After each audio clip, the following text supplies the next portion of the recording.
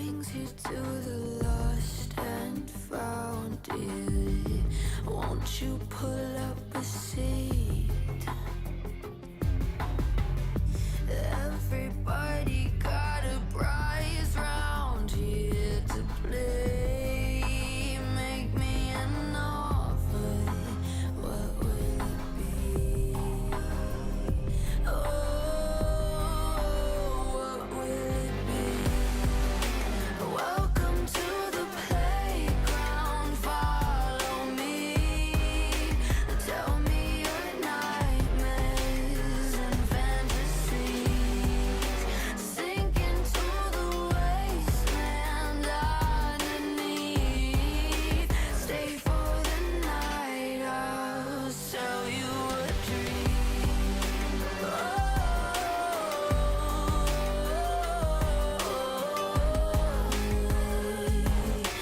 Welcome to the playground.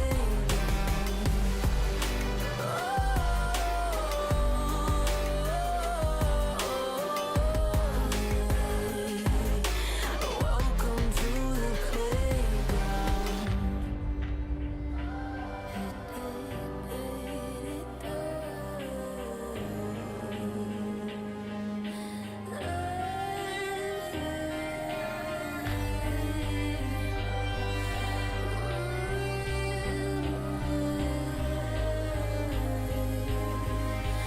Welcome to the playground.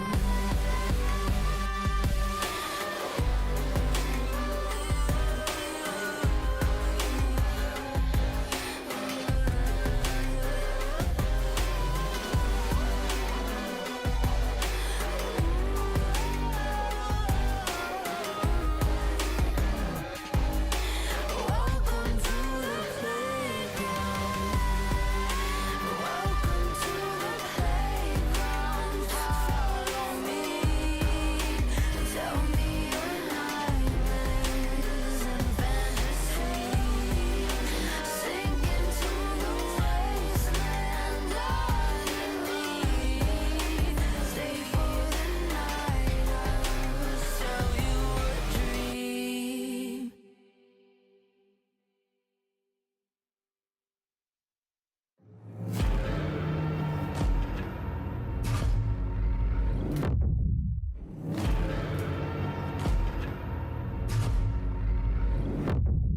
You walk along the edge of danger, and it will change you. Why would you let this voice set in your head? It is meant to destroy you. You summon storms, you play with nature. Now watch it hurt you. Why would you want to shape the world in your hands? You will never make it through.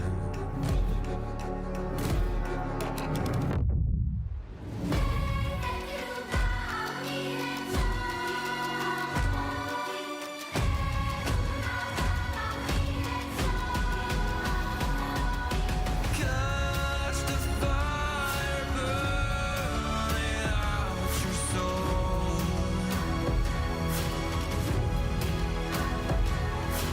Just make it die, or you will turn it all to ashes and blood. To ashes and blood.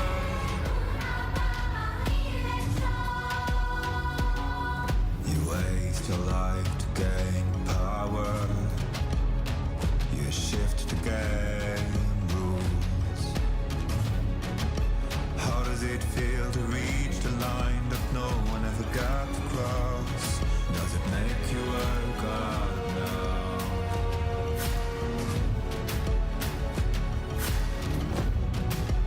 Every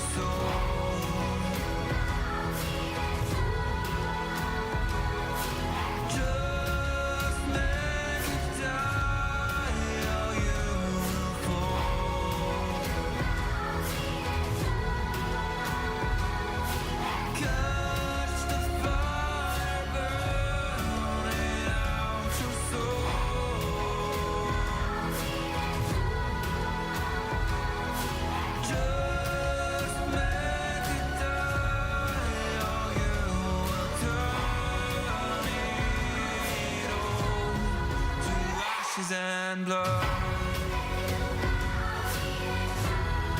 To ashes and blood. To ashes and blood. To ashes and blood. To ashes and blood.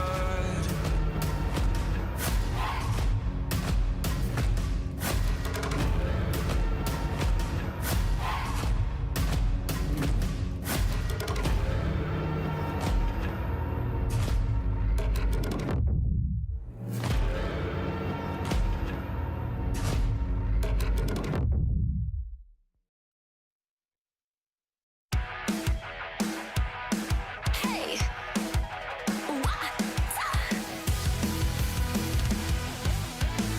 Hey, look up at the sky, it's just a starting line. Waltzing through the storm, feel the vibe align. Radiant rebels in the silent fray. In the pulse of dawn, we embrace the day. We find harmony in mayhem, finding our own beat. Eyes ablaze, we're laser focused. Dancing through the storm, we become the light.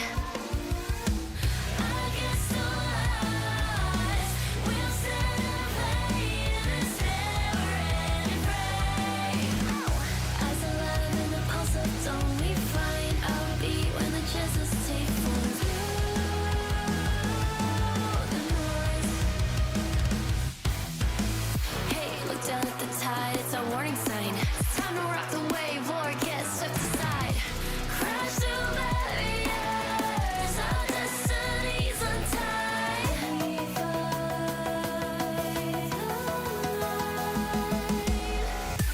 We find harmony in mayhem, finding our own beat. Eyes ablaze, we're laser focused. We become the light. We become the light. Against all odds, we'll stand and play in this never-ending fray. Eyes alive in the pulse of dawn, we find our beat when the chances take form through the noise. Hey, look up at the sky, it's just a starting line. Hey, look up at the sky, it's just a starting line. Radiant rebels in the silent fray. In the pulse of dawn, we embrace the day.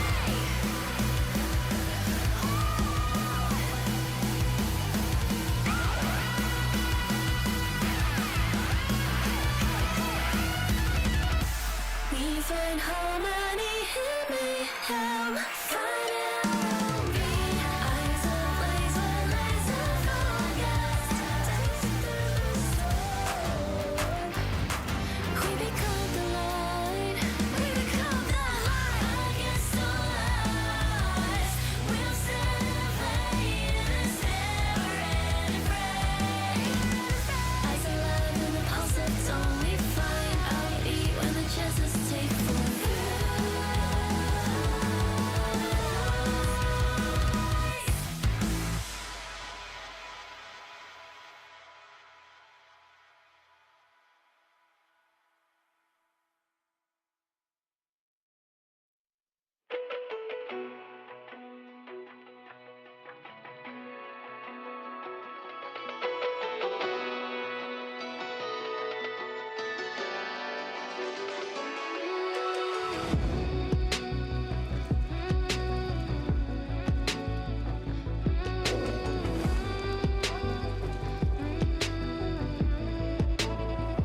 When darkness falls, you are my light.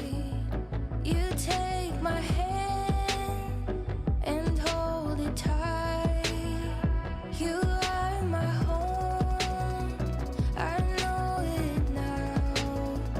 Don't let me go, we're safe and sound. I see your beauty shine, you radiate with light.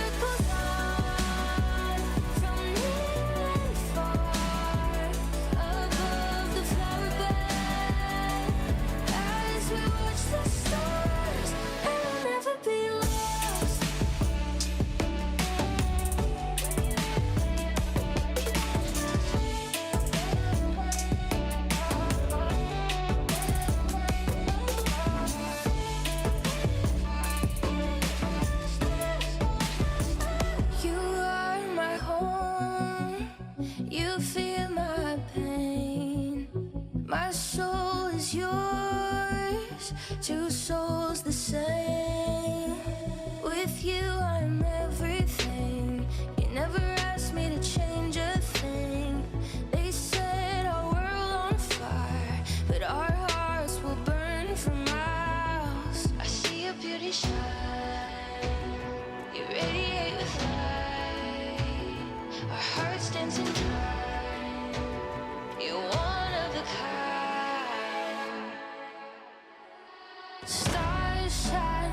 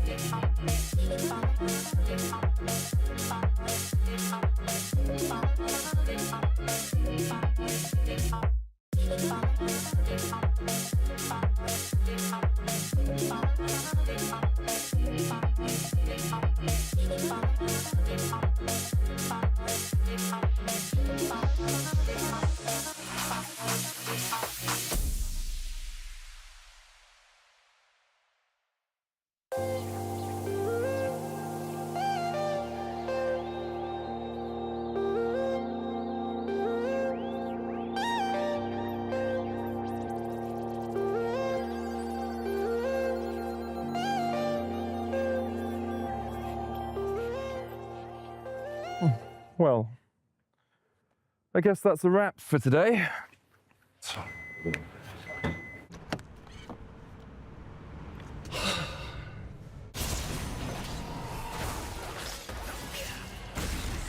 Seriously, medic?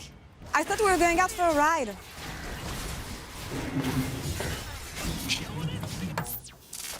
Okay, but I'm driving.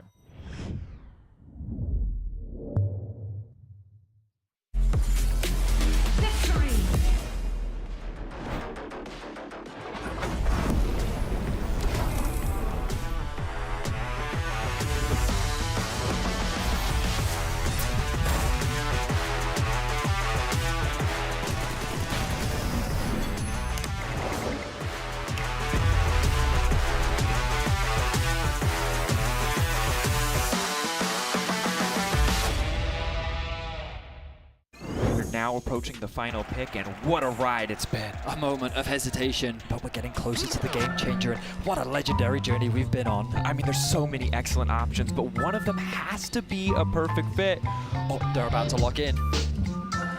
Oh, what a pick! What a way to close things out. Book your next hotel stay in Madrid with Marriott Bonvoy. A check-in at every checkpoint.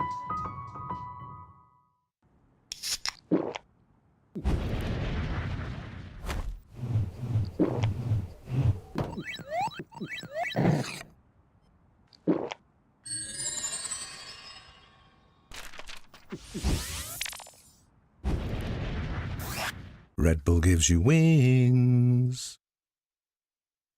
No, on to 5! What an ulti! What an incredible play there from... Oh, that was incredible! You love to see it. Right, yeah, let's really What get into... a move! He's just so good. I mean, the persistence, the patience to find the angle. You just don't see that from rookies. He's got it all. He's got the pizzazz. Have a break. Have a Kit Kat. Ooh, that looks good. Do you want to maybe share a little bit? Yeah. What a move! The human body was built to move. Not trapped at a desk in one singular posture for 12 hours a day. It's time your chair evolved. This is Secret Lab Titan Evo. Ergonomically engineered for you, gamers, hybrid workers, artists, backing your every move.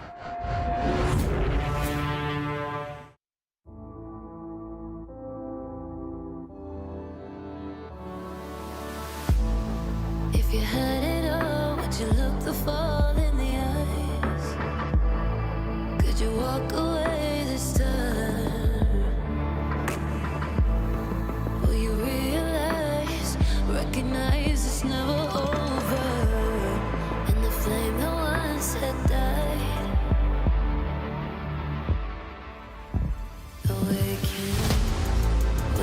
rise above the days to come? Will you be enough? Will you walk away this time? Look to your left, to your right, leave the pain behind.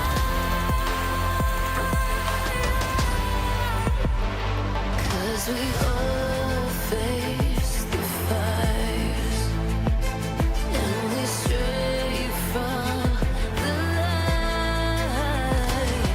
Go leave the pain behind.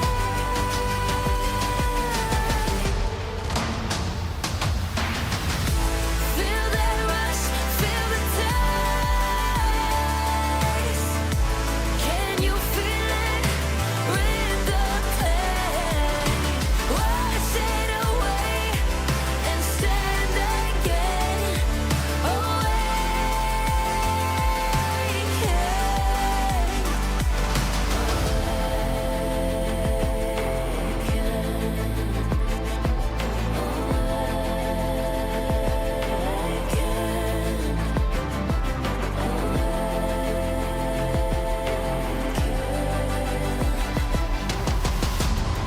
Will you turn and run from what's to come? Will you face it all?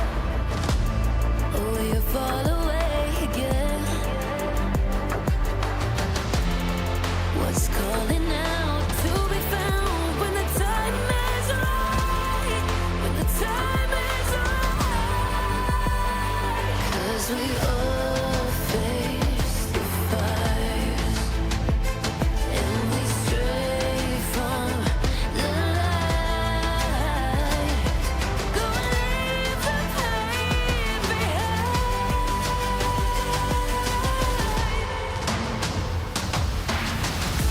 Feel that rush, feel the taste. Can you feel it? Rid the pain. Wash it away and stand again.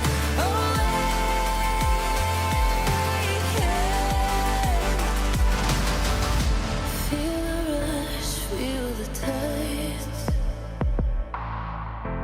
Wash away what used to be. Will you make your stand? The world in your hands again. 'Cause we all face the fires, and we stray from the light. Turn the page and make it right.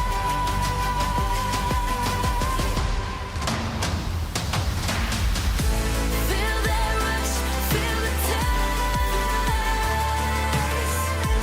Can you feel it? Rid the pain. Wash it away and stand again.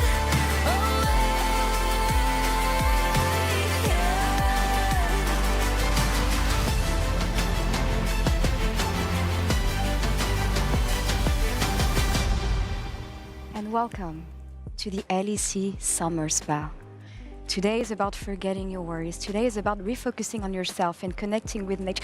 Jack, would you just stop touching your robe? I said relax. Anyway, sorry about this. Today is about breathing, is about reconnecting, is about... Finn, would you just stop breathing wrong? It's almost like you want to remember of MSI. Remember the fact that we're bad, that NA beat us, that CFO beat us, that we have the whole joke for the... Okay, I'm sorry, I lost my temper here. Said relax, so we're gonna relax. Welcome to LEC Summer Split. GB, don't eat the cucumber!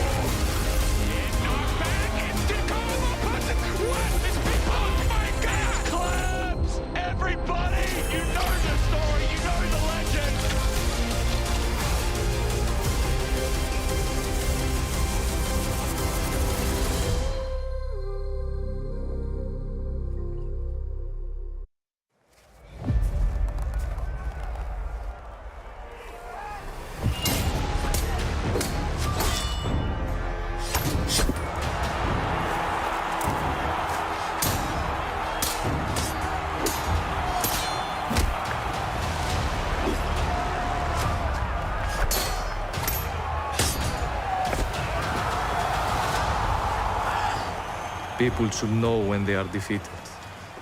Gladius, your confidence is your weakness. Your weakness is your weakness. We are not entertained.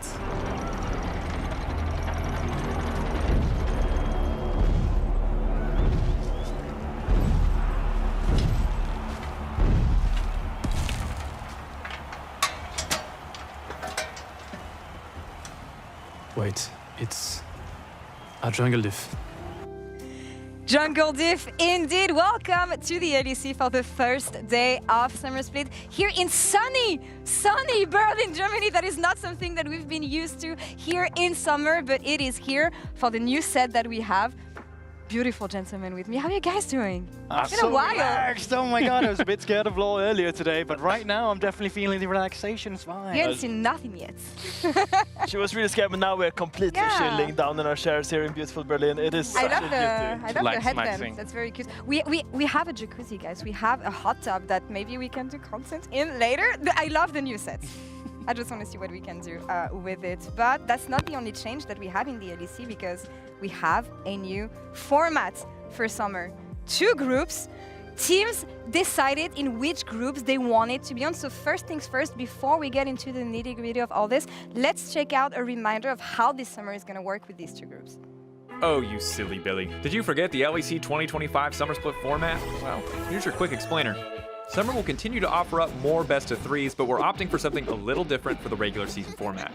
This time, we're splitting 10 LEC teams into 2 groups, with each team playing 4 best-of-3 series matches. The top 2 teams of each group will then advance to playoffs, with the 5th place teams being eliminated, and the 3rd and 4th place teams playing across groups for the final 2 spots. The playoffs will then see 6 teams compete against each other in another double elimination best-of-5 bracket to determine the winner of the final split of the year and which 3 teams we're sending to Worlds, baby! Summer, BO3s, BO5, 2 groups, final LEC champ of the year, a finals roadshow, and the top 3 teams going to Worlds. Got it?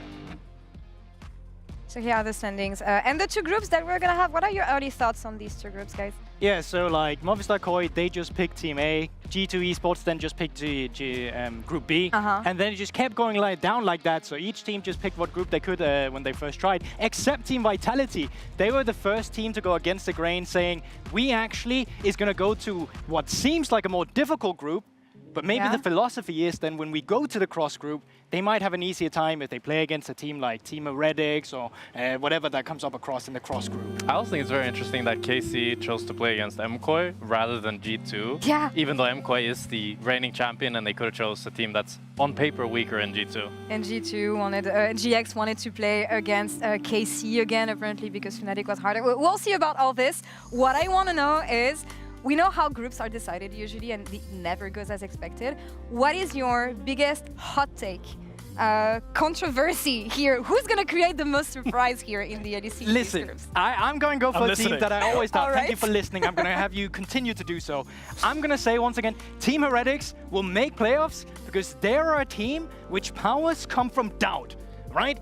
You don't believe they're going to make playoffs right now, but they certainly have the capabilities for it. In winter, no one believed they were going to make playoffs. What did they do in winter? They made playoffs. They made playoffs, that's correct. In spring, now the bar was higher. You had to make top 6 as a team. So once again, we thought there's no way Team Heretics will make playoffs. Jack, what did they do in spring? They made playoffs. Exactly. So how is this a hot take? Because I still don't believe in it. I still don't believe in it, and they're fueled of my doubt. A real hot take is Vitality will be top 4, and not just in their group, in general. They upgraded on support, now they have a real support, will enable Carsey to play the game. Naknako has been brilliant, Chayek has been brilliant. The plan, the 3-year plan is coming together. We're swimming in delusion here. I mean, now you say that, but I have a real hot take, and I think that SK is gonna make top 4. Now that's hot. That's hot. That's hot. In their group. In their group. That's not hot at all. That's hot take. People have been doubting SK. I think they made good choices, and I think they're poised right now to really put themselves in a position to seize for that playoff spot. But to do that first, and to get top 8, and I think they can do it. Okay, hear me out. What I think is that Navi got rid of all the bad juju around Rogue, got rid of all of it. New player, fresh new blood in the jungle with Tiger. Hans MD, fresh and hot from the LFL, who's gonna come in clutch because we know how long he's been waiting for this. I think Navi gets out of group. I like that. That's a hot take here. Finns, it got very lukewarm when he said top 4 in a group. I mean, some people would say that's very hot. I don't know if everyone says it's very hot. Actually, but, yeah? It's relatively spicy, I think. Okay, we'll see how this one turns out in the rest of the split. Actually, I think we have some reaction from players who picked their group and the reasoning behind this. So maybe we want to check it out, and then we'll see you right after this. No trash talk, no trash talk, no trash talk. Honestly, I think we have the harder group. It would be nice to have the other group, I think, but like the way the format works, it can be better. Even if we have the harder group, maybe we have to play like the team across. Yeah, I'm happy. I mean, I think we can for sure go through the group. You know, I think if we're in a good shape and we can achieve good things in the group, and maybe we can surprise one of the 2 All Glories, no? Why did we choose that group?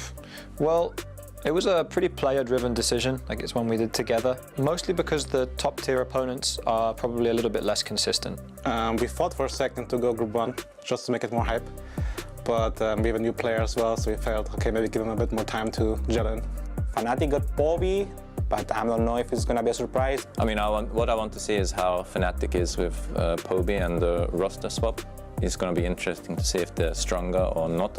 My expectations are that we're going to be a bit more of a stable team, because I think Poby also adds quality and practice that we actually can repeat the concepts we want to repeat.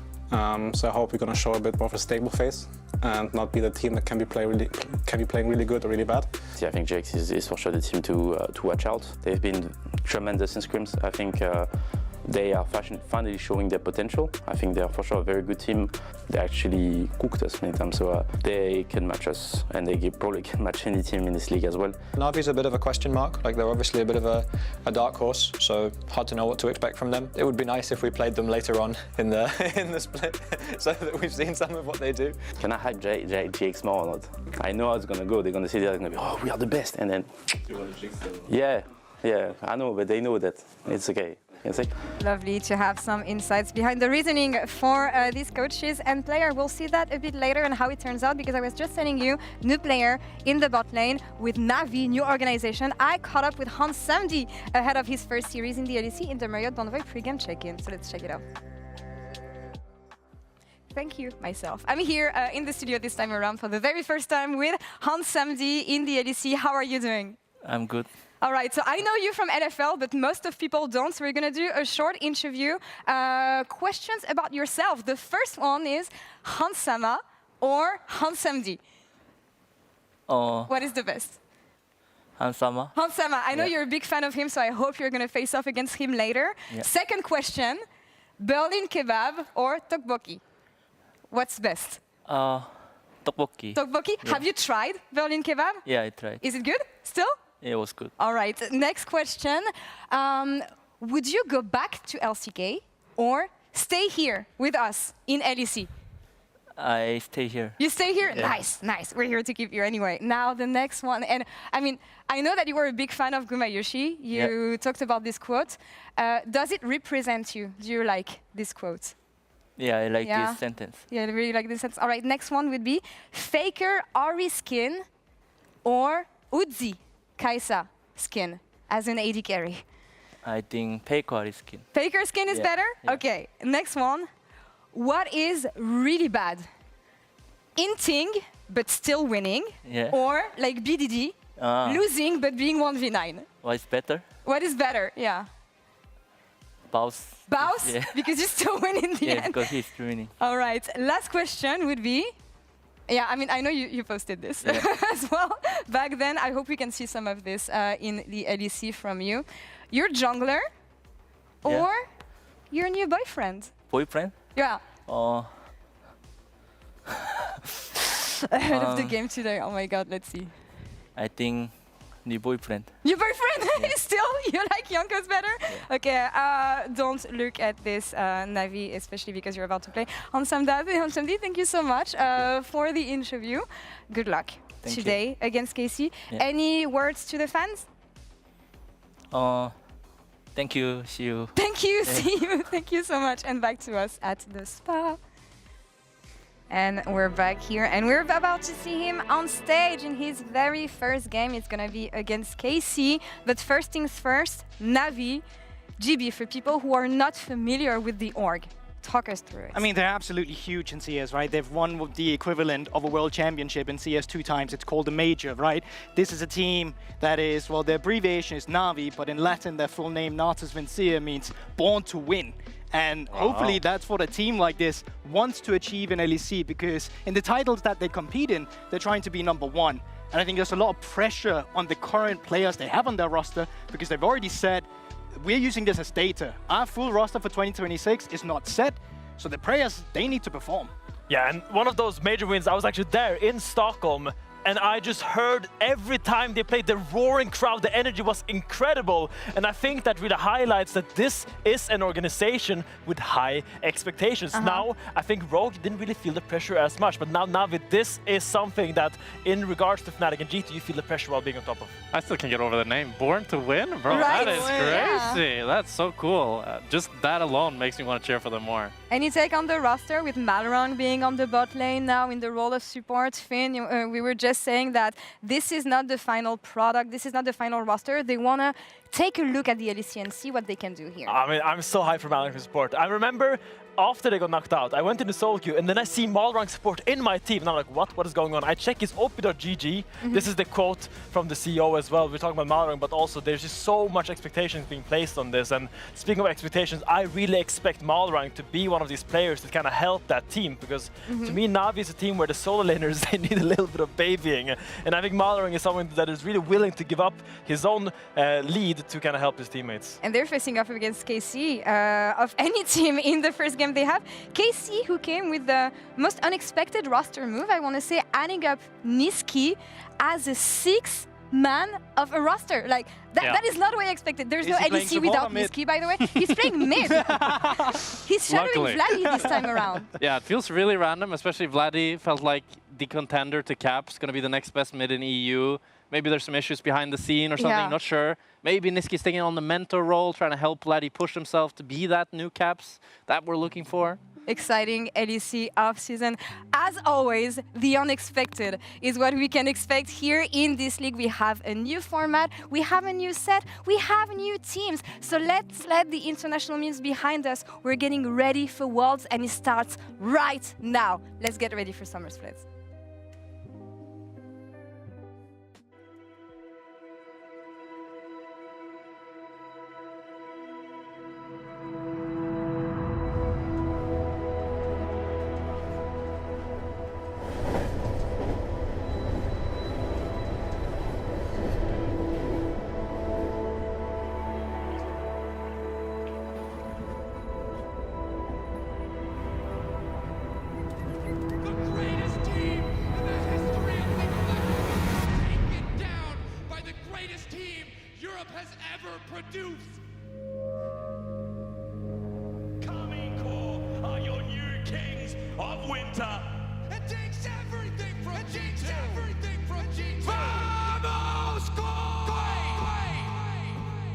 Hey Caps, our trophy has been long astray.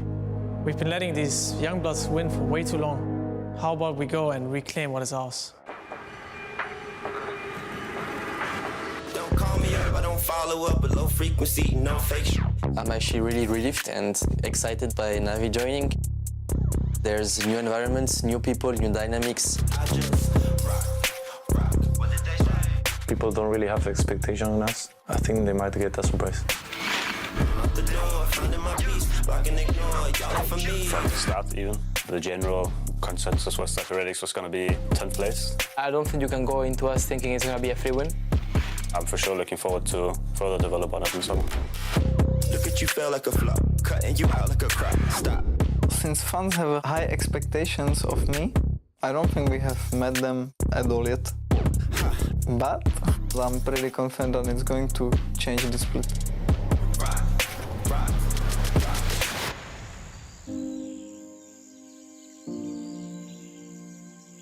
The final moments of Fnatic in spring, KC complete dominance. Was not the best year so far, I would say. We had many obstacles. A change was needed. the 5 players couldn't stay together anymore because there were so many issues that could not get fixed. So something had to change. A lot of people say that I'm just here to collect money. I just want to prove that I can be one of the best mid laners in Europe. The first time I came, I think I was not ready. I was too young as well. Now I know myself, I'm not scared to play. After my split in SK, I didn't expect to join the LEC team that fast. It's the moment I can actually get to the next level. I would define a successful split if we go to Worlds. I feel like I proved myself to be in LEC. Some players don't make playoffs every split, but I'm kind of sick of being top 6, top 5 every split.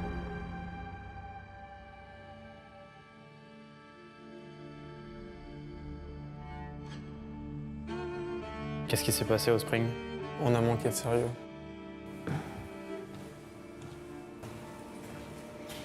Ça se reproduira plus. Coming into spring split, we were a bit cocky probably. We're going to come with a much more humble mentality. They will regret the day that they crossed the mighty MCoy.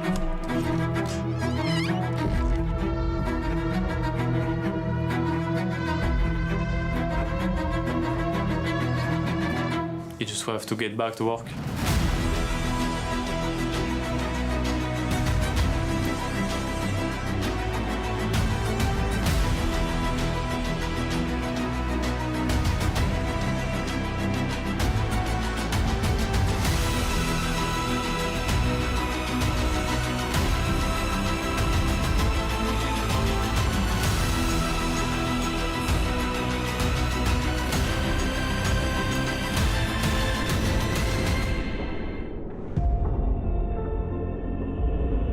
And K-Cup have done well so far, right, this year, but I still would feel very confident going up against either of them, and I guess we'll have to see when we play them.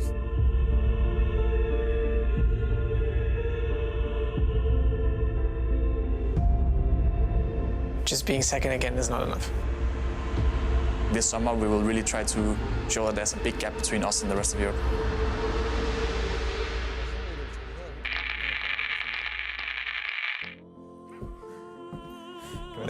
Comida por aquí.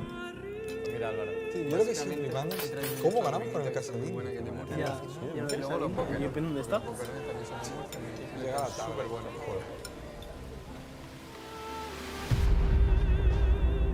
Coming into this split, we have many thoughts or learnings that we will use in our favor.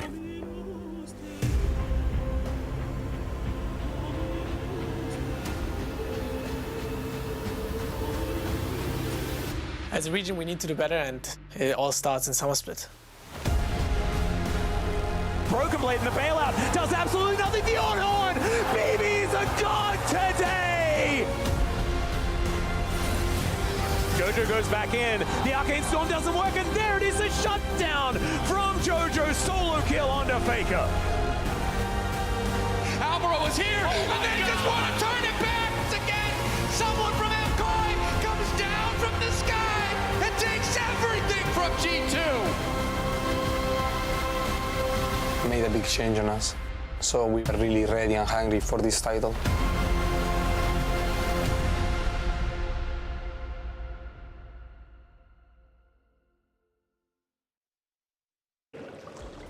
Hello everyone and welcome to the LEC Summer Split. I'm Medic. I'm Betty. And we're here for KC versus Na'Vi. Oh, and I'm feeling great. How was your break? Well, nothing beats a Medi-Betty holiday in my estimation. Nothing. Are you ready for some great League of Legends? I am, and hopefully we can forget MSI. Oh man, we need to. Yeah. We definitely need to. And we'll do that by getting into some great League of Legends. Let's jump straight into the draft. Let's get into it as Na'Vi and KC take to the stage here at the start of Summer Split. I'm Medi, I'm joined by Betty, as you've already seen. We are still in the jacuzzi. Things are more wrinkly than I expected at this point of the day, I'll be honest. My fingers are pruning. But here we are for KC, the Winter Champions, taking on Na'Vi in their first LEC showing. A new org, a fresh slate, and some new faces on the Rift. Going to be going up against KC. naturally considered the favorites going into this best of 3. Both teams have had a lot of time off to prepare, get ready for week 1 of summer, and things are going to be intense. Reminder that in our format, it is each team will only play 4 best of 3s against other teams in their group. Falling short in any of those best of 3s could have massive consequences in terms of the outcome of the group. The vital thing is not ending up in 5th in your group. If you're 5th, you're out after those 4 best of 3s. If you are 3rd or 4th, you play against someone in the other group to see if you get through to the next stage of playoffs. And obviously, if you're in that top 2, you make it straight through with a bye. Let's get into the draft, though. Gwen immediately banned away by Na'Vi. Importantly for everyone at home, 25.15 is the patch, and Junara is enabled. Mel, however, is on a global disable right now, I believe, so we won't be seeing her today. So far, we're seeing the tried and true bans that we've been seeing around the world. Pantheon likely to be very high on the priority list as well. Vi, we've still been seeing a lot of this removed internationally, but Kana's Jace, for anyone that watched Spring, well, for anyone that's watched Kana in general, the man's Jace is disgustingly good, and Na'Vi do not want to run the risk of handing that over to him. Larsen's Azir, a champion that is very well known to him, and it's going to be taken away as well. But we still have the Pantheon available. The Vi is also up and ready. And as I say that, Na'Vi going to be taking that one away just as fast. Yeah, Pantheon's kind of fallen down a little bit over the last couple of patches. Still a very strong jungle picking competitive play. 100%. But in solo queue, I think he's sitting at about 45% win rate. Definitely did affect him. But in the pro level, he definitely seems to be very valuable. We'll see where he falls in the priority ladder in this game. Rumble still available as well. Champion that we've been seeing a huge amount. And it's not going to be banned. Instead, it's going to be directed towards Adam. So, of course, our reaction isn't that crazy because for anyone that's followed Adam knows that this is one of his go-to champions, synonymous with him as a player. Right now, though, Na'Vi hovering through a number of options. The Pantheon has been left available. We'll see what team wants to prioritize it. The Rumble we also mentioned as well. And there's going to be that lock-in for Tega, one of our new additions to the LEC here in summer. Yeah, coming up from Barca Esports, Tega has the opportunity to make a name for himself here in summer. There are rumors as to whether he'll be with the team still next year with, is it Rylak coming in? So we will see what Tega can do here for maybe only 4 best of 3s, maybe more, if Na'Vi can buck the trend that Rogue was on of finishing 10th in successive splits. KC looking for their first pick, Talia, with the Azir band away. No real surprises there. In all actuality, in all honesty, there haven't been a huge amount of draft changes from MSI or even from summer spring split coming into summer here. So likely something like a Wukong, also the Xin Zhao could be a possibility. Trundle, often a response into the Pantheon, but I think things like Wukong just give you a little bit more teamfight power, synergize quite nicely with the Talia as well. Ooh, interesting. They're going to be putting Kana on the Scion. Now, I do recall last split even, when KC was struggling a little bit, they were like, well, actually, maybe this is the way back in winter where we heard these comments. We're like, we don't really want Kana on the tanks. We want him to constantly be having impact, but we've been seeing at international events how impactful this champion can be. So Kana going to be getting his hands on the champion once more. No stranger to it at all throughout his career. It's the 3rd most picked top in the LPL right now. It's no real surprises that the Scion is locked in early here for KC. Orianna going to be picked by Larsen for Na'Vi. I would like something like the Trundle, but with the Pantheon already locked in, you have to move the Trundle either to the top lane or move the Pantheon into support and then play Trundle jungle. It's a little bit trickier for Na'Vi to get that subjugate, to get that tank-destroying power. Aatrox is the common response that we've seen internationally into the Scion, and it looks like we're going to be seeing that from Adam as well. Usually it's considered a pretty easy lane for the Aatrox to play into, gives you a lot of time to scale up and have impact, and there is that Wukong. So the fact that I was able to predict most of these picks just goes to show how similar You're the god gamer, Betty. I think it just shows how similar the patch is to MSI. The world definitely seems to be following a very similar trend. Of course, we are still playing in Fearless, as we have been throughout the entirety of the year, so all the champions you're seeing locked in will not be picked throughout the rest of this series. But we're moving to the bot lane. Now, we've been very excited for Cullis specifically because of what he's been playing in solo queue. Yunara is something he has been spamming. Adam has been playing it top as well, though, so I'm just going to put that out there. Well, I'm hopeful. I really hope we do get to see it. It would be the first one in competitive play, just because we're the first region that has enabled the champion. And so Let's see if it does get locked in. Rel and Nautilus going to be banned away from Maorang. Of course, one of the other changes that we see to Na'Vi, the fact that we're getting that addition from the jungle into the support position. We got to see him play a little bit when Trick ended up subbing in last split. We know that he's an aggressive player that loves to try and make magic happen. And with Lulu taken away, Dionara is up. So will we get to see it come through from Kalist or even Hansamdi? We're hearing a lot of different things about the Yunara generally. I know Jack Spectre isn't a massive fan of her. I've seen her rip through solo queue games when she gets to 3 items He as well. told me at lunch he thought that she was OP. So oh, really? We've given different information. Okay, I thought I heard him in the story meeting on Wednesday say he didn't like it that much. So crossed wires there. Someone doesn't like it, and Jack apparently thinks it's OP right now. So does do a lot of work, kind of similar to a Jinx. There it is! There it is, locked in for Hansamdi here on his world tour, going through the LFL, going through the LCK, the LPL, now here in the LEC. He's going to crack out the first competitive Yunara that we have seen. Alongside that, a tank for Malarang. What else? Something that can engage. He's going to be going towards that Alistar. She is a really exciting champion to watch. The Xayah going to be locked in for Kalist. So Yunara, I mean, I'm really interested to see how she performs here in competitive play. Of course, the competitive environment is very different from what we've been able to see in things like solo queue. But as a champion, she's got a lot of different elements. She has some things like the Sivir with the stacking Q. She has a lot of potential team fight damage if she's able to get a lot of hits off. Talking to Jack earlier, he was telling me that he thinks she has a lot of trading power in the laning phase, but against the Xayah, how is that going to fare? She does have a bit of poke available to her thanks to her W, the bonus movement speed, but a lot of her power comes from her ultimate. She is very reliant on it, given that it gives her so much power in the skirmishing, in the fights, and she's going to be very reliant on it. So it could be a big window to try and exploit when she doesn't have it available. We're going to be jumping into our first game of summer. This is, of course, a best of 3. And there is already a lot on the line for both of these teams. Given there's not many best of 3s for each group, every win is extremely important. I'm excited, Medic. It's a really tough group as well. You have to remember MKOI, Giant X, Vitality, Na'Vi, and KC are in this group. If you are fighting to avoid the bottom, it is going to be a very difficult road over the next few weeks. For KC and MKOI, they'll be looking at that top 1, top 2 spots. They'll be looking at the buys coming through. And for KC as well, looking at coming back to the stage with a plot, with a bang here. They really need to show just how good they are and how much they have developed over the last couple of months, as they weren't at MSI, they weren't at EWC. They have had that time to recuperate, to refresh.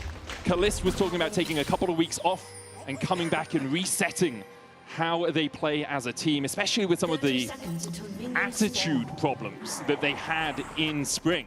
And he talked about it in a LEC article, saying there were some problems within the team. There was some strife that was causing issues.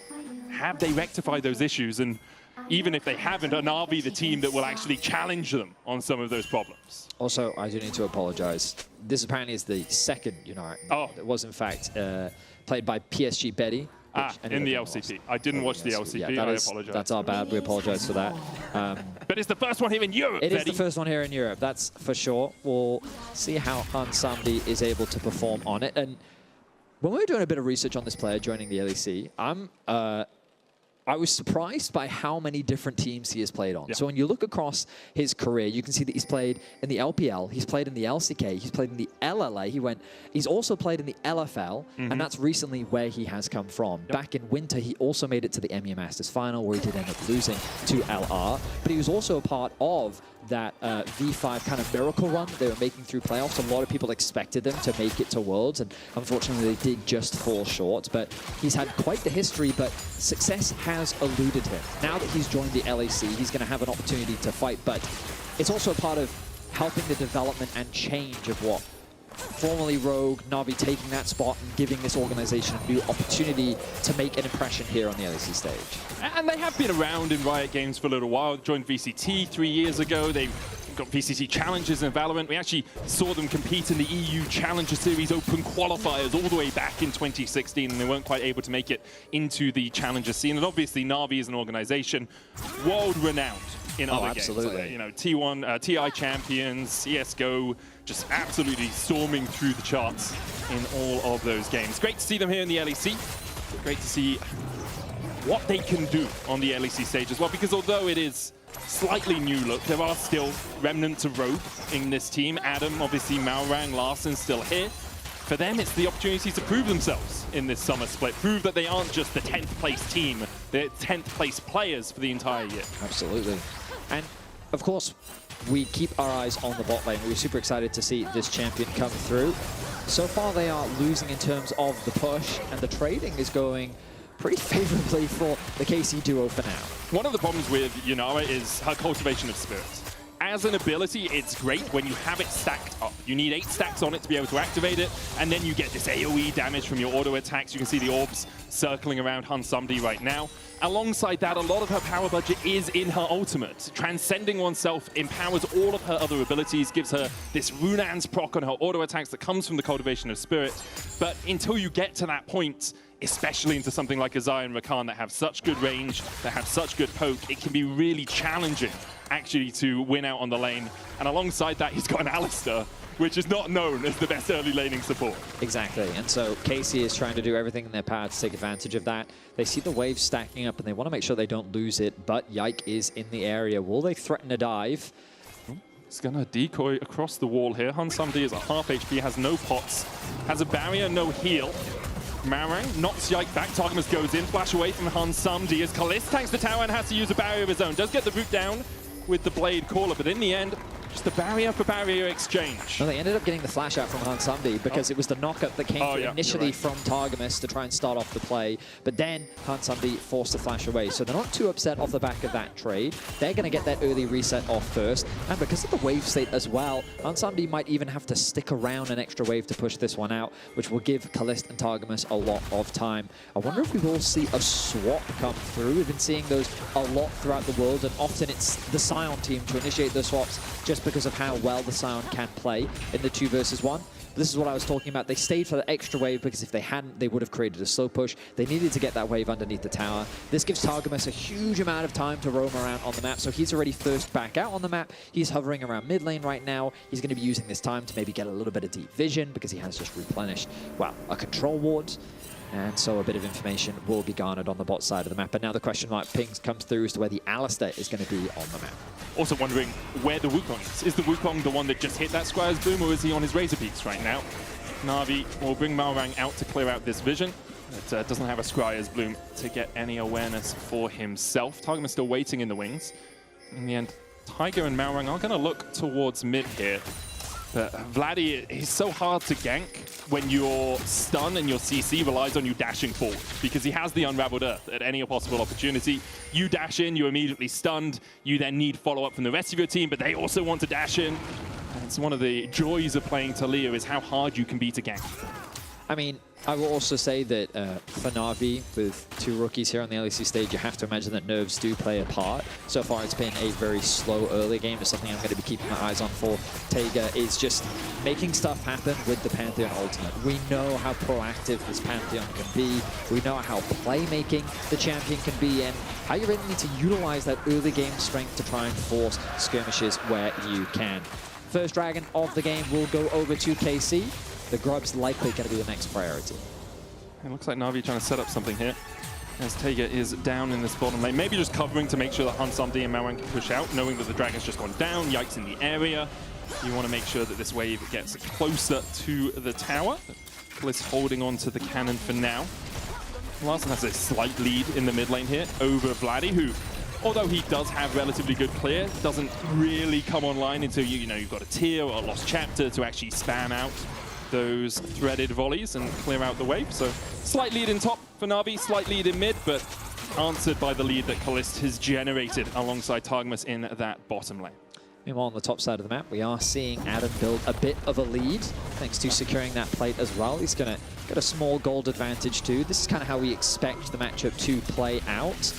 And Aatrox's going to just continue to free farm. Oh, his base going to be interrupted there. But Adam is someone that, from what I remember, even during the struggles of Rogue from last split, he was still able to have some really impressive carry performances. And I think that overall, he did have a solid split. So I'm excited to see him back on the Rift, as it looks like that Na'Vi matching the swap initiated from KC, especially with the Grub spawning in about 30 seconds. We expect those to be the priorities for both these teams. Yeah, you really want to play around the grubs early game, 30 seconds before they come up. Neither of the supports have upgraded their world atlases yet, nor are either of them at that level 6 mark, which you really want if you're going to fight around these grubs. But because neither of them are there, it's all a bit of a wash overall. Yike is 6 though, has that cyclone. Hansamdi needs to avoid what could be a tempestuous situation up here if he oversteps. But he's not going to do that. He'll back away. Interestingly named himself for Hansama because he respected the player so much as he was growing up. Now playing in the same league as him and trying to prove that he belongs here in the LEC. He is going to have to secure a top 4 spot if he wants to have an opportunity to play against G2, against one of his idols. Engage from Maorang. Yeah, good knockup. Does put the exhaust down, which perhaps was just to slow Yike, making sure that he couldn't get closer. Does also have the unsealed spellbook, switches over to the heal now, but that will be coming back off cooldown in just a little while. Na'Vi on the grubs first. Yike take away his Razor Beaks. We'll heal up from those. Tiger here with Hansamdi should be able to secure one. They'll get it. Haven't used the smite as of yet. Larson now coming across. This is a good bottleneck. Maorang flashes in. Shockwave has to be flashed away by Yike. And now for KC, they can look for the re-engage. Spells used by Na'Vi. Cyclone still available. Vladdy going in. There's the Weaver's Wall. Tiger on the right side of it. Gets out. Exhaust has been popped on him. We'll try and get back in here. Does still have that smite. Maorang comes across the wall. Yike with a good cyclone. Knocks Maorang up. Here's the Grand Starfall though. Tiger flashes away from the seismic shove. Yike is down to 200 HP and Hansamdi is flashing forward. He's transcended himself and he's looking for his first kill. Finds it. Tiger is now locked up. Adam coming in as well. As he looks for the flank, KC forced back, retreating under their tower. Okay, so it's a 1 grub for 1 grub, but Na'Vi get themselves first blood. Taiga using the ultimate to chase down KC. They grab themselves the grub to deny the 3 grubs from Na'Vi, and they think that they can escape from the fight, but the ultimate buys Na'Vi enough time to get that kill. Admittedly though, Targamas does a fantastic job of keeping Yike alive. Unfortunately, it wasn't quite enough. So we see Maorang going over the wall, looking for an initiation, but Yike with the interrupt on the ulti of his own. Then Taiga follows up with the ulti. The flash comes through from Hansamdi. The heal from Targamas to give him the bonus movement speed. The Gleaming Core also just enough to keep him alive, but then the snipe comes through from Hansamdi. And now this Yunara sits with first blood. Look, I'm not going to say Alistair's a really easy champion to play, but Maorang has played these last 2 fights really well. The flash engage onto Yike to force him to flash away originally with the shockwave coming in. Then the follow-up to get the cyclone out, meaning that Yike couldn't use it aggressively onto the backline, instead had to use it both for the knockup and for the movement speed to get away. I had questions about Maorang as a support. I thought Jarvan support isn't meta, there's no way Maorang can do that well. But so far, in the first 10 minutes of game 1, he's played pretty well. So far, so good. We'll see how things continue, as so far at the bottom of our screens, we see the gold favoring Na'Vi. The problems for Orianna in a meta like this is that when you move over to her side lane, it can be very scary. In the longer lanes, she is very vulnerable, especially to champions like Wukong plus Talia. But you'll notice that Taiga is hovering around the bot side of the map. Maorang also moving towards that bot side while they leave Hansamdi in the middle lane. KC setting up for this dragon. Na'Vi's in a position to contest, but it doesn't look like that they're interested. And I do think that this is the wise choice. I think they're going to fight it, Betty. I think you are. I think they're too late, though. They're way too late. Taiga's ultimate about to come back off cooldown. Maorang has that unbreakable will. Vision behind. There's the TP from Adam. There's the shockwave combo. Yike has to try and get away with the cyclone. Good knockback with the seismic shove. Will disengage the fight for now. KC looking for the re-engage. Kana comes in. Hasn't popped that ultimate yet. But Hansamdi has no flash and has no way out. KC on the board. The response from KC is good. Na'Vi tried to use the numbers advantage, but I don't think the fight is over just yet.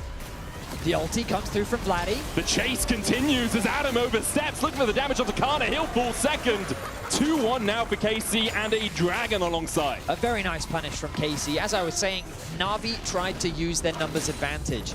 They had 5 versus 4 before Kana could respond. But once they weren't able to get any kills, the fact that Kana had arrived meant that Na'Vi really didn't have any more tools to continue the fight. That allowed KC to start the chase down and get themselves a kill back.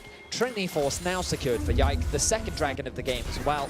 And we'll see it back here. a really nice initiation comes through from Na'Vi. The TP timing is good, the shockwave connects, but they just don't quite have enough damage. Hansandi can't quite get in range. He also gets stunned up as well. And then Kana arrives, and as you mentioned, Medic, Hansandi doesn't have a flash available to him. He's already used his dash to get closer to the fight, making it that much easier for KC to chase down these 2 kills. Yeah, the re-engage kind of from Adam to try and distract Kana. A little bit overeager there. I think he could have kept running away, maybe just put the chains down to lock down that Sion. In the end, KC come out very happy with that sequence. About 1,000 gold lead for them. You can see the gold swings at that bottom of the screen. Back in KC's favor, at least in the majority. 700 gold lead as well for this Sion. I've seen this matchup a lot, and I have seen Sion just survive it a lot of the time and then get to a fight like this and just eke out massively.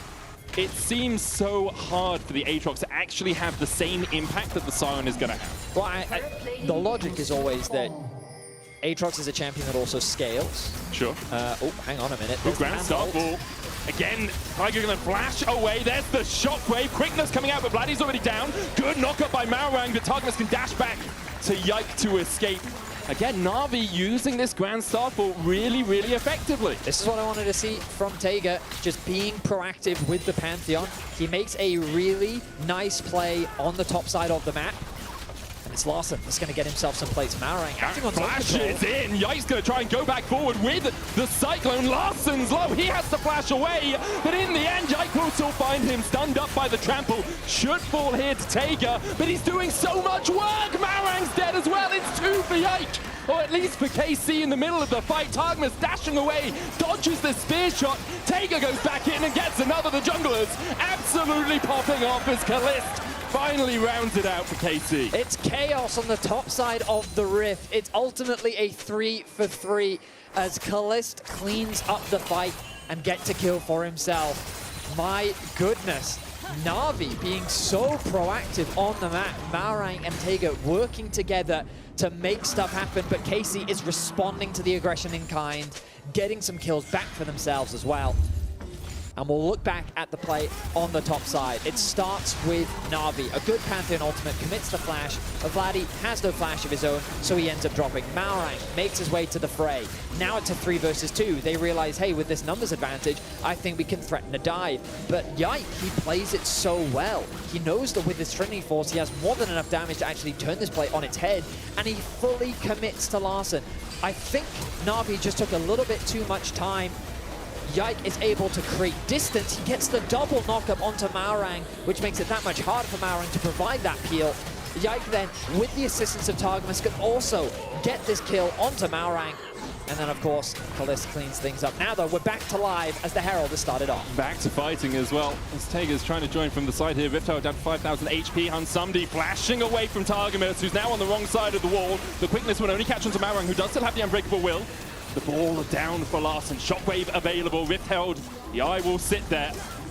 In the end, I don't think Na'Vi will be able to pick this one up. Adam's going to try and step forward. Expires pretty sharpish.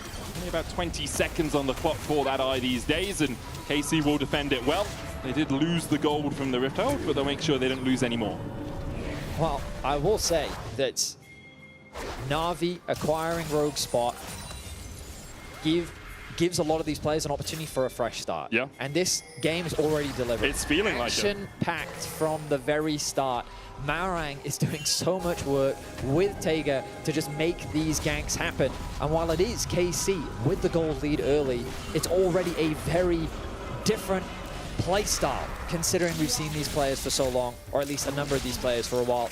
Now we get closer to the next dragon is spawning in about 8 seconds time. Betty, it's League of Legends in 2025. There is always an objective to fight around. Exactly that. I looked at the top left for a second. I thought, oh, we're 3 minutes away. Nope, wrong side. Top right, dragon going to be started off by KC. Grand Starfall available for Taiga, but this is the third Drake of the game. It will be sole point for KC if they can find it. Marowang once again peeking his head in, or at least his horns, as he looks for the engage, but Na'Vi are just not here quickly enough. The ball goes down, Grand Starfall coming out, they're looking for the shockwave combination. The dive into the backline by Taiga. Yike's going to knock him up with the Cyclone, and Taiga is separated from his team. He jumps back in for the stun, but the flash across the wall, or at least the jump with the blast cone from Kana, means that Na'Vi cannot follow up on their jungler.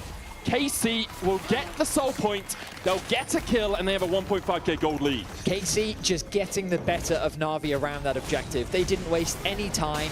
Their setup was good. Their wave management was good. They rushed down the dragon, and then Na'Vi felt forced to make a fight happen, resulting in KC getting a beautiful punish. They get themselves a kill. They get themselves their third dragon of the game. And Kana continuing to put pressure down on the side lane. Look at this, 3 waves of pressure. Kalist catching mid, bot being pushed, top side of the map, the tower is being chipped away at. KC really getting firm control of the map here in the mid game. They really are, and when we get to the next dragon in 4 minutes time, Na'Vi have to fight it. They have to be there early, which requires them gaining control of that bottom side of the map, which is really tricky business. And then, even if you do manage to do that, it's such a difficult fight to take for Na'Vi if you don't burst someone out immediately. Kalista or Vladdy have to die early on, because otherwise, like, Hansamdi has so much he has to avoid. He has so much he has to work around. His Targamas is caught out a little bit here. Looking for the grand entrance knock-up. Taiga's going to flash away, anticipating perhaps some follow-up from KC, but they didn't go for it in the end. A bit of a misplay. He put the shield the wrong Aegis direction. assault. Yeah, the Aegis. Yep. And he was forced to flash there, which means that KC now finding themselves another small advantage. With the Arakan spawning soon, it's an objective that domestically we've talked a lot about. The teams that usually rush it are the teams that have thrown it. But given that we've had such a long off-season, I'm curious as to how KC will approach this objective, because they're the one with their foot on the pedal right now. They're the ones accelerating the game. They know that they're stronger. 2 items on Kalist, 2 items on Yike. This duo, in and of itself, is already so strong. When you throw Kana into the mix, this immovable wall with 2 tank items finished on his end. Follow up on Targamas here. Good stun with the trample, but he can battle dance his way to safety. KC's just in a very good position. Yep. It's Na'Vi that will have to try and find a pick on a side lane. Or maybe they can rely on this Yunara to turn the game around. We were kind of saying it a little bit before Taiga got caught, but fights are just really difficult for Na'Vi. Like, how are you getting through Kana right now? Who is going to kill this Scion? You don't have a Lord Doms, don't even have a second item on Hansamdi. Larson sitting on a Seraphs.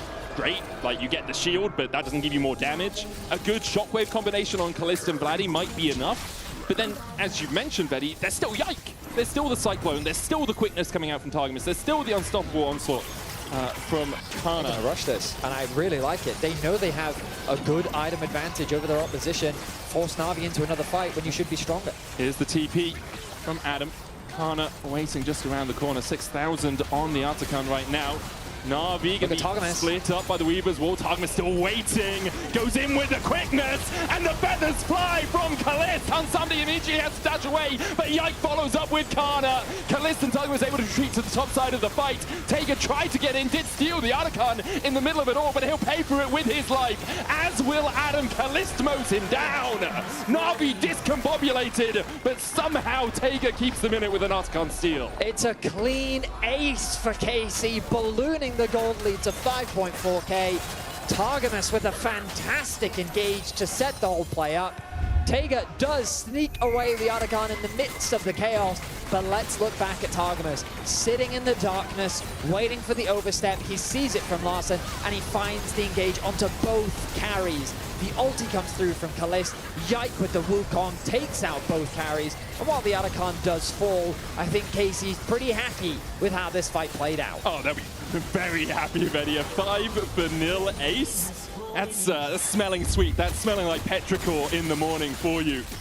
Incredibly happy with that. Now a 6,500 gold lead. And for Na'Vi, it's a small mercy that they are able to steal away the Artican. But now they have another objective to fight over. 30 seconds before Cloud Soul here for KC. Where are we in terms of summoners? Well, only Larson and Adam have flashes for Na'Vi.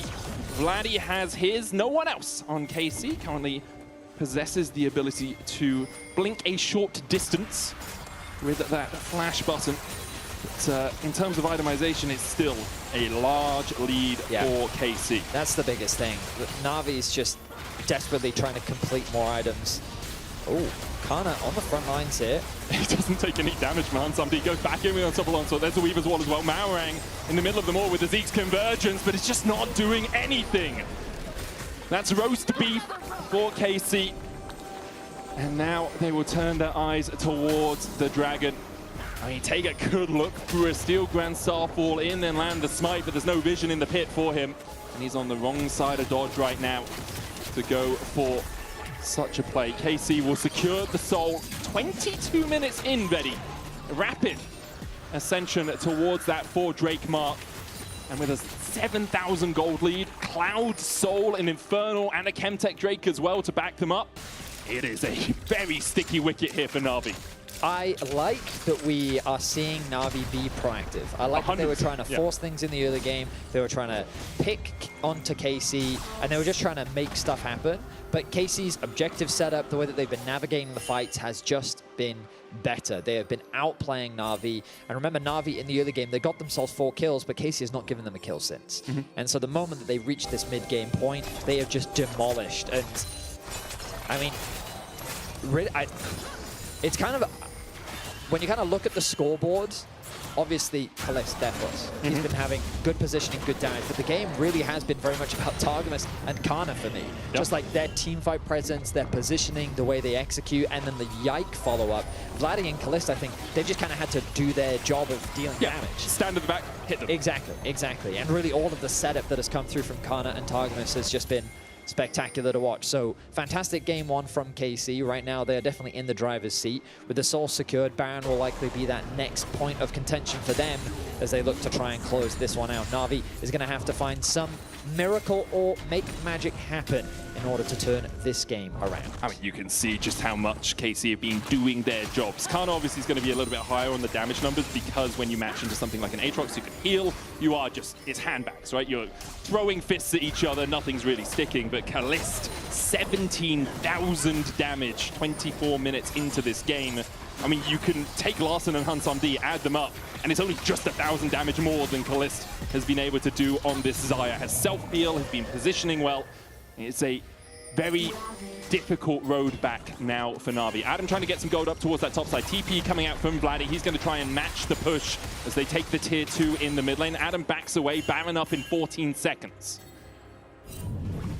And so far this game, KC have just been starting objectives on spawn. Looks like they've caught out Adam. Yeah, he is not in the best of spots here. The World Ender, it might live up to its name, but it may be his world that's being ended here as he's caught out KC with good movements on the map, using the Weaver's Wall to separate Adam from his easiest escape route, and then with Targamas and Kalist coming up, it was all at the end for the Aatrox. Baron begun.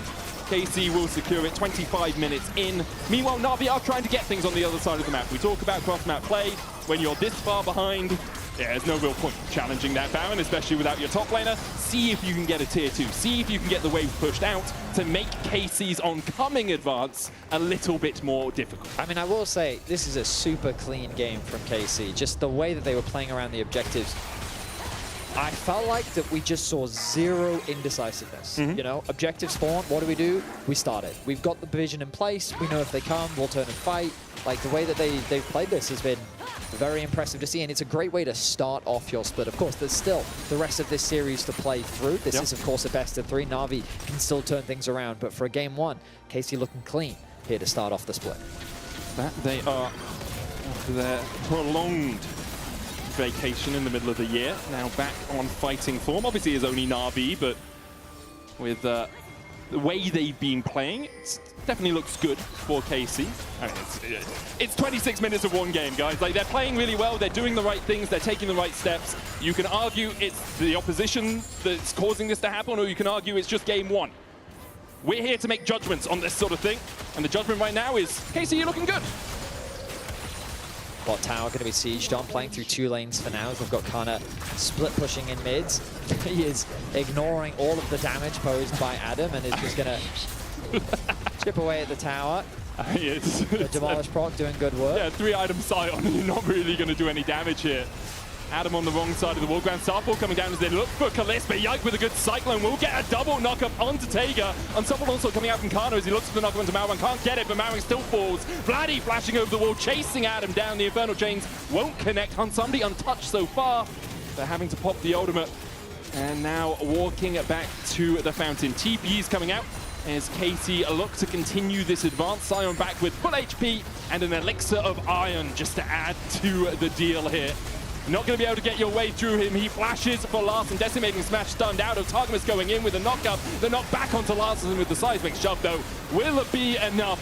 And KC are just forcing Na'Vi away from their own inhibitors, away from their own base, and back to the drawing board, it seems. KC still 5 members strong, as we see Na'Vi respawning and immediately being put 6 feet under demolition here from KC in game 1. 28-minute stomp from the side of KC. We saw some nice proactive moves from Na'Vi in the early game, but once KC got a foothold, they just never let go. 18 kills to 4. They had full control over all the objectives. Beautifully done by KC. It really was. We're going to take a short break, maybe jump back into the jacuzzi. We'll see you after this.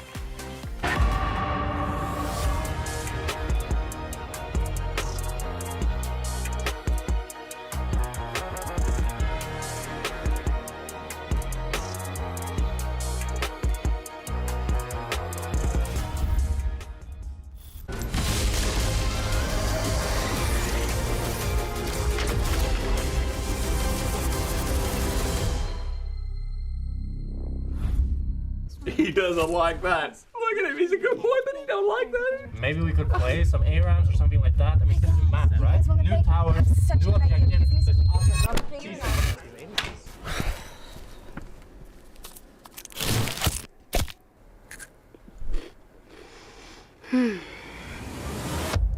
Have a break. Have a Kit Kat.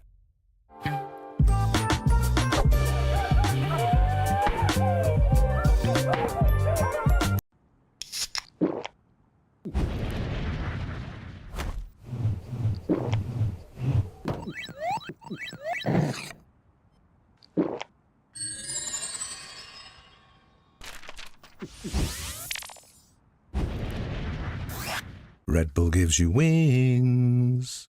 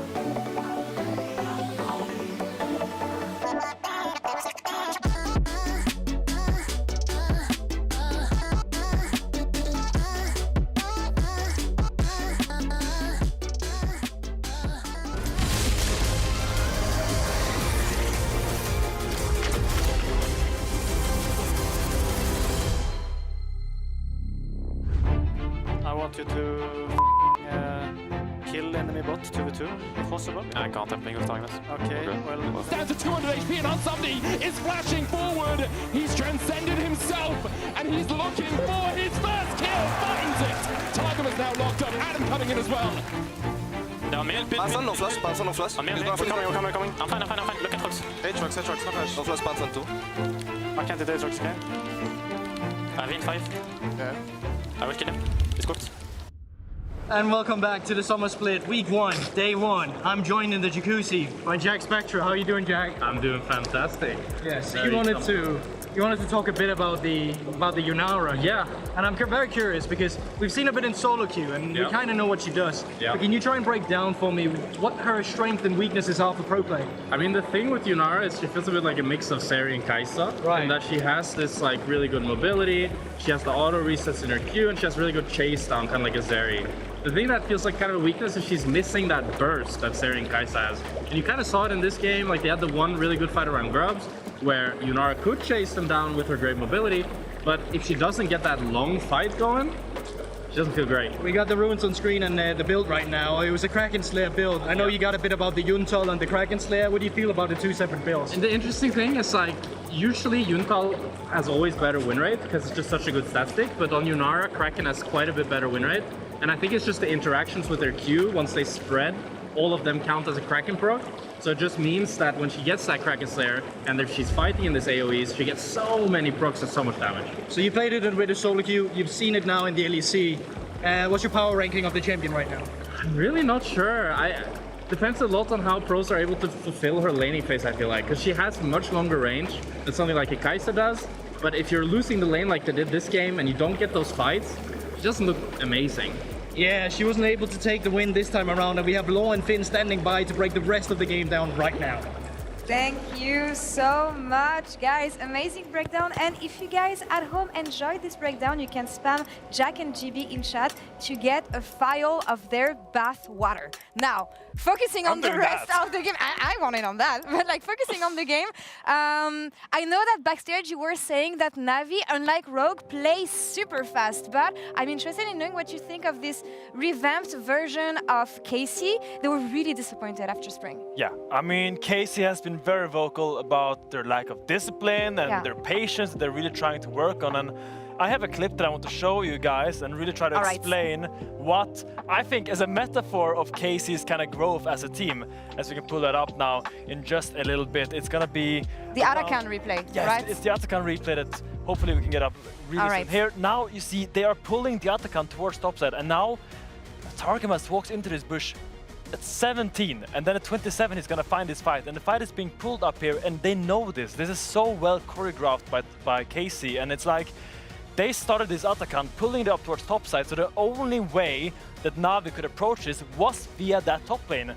And that's exactly where they were ready to pounce, where they were ready to turn, and where they were ready to force a fight to really hammer home this goal lead. Just really smart. I say it again, pulling the Atakan towards top lane is gonna make the fight happen in top lane. It's really important, and I want to see more teams do this because I think it's really smart what Casey did, and something that I think a lot of teams can learn to apply better. So channeling the discipline in-game to have the discipline outside the game. And I feel like, especially when you have the aspirations and the ambitions that Casey has, you want to have clean games right off the bat, right off the beginning of summer, especially against a team like Navi. I mean, this was a statement game, I think, from Casey. The early game was a little bit sketchy. Those grubs, the Yunara looked a little bit scary, but in general, once you hit that 15-minute mark, it just felt like Yike and Targamas, they just knew all the plays that were happening. They knew exactly where to be on the map, and you see this experience, why Casey is seen as a top-tier team. They just have that calm, kind of tempered approach where they just played the map so well. They stacked the dragons, they played the objectives,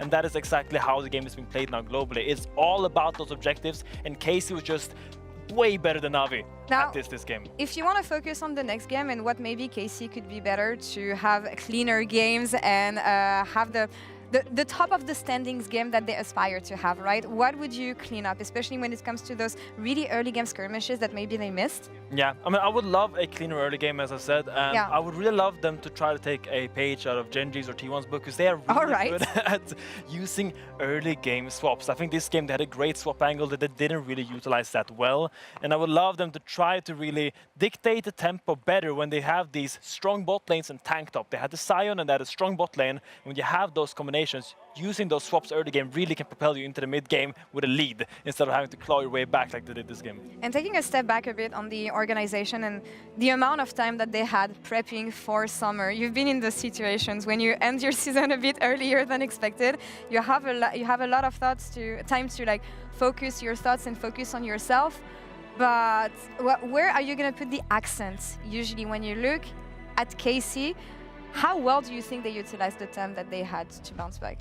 I think I can imagine a lot of frustration in KC players, a lot of doubts and a lot of regrets from Spring, and I think they just need to show, not to themselves, but also to their teammates. This is a team of 5 players, and if you want to see change, it's got to start with yourself, but you also got to push your teammates to kind of follow your own lead. And I need all 5 of those players to kind of really show that we're serious about this, because if one guy's slacking and he gets away with it, that can kind of break the entire atmosphere or thing you have going in the team. But it starts with one person and it's finalized with all 5 players. I see. So refocusing yourself and make sure that you stay a unit. They did it during the first game. I'm curious to see what is going to come in the second game, because again, if you have the standards of KC, you want to take this one clean. They won game 1. Let's see if they can close out the series perfectly clean the way they want to. Casters, over to you for game 2. It's us. We're here for game 2, ready to see if KC, once again, just finishes it sub 30 minutes. For Na'Vi, there were some good signs at the start of the game.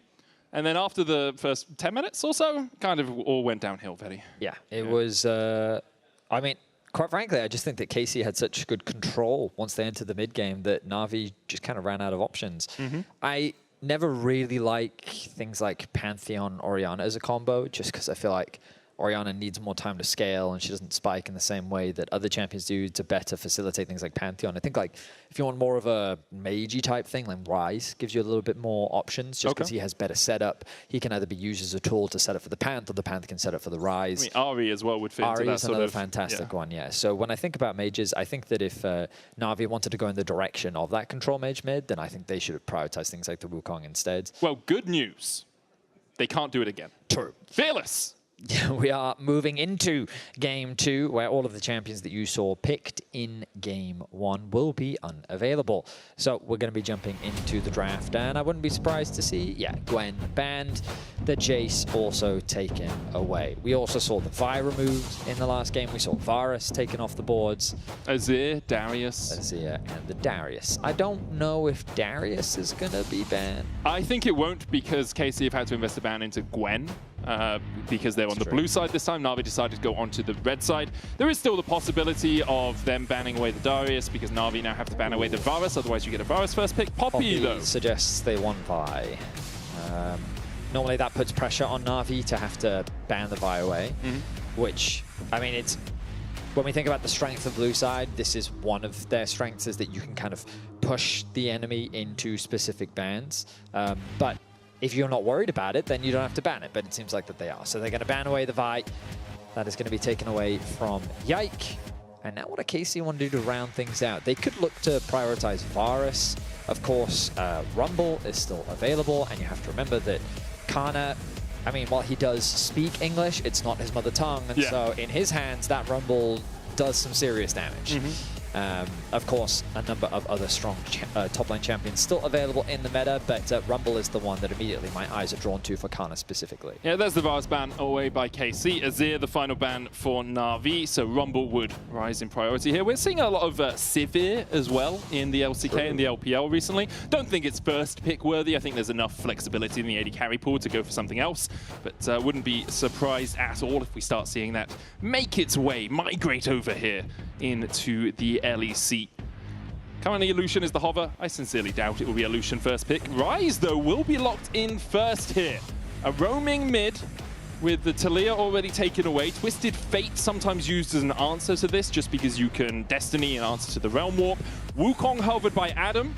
I know he's been 10th place a couple of times and thus hasn't played as much League as some of the other players in our league, but he probably knows that you can't play something that was played in the last game. They did have a Mel in game 1 as well, which is globally disabled right now, I believe. So looks like they are going to go for the Nico. Superb support, really powerful for Malrang, gives you great engage potential, and obviously has that clone as well to get you so much extra vision across the map. Does mean that Hansamdi is likely looking for an aggressive AD carry to pair it up alongside it. Kalista would make sense, but... After MSI, are we allowed to talk about Kalista? Is it not still banned? Yeah, it is something to keep your eyes on for sure. The Jarvan coming in early from Taiga. I do like it into champions that don't have dashes, but it's very early in the draft. Yike, hovering the Kha'Zix can be a very good matchup. And this is the thing, Yike just kind of gets his pick of the litter now of what he wants to bring out. There are a lot of strong junglers into Jarvan because he's just not the best skirmisher. He also doesn't have the fastest clear. And he's really just showing all of the champs that are quite good. Here are all the champions that can dash out of your ultimate. Just so you know, they all exist. Xin will be the lock. S-tier jungler still on this patch. Most played in the LPL, second most played in the LCK across the last couple of weeks. So Rumble, final round out from KC. It would make sense. It's a bit AP heavy with the Rise and the Rumble top side, but like you have an AD jungler, so you can still go for that Rumble. Does give Na'Vi and Adam specifically third pick and the option to answer it. Instead, the Ezreal, something safe for Kalist. We've seen him pop off on it, specifically against G2 last split, where he managed to thread the needle and get that kill on Hans Summer. So he is very comfortable on this champion overall. Na'Vi, I mean, do you go for your mid lane or do you just go AD carry?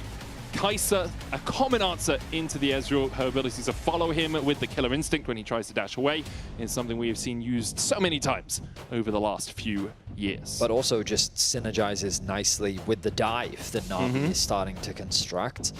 This is where a control mage would make a ton of sense for Larssen, and it looks like Casey recognized that as well. Removing the Victor, I think it just fits into this composition very well. Thinking about other potential mages, Annie is something they could be worried about. Aurora is another one on the side of KC. You just kind of want that AoE AP damage threat follow-up not to really be there. KC could also be concerned about Rumble themselves. Adam, he's not really known for his Rumble, but he's no stranger to the champion either. But it's also, do you pick Rumble on 4 and then give KC counter pick? If Rumble is left up, do Casey just pick it and then you have to counterpick top on 5 for Na'Vi? It's a few different options. Garen is the final ban away by Casey alongside the Karma, Leona, and the Victor in this second phase. So, Na'Vi would make the most sense to pick your mid laner here. You already know the enemy mid, assuming obviously that Rise is going to go towards the mid lane. I would agree with you. The question is, what mid are they thinking? We mentioned things like the Annie. Ari could be fine. Ooh. Okay. Yone locked in. That is not a champion I normally associate with Larssen. I will 100% agree with that, Betty. I mean, I'm excited to see him pilot the champ. In the early laning phase, he is going to lose Prio, but now they need a little bit more AP threat. I mean, of course, Kai'Sa will be dishing out some AP damage herself, but I imagine they'll want a little bit more. Larssen has played Yone twice in his career, has won 1 game and lost 1 game. You see what I mean by twice in his career? Yes, look, Betty, I'm 100% on board with you. Played it both times with this year. The win was against Vitality, the loss was against Heretics. Cassante locked in for KC, so I mean, he kind of deals with a Rumble in the top lane if he needs to, and that's, to me at least, where Na'Vi are looking, getting some AP from that top side. Rumble would make a lot of sense. Targum is currently looking towards the Bard. I do like Nautilus more. Good engage, really solid at stopping the Kai'Sa and stopping the Nico as well when she tries to go for those engages. I also just think hook champions into squishier supports just makes a ton of sense in my mind. It's decent setup for Xin and the bot side gank potential. Now Adam, he had the branding of gods a few years ago, which was his Garen, Olaf, Darius, and Set. That was the last one. So the hover. Oh no, we're gonna get Cho'Gath. Hey guys, we could have Garen, Olaf, Darius, or Set. No, big monster. Just a large dude. Yep. A gargantuan specimen. I mean, so they wanted more AP. And Feast is true damage, that's not AP, Benny. They wanted something that could, I guess, play into the K'Sante. I mean, my instincts would be Rumble, but all right, Cho'Gath is fine. So one of the things that the Cho'Gath does do is if K'Sante goes all out, Feast is a lot more percentage of his health bar than it was before he went all out. Very true. The issue is, all out has this ability of carrying people through terrain. Cho'Gath struggles to follow people through terrain. As a champion with 0 dashes in his kit, becomes a little tricky to actually follow up. We'll see if Na'Vi can do it, though, as we get our way into Game 2. KC out to winning ways once again here in summer, under this beautiful Berlin sunlight that we are not exposed to because it's studio lights here and there's no sunroof. But you can imagine that it's sunny. Yes, Ref, do something. What do you want them to? You want a chrono break? You want to? Okay, I'll get on the line to them now. Hey guys, any chance we can chrono break this game? It's the only way Na'Vi survive more than another 30 minutes. Oh my goodness. I mean, they're definitely not the favorites coming into this matchup. I'm excited for the draft. I will say that I do favor what KC's bringing to the table, but Na'Vi, they've got a lot of dive. They've got decent follow-up on said dive. The question is, can they execute upon it? They were proactive in the early game of Game 1. KC now, they're gonna have to be careful of Jarvan in the early game, a champion that has the ability to just gank early, and he should be ganking early. It's one of his biggest strengths. EQ combo is so effective. The passive can do a lot of damage early. And so I like to see Jarvans try and gank as much as they can in the early game. Oh, 100%. You need level 2 to be able to enact a successful gank. Flag and drag, a combination as old as time. Malrang back in the jungle. He's picked up the Jarvan. Early doors here. Yeah, you said that Jarvan not support. Wow. Who's the fool now? I was going to say in draft, Nico flex mid, Jarvan support, pick something else for Tega. Could have worked. Could have worked. Would have given them more AP topside as well. You know, completely off topic, but I watched as opposed to the rest of the stuff I watched a short the other day, and Ezreal, as his Battle Academia skin, he has, if you like press Control 1, he just screams. And I watched a Bouse clip of him just playing it where he went bot lane and he just kept spamming Control 1 and it's just Ezreal just screaming. Just mind games, man. Just mind games. And I didn't know that was a thing, but it was definitely a fun find. Hook connects. Times with the hook barrier and heal out from the Na'Vi bot lane already. Callisto stepping forward into the pop, not the pop, wasn't Blooming Burst, but won't be enough damage onto him. He holds onto his summoners, so double sum advantage now for the KC bot lane. They're trying to get towards this level 2. 1 minion behind right now, catching up. Relic Shield, a World Atlas stack for Targamas available. There's the 2, flash forward from Targamas. Hunsumdi's gonna have to flash away another route. There's the follow-up. It's hook, line, and sinker for the KC bot lane. They get first blood. We heard in the voice comms that Yike asked Kalist to get a 2v2 kill on the bot. He didn't get it Game 1, but in Game 2, he delivers. Nice play from the KC duo as they find themselves first blood. Just a bit aggressive as well from Hunsumdi and from Malrang, looking for that level 2, forcing even after they had to burn both their summoners early doors. It's very easy at that point for KC to say, well, Targamas gain bush control, land a hook. If you don't flash an auto attack, we're going to get summoners out of them anyway. Hunsumdi will come back into the lane, only 1 minion behind, but 300 gold in the hole because of that first blood. Over to Kalist, who already has a tier on Ezreal. It's his opponents that are crying right now. 3 minutes in, and he's going to be stacking that one quickly. Meanwhile, both junglers have decided to do full clears. They're going to be pathing towards the bot side of the map. And the problem for Tega, he's not really going to have any prio to play with. So we'll need to path back towards the top side. There is also this small ward that will likely spot him out, but he will be arriving on the bot lane first. And he's going to run straight into Yike. Both of them running the Conqueror. Another hook connects, this time onto Malrang. Locked up with the concussive blows, and he is dead. Deleted. Where he stands, he rests in peace. And Hunsumdi will follow him to a grave.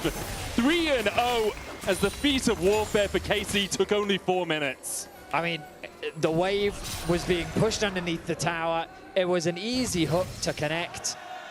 And KC, they are just dominating. I mean, we're not even 4 minutes in, and they've accrued a 1.5k gold lead. Adam struggling in the 1v1 matchup on the top side as well. I mean, there's a reason that we talked about Kalist Ezreal in the draft. He is absolutely dominant on this, as we see the graphic pop up and pop down as Taega's actually looking up for a top side gank here. Kana does have the flash. Pathmaker as well available.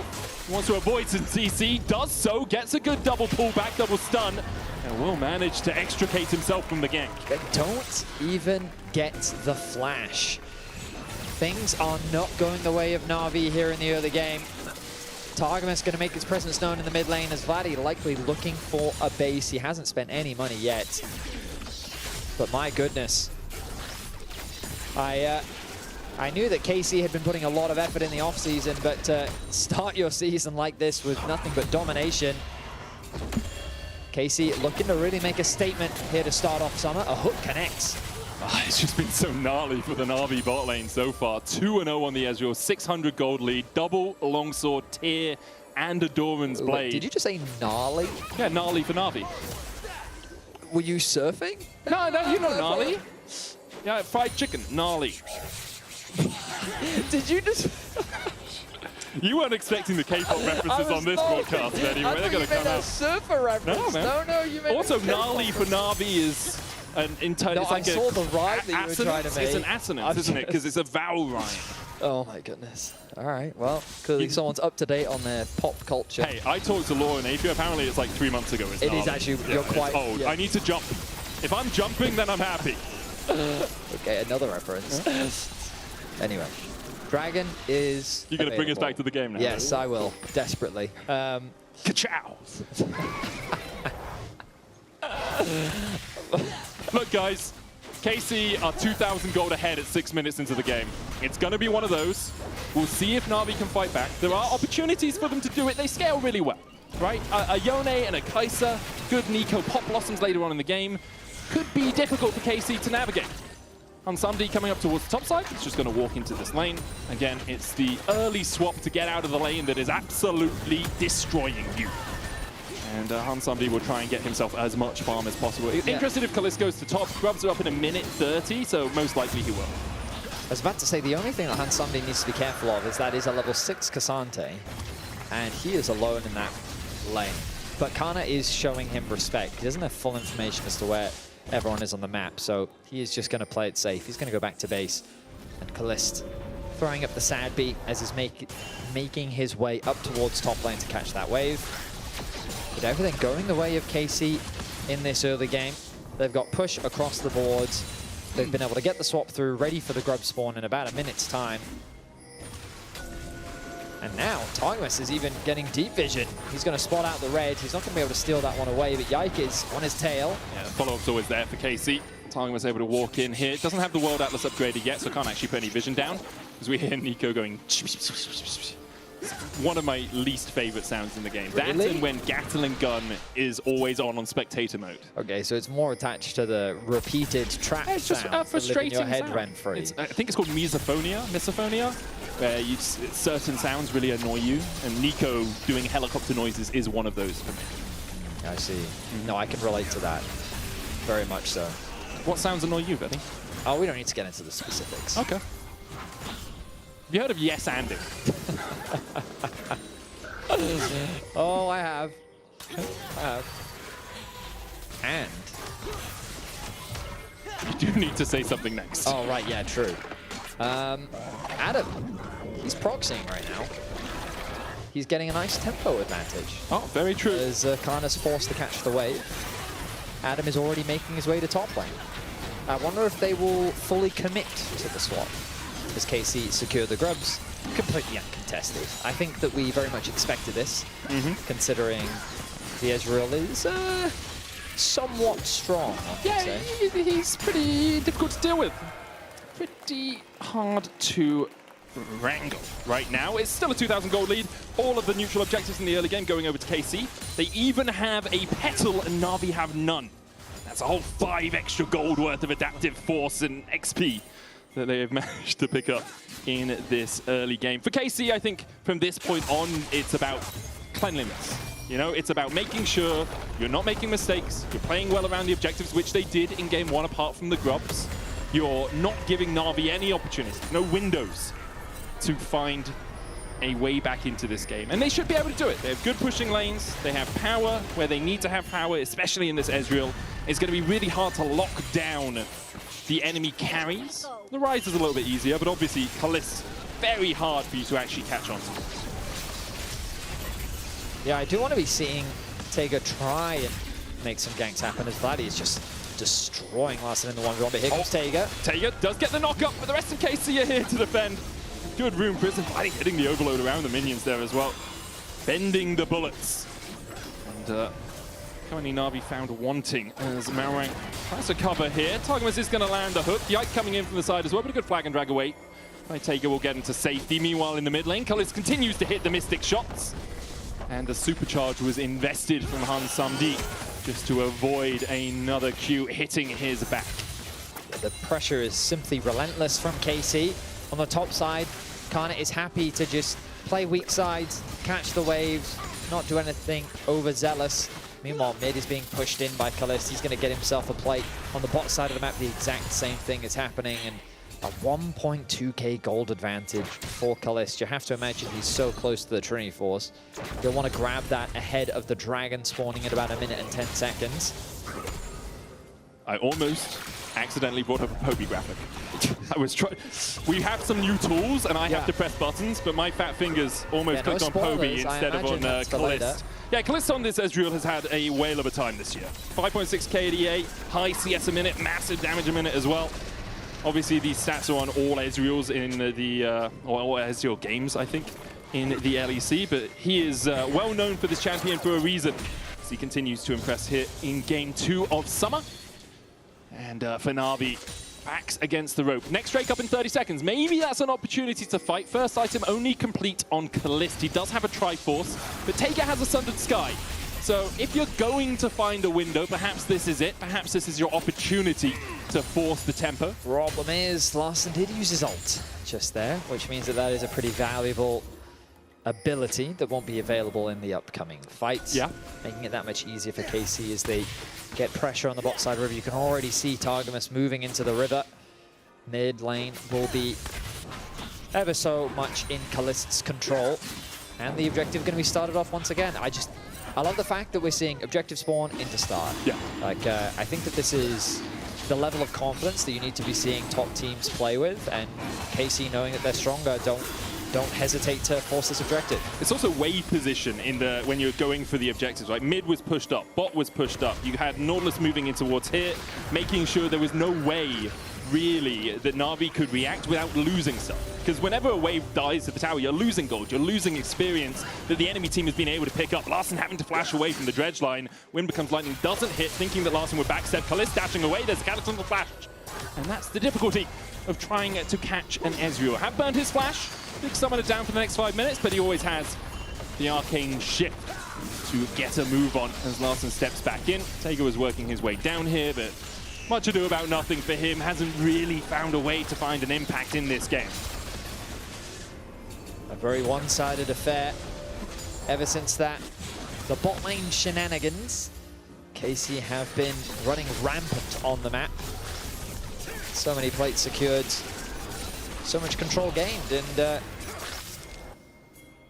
yeah, I mean, here's the problem often when you get into this sort of position and you've shenaned. You just have to shenan again. Right? You just have to go for it sometimes. No, it's the opposite. They don't want to shenan again. I think KC really wants to shenan again. Oh yeah, they certainly do. Big fans of shenaning.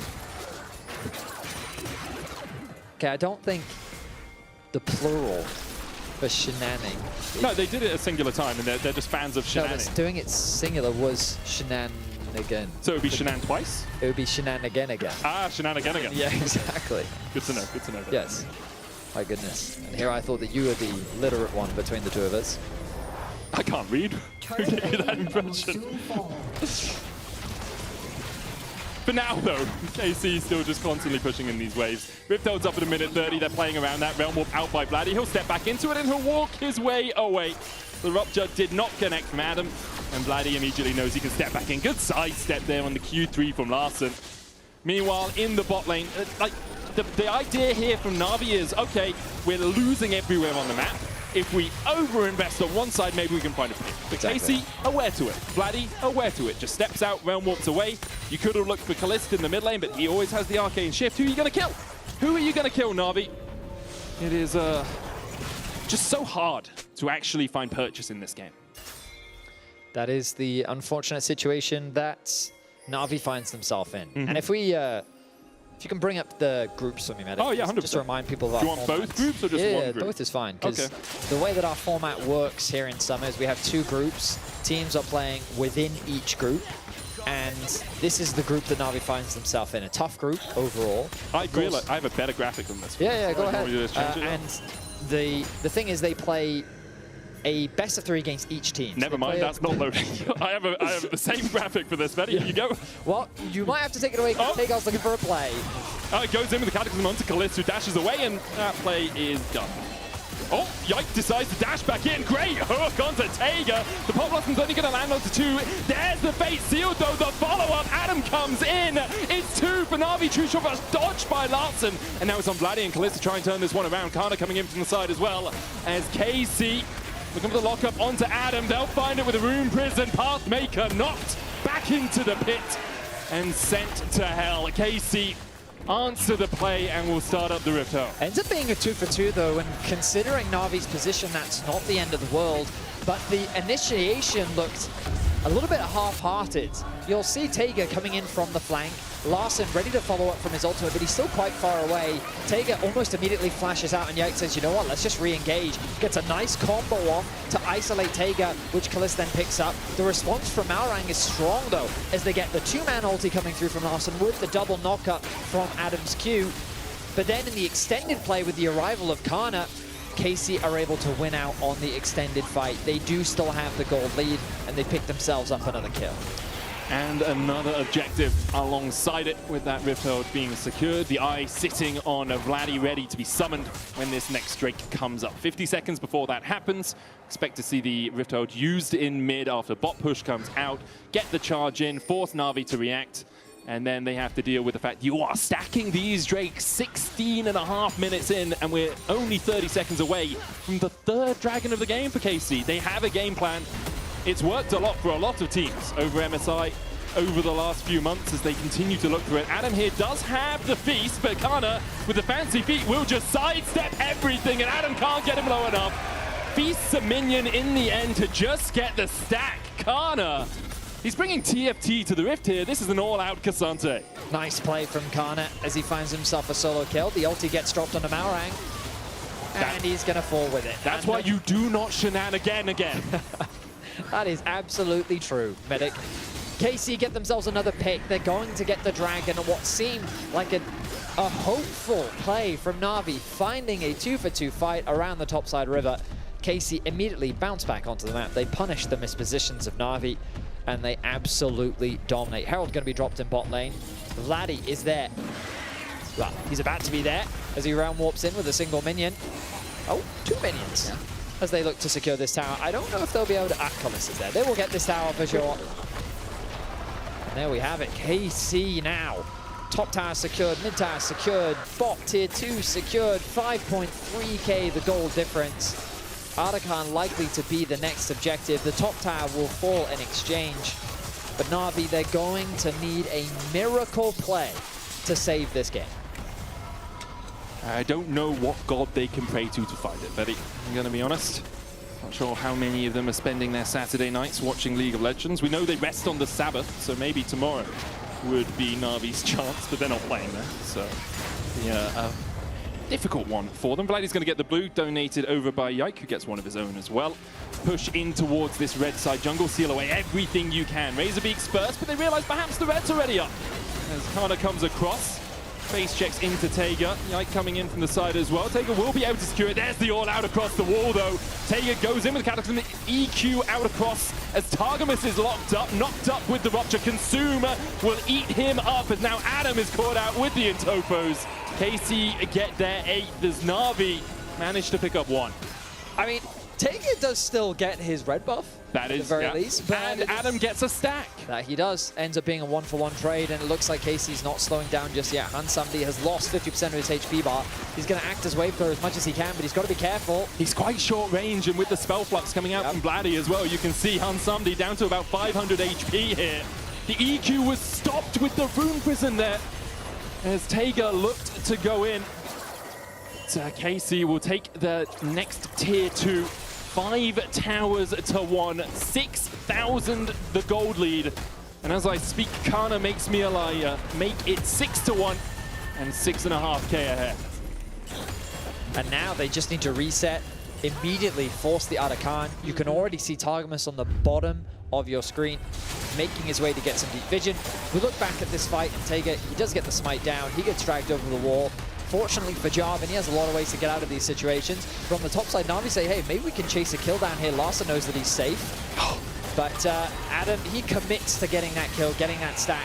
He hands a kill over to Kalist. And Kalist hits 3 Mystic shots, and Hansamdi is half HP. That's the reason that he wasn't really able to defend on that top tier 2. It's Muramana and the Triforce already complete on a 5-0 to Ezreal here. His gold lead hasn't extended as much as he would like since the early game, but the rest of his teams have. Kana, 1.5k ahead. Vladdy, 1.7k ahead. Even the support, Targamas with a 700 gold lead as the upgun is commenced, and KC should secure this one pretty Vladdy just walking past the flowers. It's fine, because you take the Archon, you get the flowers. No, I know, but I mean, how can you not click the flowers when they're there, Medic? Like, oh, tempo, Betty, tempo. Hansamdi having to flash. We'll get to safety. TP behind. Oh, Vladdy. Tempo, Betty! Couldn't have been here in time, otherwise the TP would have taken too long. Hansamdi with a killer instinct out will have the blast cone.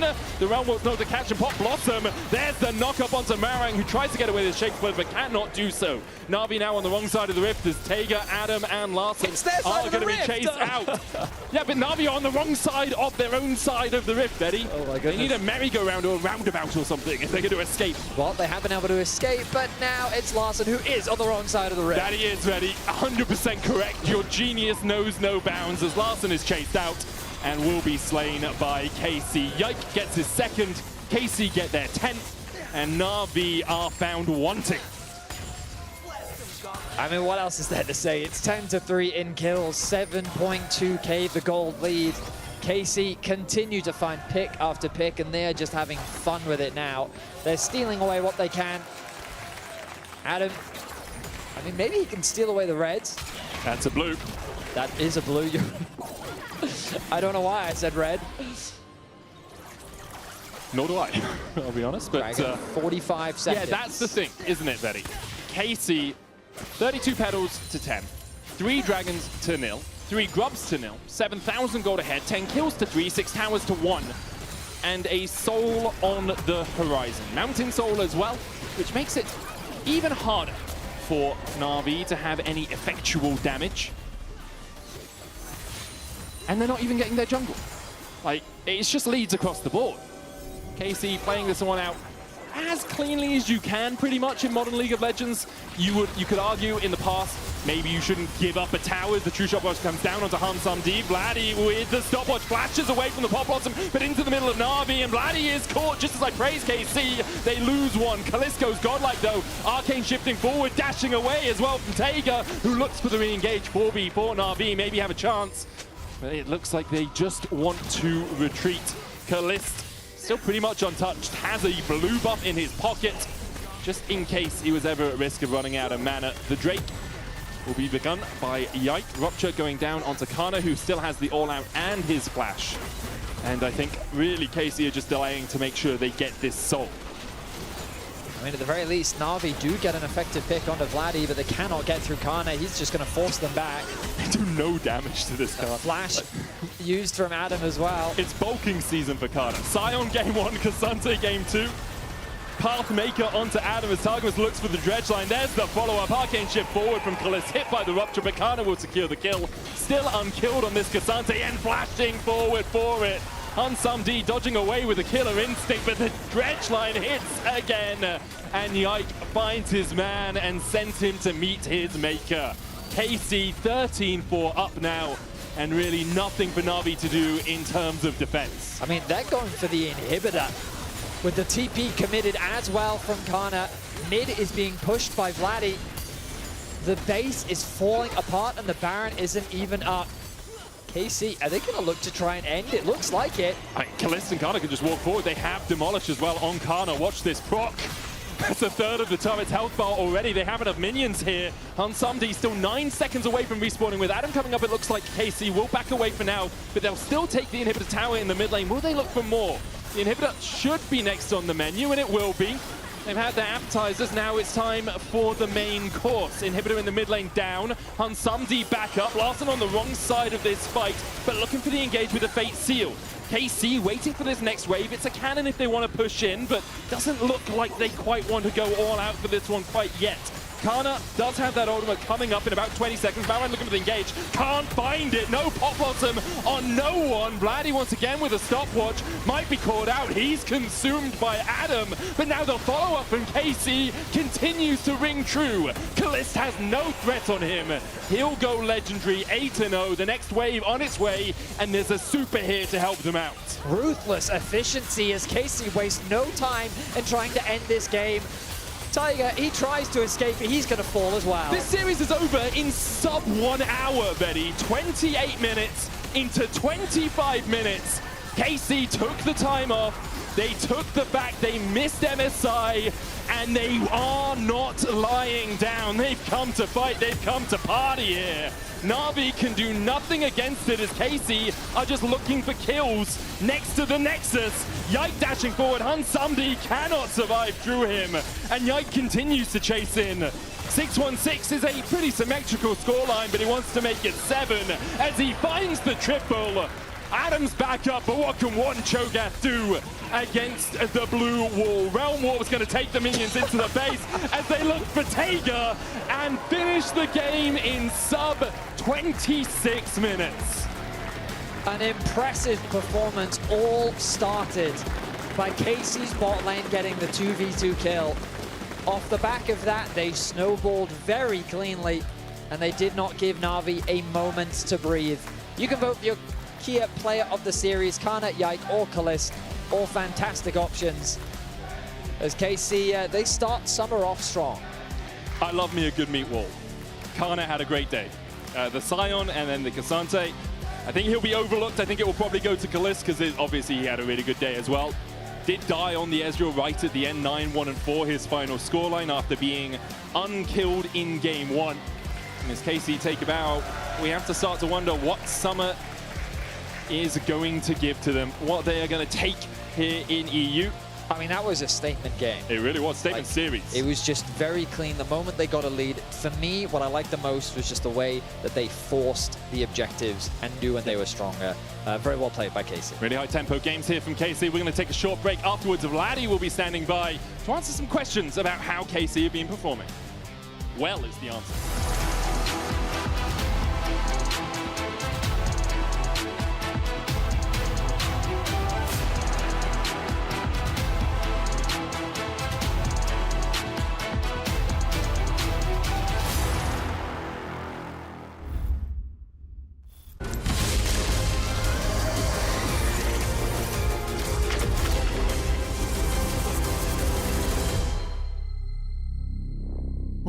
Well, I guess that's a wrap for today.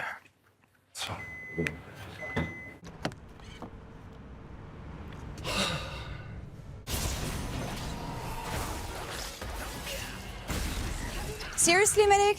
I thought we were going out for a ride.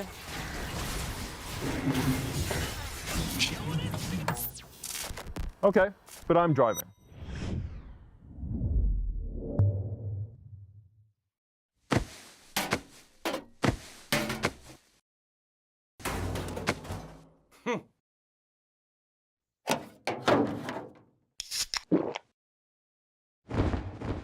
Red Bull gives you wings.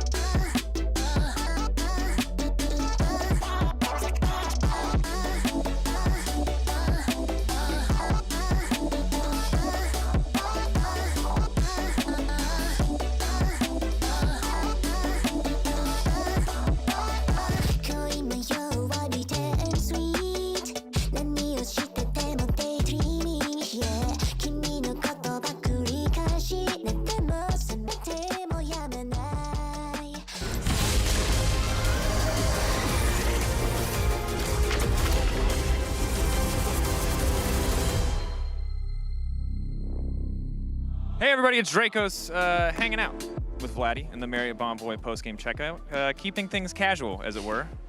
I wanted to get into the hot tub. Somebody said no, rightfully so, because I don't think you have a change of clothes. Vladdy, super dominant game one. What were the kind of expectations coming in today? Did you have something to prove, or did you kind of expect this to be a slam dunk? I mean, it was kind of expected, I have to say, because I mean, we didn't really scream them, but they didn't change that much since the last split. So yeah, I guess we just kind of expected the result. Sweet. That means I can ask questions about all this other stuff that's going on, and I think there's a lot of people who want to kind of understand. But first, I'd like to get your perspective. Obviously, winter, incredible split for you. Spring, close, but not enough. Now we're coming into summer. How do you reflect on kind of the difference in performance that KC showed between winter and spring? I mean, I think one of the issues in spring was that we were a bit too cocky, I think, in practice, in official, in what we said in the interviews. So I think we realized it. I think we got hit with the reality check, and right now we are just very humble, let's say, and we are working very hard to fix what went wrong in spring. How do you feel like, you were a part of that problem? How did you feel in spring? Do you feel like when you look back, you saw yourself as maybe being someone who was a little bit too cocky? I mean, I'm not sure if I was cocky. I think I was okay, but I mean, I was definitely part of the issue that we just didn't play well. I think all of us just didn't play as we played in winter. Like, for example, me, I think my performance was the best compared to winter in spring. So yeah, I mean, we're just trying our best now. Not like we didn't in spring, but we are just being humble and yeah, trying to win. So now there's a lot of changes for you, right? Not only is it summer, obviously Worlds is a lot on the line there, but also you've got Niski behind you. And I know you've also been spending a ton of time on solo queue. You're almost going to break the all-time LP record in Challenger. So it seems like you're super fired up. Talk to me about a little bit about your motivation in summer. How is it having someone behind you? What is it like grinding so much solo queue? How are you feeling about this overall? I mean, Niski is not here to help me, I have to say. He's just here. But, Vitality could say the same thing, I've heard. Yeah. But in terms of solo queue, I mean, I'm just playing like I was in the previous splits. I mean, I'm just locked in when I play every game, and yeah, I don't think it's a big achievement reaching rank 1, because there is a difference between solo queue and competitive. Like, you need to be vocal, you need to think more in competitive, so I don't think it really matters. Yeah. So for you personally, like, what's your goal this season for yourself as an individual? Is it like beat everybody in lane? Is it be undisputed #1? Is it just make it to Worlds? Like, what is your #1 focus personally? I mean, personally is to, yeah, I think show up better in the lane. I think I wasn't the best in the last 2 splits, even though we won winter split. And then, yeah, obviously reaching Worlds is one of my goals, but I think the top one is once again winning the LEC and being on top. All right, one step at a time. You took down Navi today. Of course, congratulations to our key player of the series. It was Kalist, so good stuff overall. But as you mentioned, pretty dominant series from KC. Probably could have been anyone. In the meantime, we're going to get ready for our next series, so thank you, Vladdy, so much for taking the time as we get introduced to Poby ahead of Fnatic versus Team Heretics.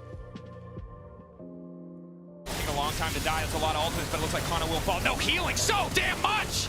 He's just unkillable. Vladdy, the pushback knocks him into the team, but again, it does not matter. The Azir is just ready to style. Upset, running for his life.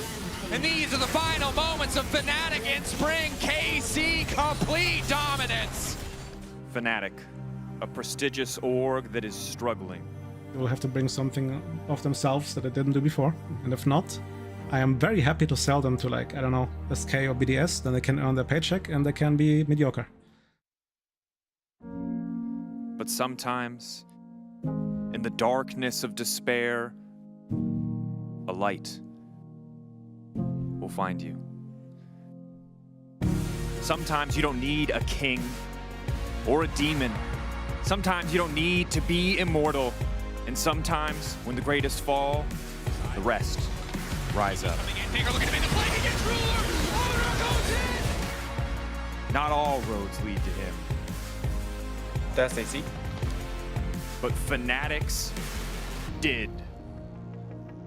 어떤 길은 저를 통합니다.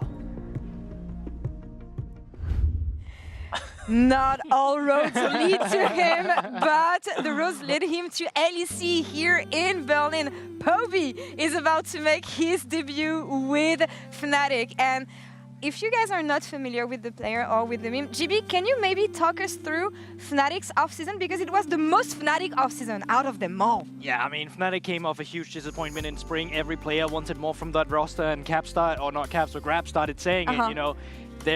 No one was safe, right? They're looking at every single opportunity, and then, like, economically speaking, but also what makes sense for the team.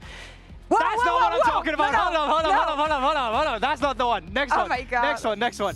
Can we take it to the Poby announcement tweet? Because in that video, I really highly recommend watching the Fnatic announcement video, because they go over some of the decision making that they have. Poby came to save the LEC, but he also came to save Fnatic's mid to late game, and I'm curious to see how that's going to work out. I've already shot some content with him. His English is surprisingly good, and the vibes has been really good with Fnatic. I'm curious to see if that translates to gameplay. Yeah, and that's what you wanna wonder when it comes to like changing players at the beginning, at the middle of the season. Rather, you wanna bring motivation, you wanna bring a new energy around this team, I feel. I mean, I think it was clear to see that Humanoid and Ratzor was not working out anymore. They've tried it so many years back to back, and it's just, they weren't improving together. So I think a breath of fresh air for Fnatic is greatly needed, but at the same time, it's not the unkillable Demon King. It's very killable, this Demon King. So we'll see how it goes. But a Demon King nonetheless. Definitely one of the kings, and I am a little bit concerned, because I remember Fnatic has been saying for many, many years how Humanoid was a mid-game savant, he was the macro genius in the mid-game, and now to bench him and then say that they need to fix their mid-game, I feel like it's a little bit of hypocrisy, and I really need to see results from Poby to kind of, before I buy into it, you know, because I want to believe in Poby as much as anyone, but I need to see him play first before I'm really bought in. I mean, I do agree with Finn. Like, Poby's level of gameplay, it's not like you're thinking next Faker, right? And not like, no pun intended, but like coming in to surpass Humanoid here, I can understand why you feel the way that you're saying it, but I also remember last split, Grafs was talking about sometimes that in the mid to late game, they turned off comps, and sometimes it worked out better. Like, I'm not saying that this is going to fix them. I have the same kind of worries that you do, but sometimes having a lesser voice in here and bringing someone in who has a lot of motivation, that can give you that honeymoon phase, that can give you a different building block. I mean, I think one key word for me is just work ethic. I think Poby should bring that work ethic that Fnatic really needs. I heard their practice was absolutely abysmal, and the thing is, to have a great team with a good work ethic, you only need one player that's not putting in the work to break that and ruin the motivation for everybody. So now, with Poby, I think if he can bring that already, that makes Fnatic so much better. Do you guys have any quick reactions on Heretics, GB? I know that you were excited to see them today. They exceeded expectations. Can they do it again this split and with this format? Fnatic has let us down in the first couple games in the split before, and Team Heretics, as I already said, like, they always defy expectations. Like, they're a team that you don't think they're going to make playoffs, you don't think they're going to be good enough. Somehow, some way, they always find a way to do it. I do think today will be a real struggle, but I am excited for Camilo versus Poby, setting the benchmark for Camilo's improvement, but also Poby's first entrance in the league. Finn, you wanted to add something? No, I wonder what do you expect them to do, because I thought you said they're going to make playoffs, and you said you're going to defy that. Oh, yeah, sure, but this is Fnatic. This one, you know, they'll get there. I mean, actually, don't you feel like because there was no expectation on Heretics, they were allowed to perform so well, but now that actually maybe people have more expectations, knowing that they can challenge the 6-4 places in the standings, maybe there's more expectations. I feel like there's still not too much expectations on them. Their roster is very young, and like as GB said, he thought it was a hot take that they were gonna make playoffs. Oh, you think it's a given? No, I don't think it's a given. Okay. But I don't think it's a hot take. There's a middle ground. There's nuance. It's slightly heated take. Yeah. Slightly heated take. Like this one was the jacuzzi that we have here. We need to throw you guys in there later, actually. I hope you're doing fine after the bath. That's really relaxing. Great journey arises here for Heretics and this revamped version of Fnatic. And if you want to bring the Spy vibes onto the Rift, you can grab your Spirit Blossom skin and spring the new vibe here in the LEC that we're trying to embody here a bit. So go and grab your new skins. That's all for us here. Casters, please take it away from us. The only thing I heard from that was revitalized Fnatic roster. My GOAT is in the LEC.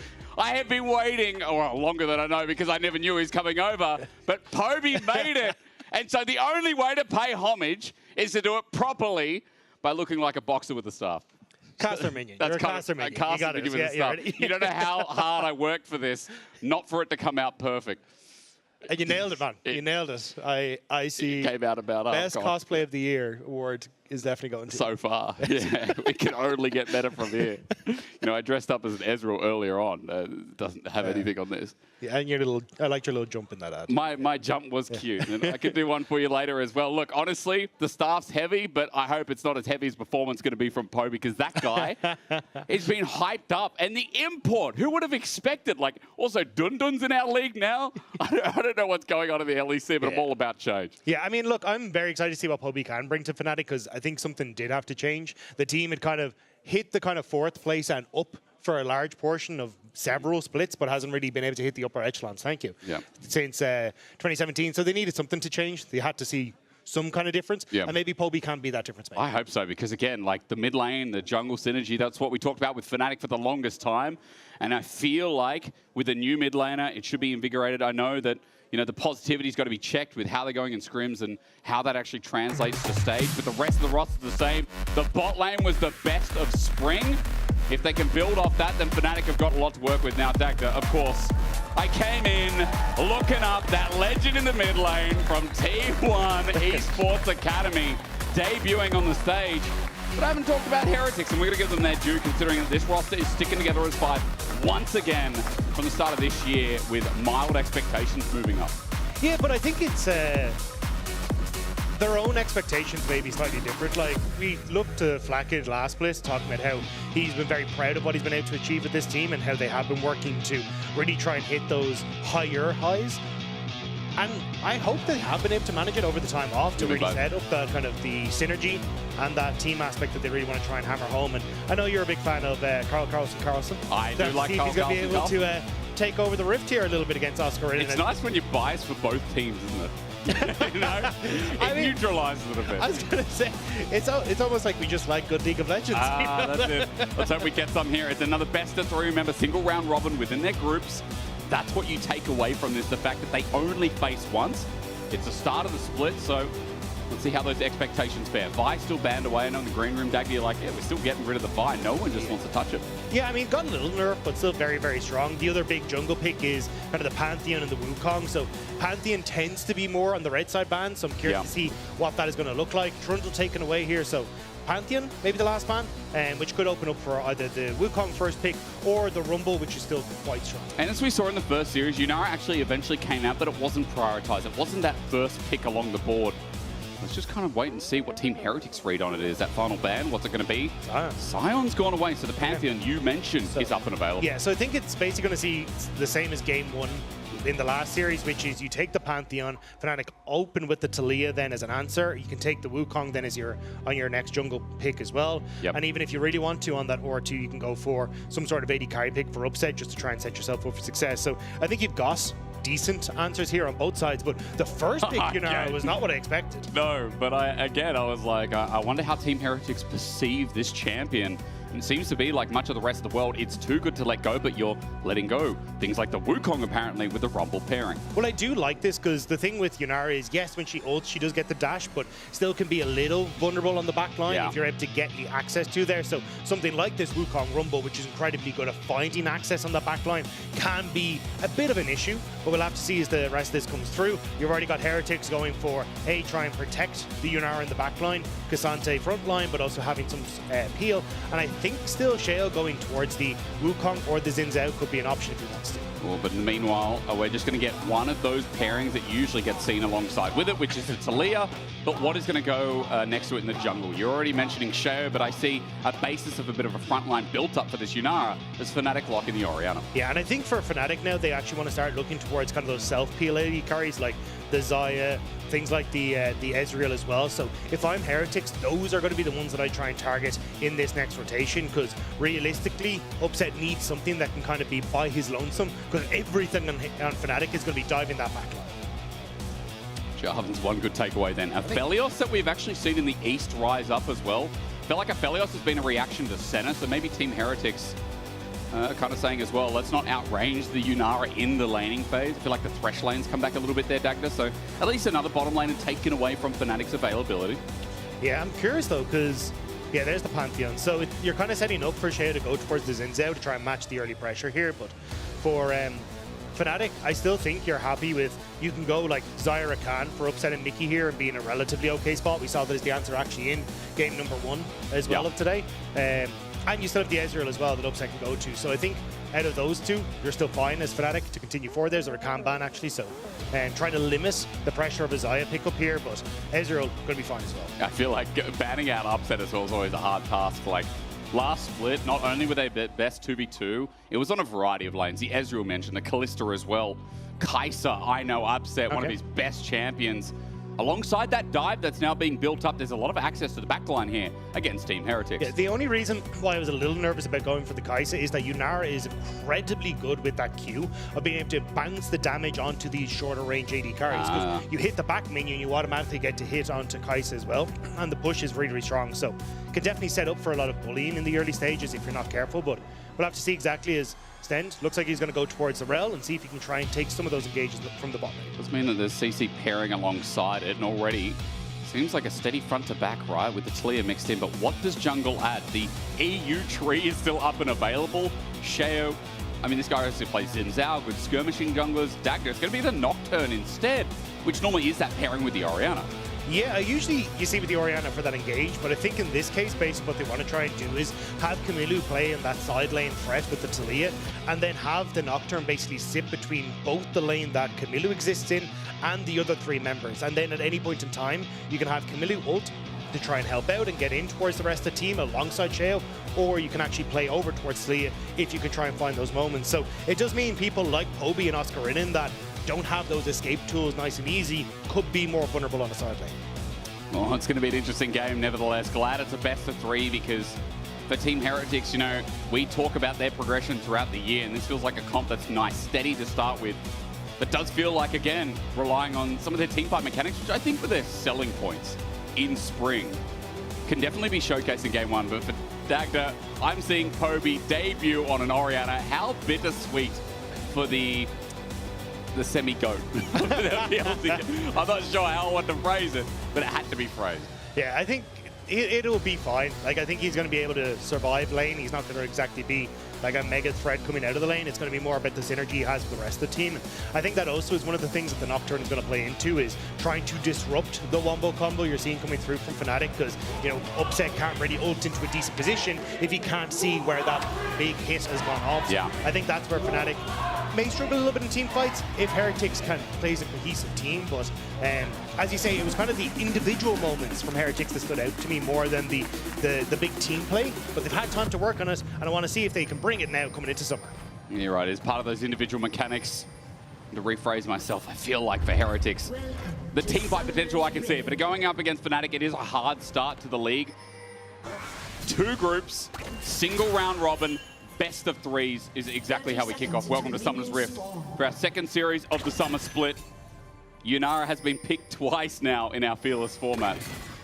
And it is nice to see that the new champion's getting played, and all this talk about how strong she wasn't just rubbish coming out of scrims, you know?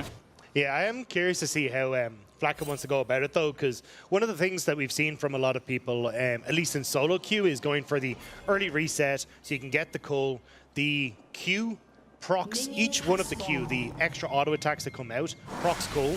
So you get this insane amount of healing early. So it means that you're very strong when it comes to that early laning phase. And I think that's what Flacco will probably try and lean into a little bit more. And then it's just a case of what build does he decide to go? Because you've seen if you have enough money, you can back for the BF sword, you can go into Yuntals. We got Kraken earlier on from Hansam D. So there's definitely, and even a Blade of the Rune King is popping up in solo queue as well. So there is a ton of variation when it comes to how this champion is played. There's Poby already. Great trade on Camilo. Threaded volley doesn't do too much, and Poby comes out a little bit more healthy here, but the Orianna through the minion wave should have the advantage at least at level 1 with command attack, as it is a good debut. And a quick reminder, if you haven't heard us yap on about it for the past, I don't know, 2-3 minutes, welcome Poby, ladies and gentlemen. Out of T1 Esports Academy over in the LCK Challenger. This was, I think, the most unexpected move of the offseason. Yeah, I think a lot of people are surprised to kind of see him come through, but this man has also grown. It's been 2 years since he last, well, he saw his debut on T1, and unfortunately it was not exactly the shining light to try and move into that team and be like, I'm going to replace the greatest player to ever touch this game, and it's all going to go swimmingly. So I think definitely a lot on his shoulders when he did play, and now I'm excited to kind of be like, oh, well, he's gone into challengers, he's going to have grown as a player. I want to see now what he can do on a main stage and actually get Fnatic into a position where they can contest for that top spot once more. And what a way to do it. Third most played champion of his career as well. Sorry, rather of last LCK Challenger split. And a good entry is Camilla already low on mana, and Poby's just trading off as the wave's in a great state. Poby going to be slow pushing. Camilla just bullied out a little bit and a bit on fire as he's going to have to TP back nice and early here. Yep, nice job by Poby now to kind of keep himself in a good spot. So this is going to slowly push out. He'll be able to get a reset for himself and keep himself in a decent spot. But I think the fact that Camilo didn't have to burn anything is kind of more where it's at, because the second you have any of these summoner spells blown in mid, that's where you can start to see Razork and Sheo make a little bit of an appearance. But at the moment, I don't think we're going to have too much action. Both junglers realistically just want to try and farm to that level 6, which is when they become really potent. Same when you look towards like Camilo wanting to have that level 6 to impact on the map. So I think for Heretics, it is very much a, hey, we want to try and play around Flacken in this bottom side, try and play for the success of this Yunara, and then hopefully come into team fights with that big AD carry threat. Whereas for Fnatic, I mean, we already kind of talked about it, like they are playing consistently for this big wombo combo, so look to them to start setting up early vision around objectives so then they can try and look for those plays. Nice trade on the pass through here. Sheo is just sprinting towards his topside crab, where already you can see the swappers come through. As mentioned before, Sten was just covering that basis on the scuttle too. There's a quick back here from Upset. I wonder if he's just going to rematch the lane, but it does look like he's heading towards bot, although Mickey is around this topside river, seeing if he can pull anything off in mid. Maybe just get a bit more information as well as he's scurrying around his topside jungle. Yeah, they're just going to try and put extra resources in towards Upset, and this is something that Fnatic have kind of done consistently, is, hey, we're happy if we can get Upset with some alone time, and he gets time to scale into the later portion of the game. So it's going to be Mickey with Oscar in it, and there's no real threat of a dive that can come through with Mickey on this top half of the map, so they're happy to just keep the map split as it is. Now, Dagda, let's not forget as well, for Yunara, who we've already seen, we talked about at the start. What did we want to see? Where's your list? I see Carl. They've listened to the father. And that's all that matters. Because again, you said it, the healing is broken on this item when you have Q activated. It activates on every minion. Yeah, and it is absolutely absurd. You can just take these trades, get so much healing back, and just make it impossible for the enemy laner to actually stand there. But the thing is, because Fnatic have not actually opted in towards, hey, Upset fighting up against Flackid, we don't really get the full value, as Upset actually taking a lot of damage here from Carlson. Nice shove into the wall. Carlson doesn't get the Natopo back though, and Upset just sprints it out. No summoner's burnt, but the health bar might be meaningful if anything can get done with a Nocturne who is racing to level 6 down bot lane.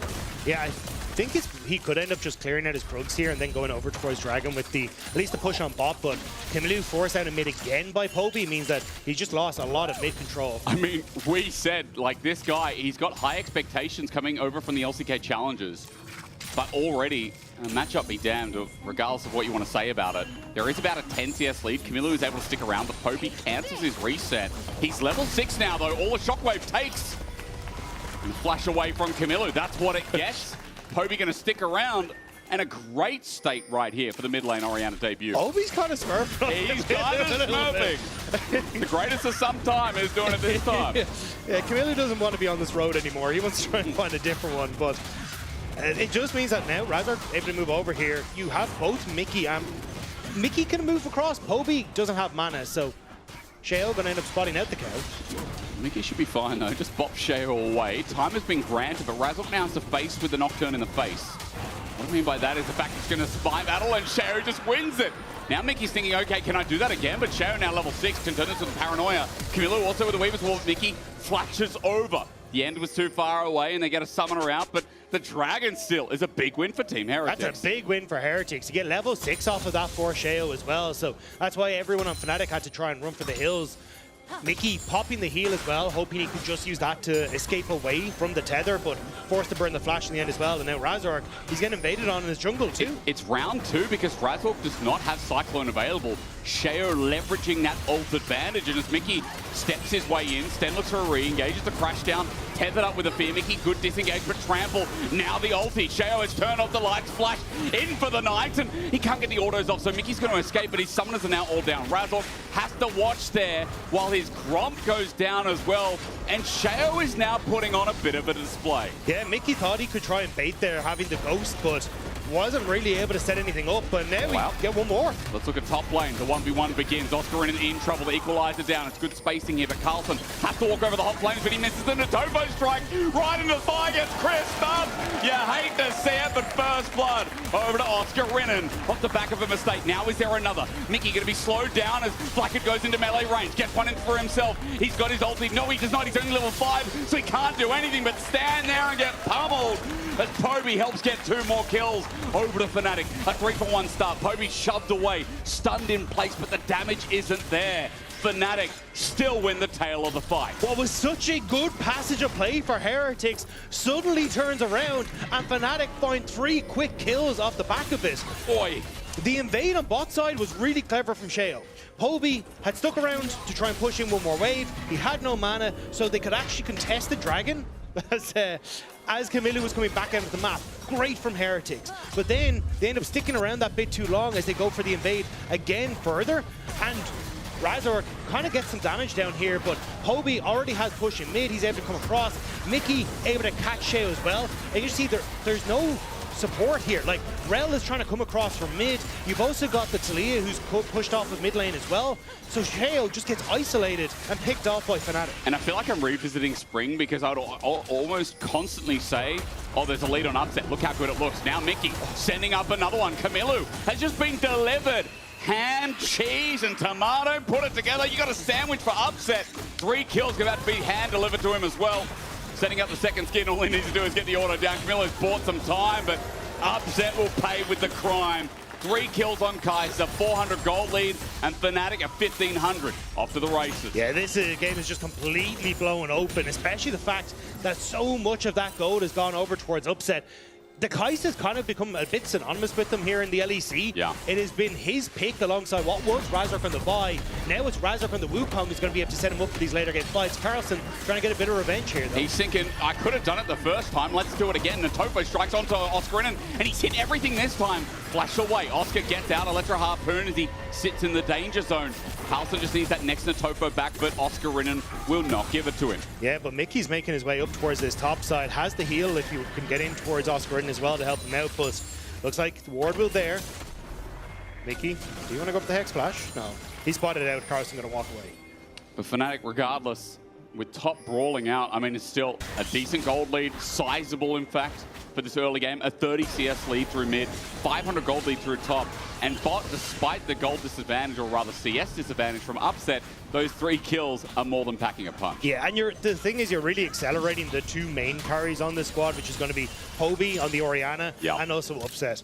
Poby going to be able to hit towards those 2 items very quickly now, thanks to that 600, nearly 700 gold lead that he has for himself. And you can see Razork's just sitting on this bottom side to make sure that he can play safe and get more of that cash injection that he needs. And once you get towards team fights then at the the 18 to 20 minute mark, Fnatic are going to be in such a strong position that they can just continue to take these big wombo combo fights. Clearing towards the next dragon, that's 40 seconds. Top right of your screen, second one for Heretics, but the first was a steal. So already they got this period of grace that they can play with, simply because Sheo was able to just walk in and make it his.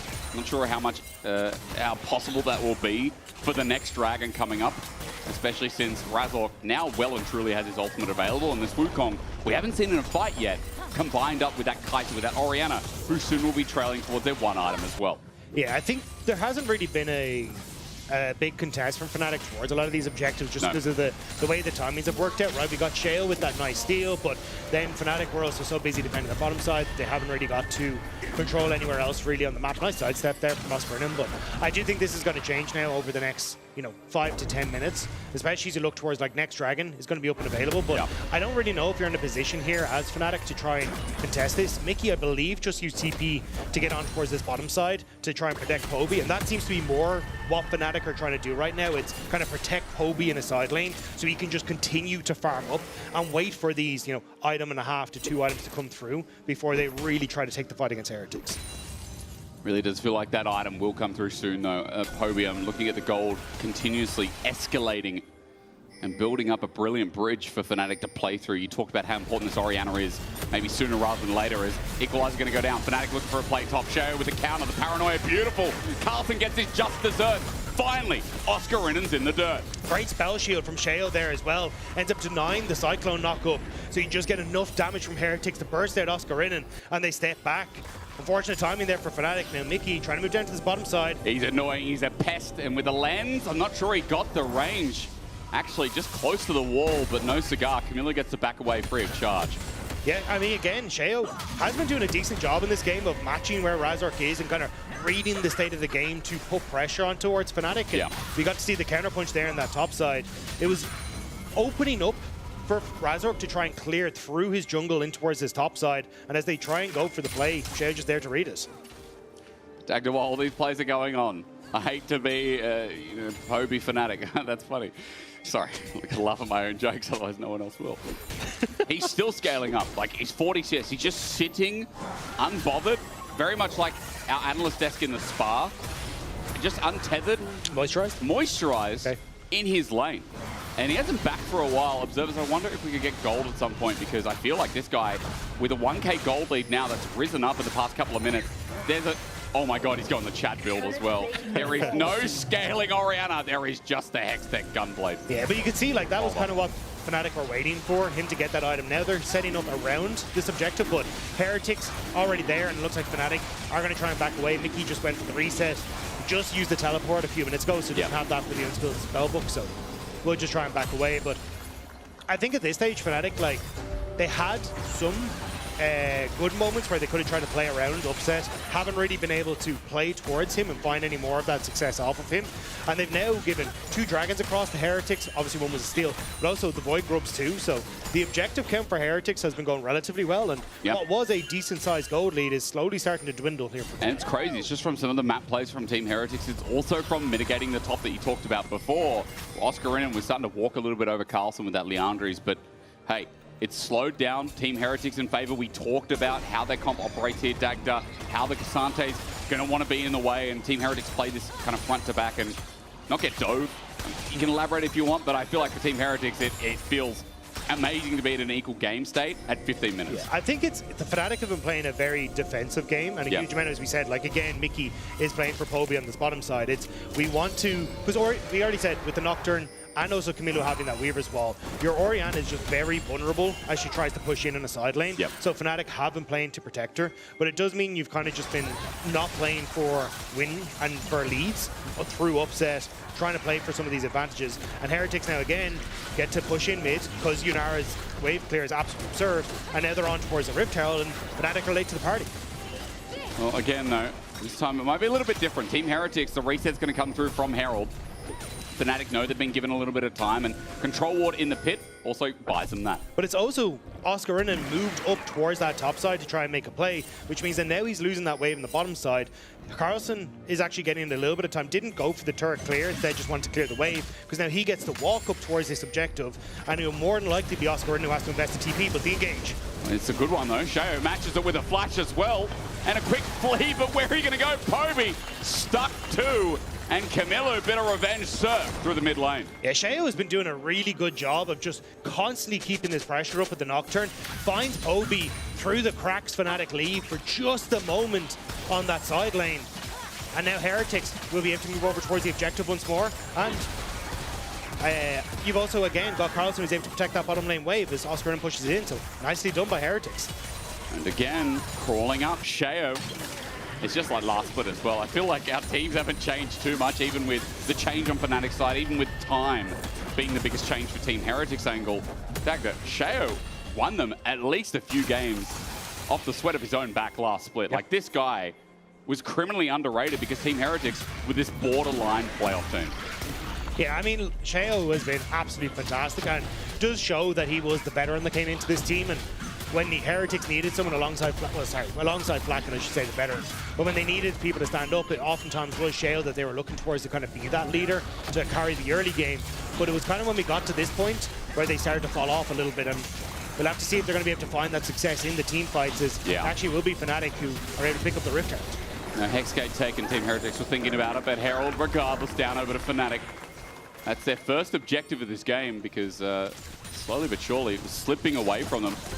With these dragons, with the grubs taken from Heretics. Finally something in their name on the board. I'm curious to see how they're going to use it though, as in theory you probably want to try and group somewhere to immediately get this Rift Herald down, but I think it becomes very difficult because, as we said, Kamilu and Sheo set up to play heavily through the side lane. Kamilu already in that top side, going to put pressure into the tier 1, so it looks like Fnatic may just forego it and try and look for a play in this bottom half of the map and maybe look for a Rift Herald play afterwards. Actually, no, as I say that, Oscarin resets, he's just going to TP to the top side. Okay, so we might get more standard lanes coming back now as well, because reset from Carlson, he has TP to match too. Dragon in 1 minute, so let's watch that time. A third for Team Heretics would be big if they can secure this. The fight under their terms for the rest of the game, it does feel like. Well, that's why, as I about to say, I'm actually surprised to see Carlson TP to top side. I assumed he would just walk, because Oscar Renan would still have to push in this way, would have been there in time to pick it up, and then he would have had the TP advantage to try and play for the next objective. True. Or even if it was, you know, Kamilu is now cashing his top wave, you could, but it means that Heretics aren't really exploiting the fact that Fnatic just TP'd to that top half of the map. Well, we're going to find out if top lane is going to have any part of it, because now the 4v4, it begins.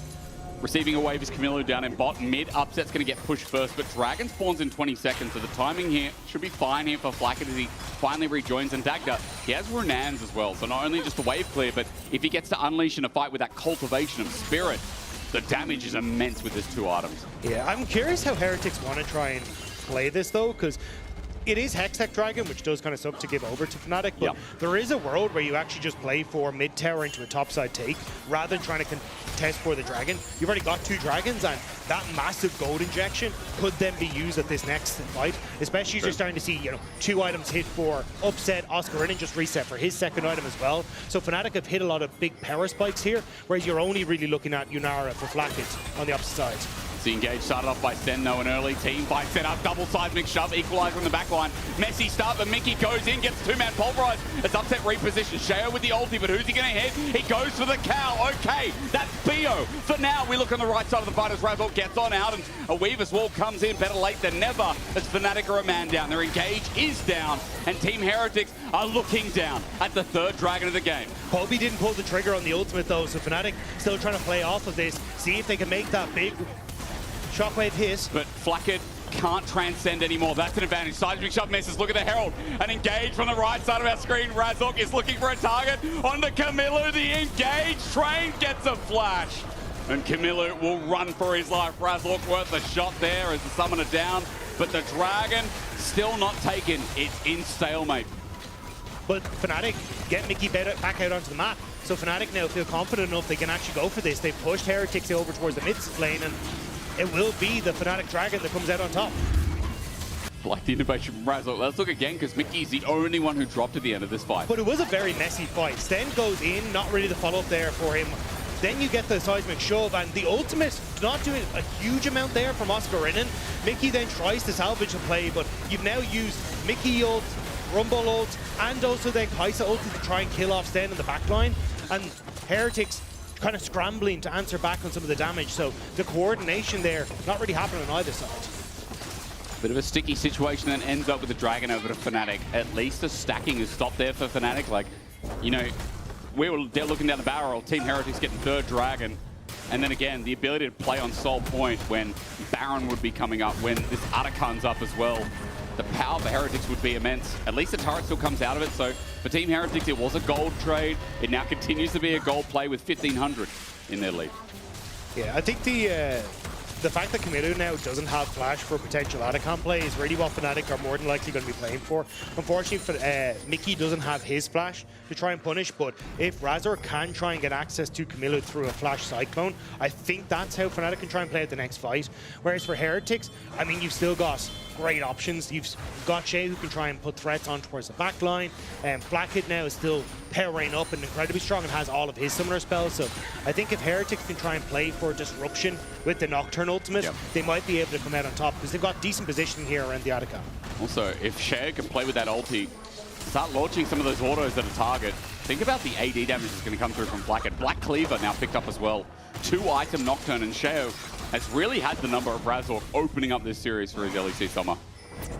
Yeah, Sheo's had a fantastic game, and it's definitely been the thorn on the side of Fnatic as they try and set up. And even now, just the fact that they've forced Fnatic to try and bounce between both mid and top lane, thanks to that double semi-global you have between Shay and Camilo, means they haven't really been able to pick up the waves that they want to. I thought we might get a full collapse there from Heretics onto that top tower, just to see if they could fully finish that one off, but Fnatic can still see being very cautious about how they approach this Atacon. Razork clearing vision, minion wave in the way. Just a quick tidbit. There you go, there's jungle comparison for this game. Obviously, Razork hasn't been able to do much. And as a Wukong, 2,500 damage at 22 minutes. Very, very low. That's kind of the impact here that Razork's had opening up his series. And I do think it also speaks to what we were saying already. The Fnatic game plan has been defense rather than offense, whereas for Heretics it has been very much Sheo trying to be that aggressor and get in the face of Fnatic, but it is kind of time now where you got to try and change that as Stend. There you go. That might be 3,000 damage now. I think Stend would be dead if he did that. That's true, it's probably not 500 damage. 2,750. Atacon stares us in the face. In the meantime, look at those timers. 145 for your Baron. Poby defending top turret. And there are a couple of outers right now sitting on below half HP, so a breeze in the wind to push them down. As quick note, Poby 233 CS at 23 minutes. That guy is choving. Good play here from Upset though, already moving into the bottom side. Oh, the Void Seeker didn't end up hitting Brook though. Just pausing the Dagger because Carlson takes a while to die. 2 items himself, but you can see that Oscar in it means a bit more business as Atacon going to start. Smite goes down first hit for Sheo. He's got double smite, but it's on a ward. Fnatic need to move. Exactly, Upset was on the bottom side. I don't know if this is like if he was spotted or it's just Heretics reading the fact that Oscar in went aggressive, so something was up. Now TP coming up towards his top side. The seismic shove on a clone to start us off. Look at the left side of the fight at 3k. Atacon going down, zoned out well, and the smite will come through. It's actually auto to death with the shockwave from Poby. Hits a 2-man. Exhaust while Blackhead run through his life, while the right side of the fight is Carlson taking on the world, but the world won. Fletch over the wall. Stend escapes. Camilo's slow, but he's out too. Team Heretics, Atacon versus 1 for 2. Dagda, that's worth any day of the week. Heretics are delighted with that play. I think the call was essentially Heretics were like, hang on, Oscar Innen has been playing super passive, suddenly he goes aggressive, there has to be support on bot lane, pull the trigger on towards Atacon. And Fnatic try to get into position, but you can see how spread out they are. Upset is only shown up here, but the fight is on the bottom side, you got a fight on the top side, and Fnatic want that wombo, which doesn't really come through. Flacket is able to shift back into safety underneath the tower. On the top side, you called it Carlson, able to take out one more member as well. So Heretics are able to spread Fnatic thin, playing these small skirmishes that actually favor their squad, and then retreat back to the safety of having that turret there as that net. Which is really repeated on us this game, hasn't it? Like, Team Heretics have been playing the map through and through. And Fnatic, it's not that they look dizzy, it's just the fact that they're either slow to these movements, slow to these engagements. For that person that rocks up at 7:30 for a 6 o'clock house party, the food's already gone, the drinks are halfway through, and they didn't bring anything, Dagda. Look, I was just fashionably late, okay? It wasn't you. It wasn't you. You're never like that. You're always on time. I would never. Guys, Dagda, what a gentleman. Let's pause. Dragon's up, though. Started by Sheo. Heel's actually burnt. Blackhead gets out of the way. Fnatic getting zoned out. Camilo doing a good job. The Seismic Shove won't connect, but it sends Fnatic away. They're going up towards Baron, but this will be third Dragon. Fnatic not even close to starting that Baron yet. They just need to start it. They try and base Heretics in, but Carlson happy to face check this. Oscar has to give space. Paranoia's up. They can run in. Razork at half HP. Mickey taking damage as well at 1100. Carlson, the front line that can walk in. No fear in his eyes as the Weaver's Wall zones out half of them. Razork with an ulti, but it's suboptimal. He gets blown up as Upset into the backline, but Paranoia strikes then with a Magnet Storm. He'll be crying tonight. A double over to Flacket as Carlson takes the rest. And Team Heretics, this game, they know what's best. Even Heretics! Our Baron is on the side of Heretics. You see there, as they all try to escape, the Weaver's Wall comes through, and Baron pulls Razork back into the middle of the pit, which means he desperately has to try and engage to just save and salvage something. But it sets up then for Heretics to steal away the Baron as Fnatic started off. It's Poby's debut, it's Poby's story, but in game one, it's so far from the sword. Let's watch it again. Yeah, but watch this wall. So as Razork tries to escape, the pullback means that when Razork tries to flash the wall, he's not actually in a position to get over it. So he ends up trying to very quickly do something. Upset then tries to save the play as well, but is completely on his own as the rest of Heretics come through. So it was just a fumble of plays. Okay, we censored that, I guess. we probably censored that, hence no audio. But Flacket looks excited, and why not from Heretics?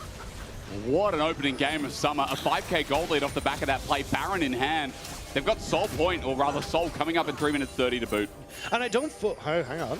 Shao going to find Razork because he comes through here. He's just going to walk at him. 2 levels the difference. Fear about to find his mark as well. Not the clone, but the real thing. And Paranoia again strikes him. Cyclone, but Poby can't get the finishing damage onto Flacket. Crashdown stops him in his way, and Poby needs retribution here. Fnatic needs something, and understand they'll find exactly that. Poby gets his first kill of the LEC, but for Fnatic, it only stops the play that's hurting them so much. Upset cleanses away. Shao's also nearby, but it stops there. It is a trade of blood, Sten for Razork. Yeah, Poby's trying to keep Fnatic in this game.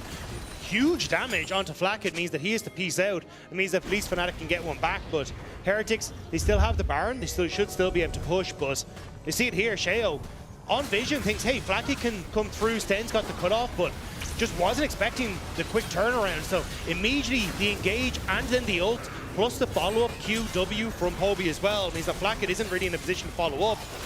And Fnatic then able to collapse on towards Sten, who's kind of left as the sacrificial lamb, so that then the rest can escape. Well, a bit of gold back, but it's really not enough. Look at the gold differences for each and every lane. Look at the Infinity Edge that sits there with a noon quiver for Flacket.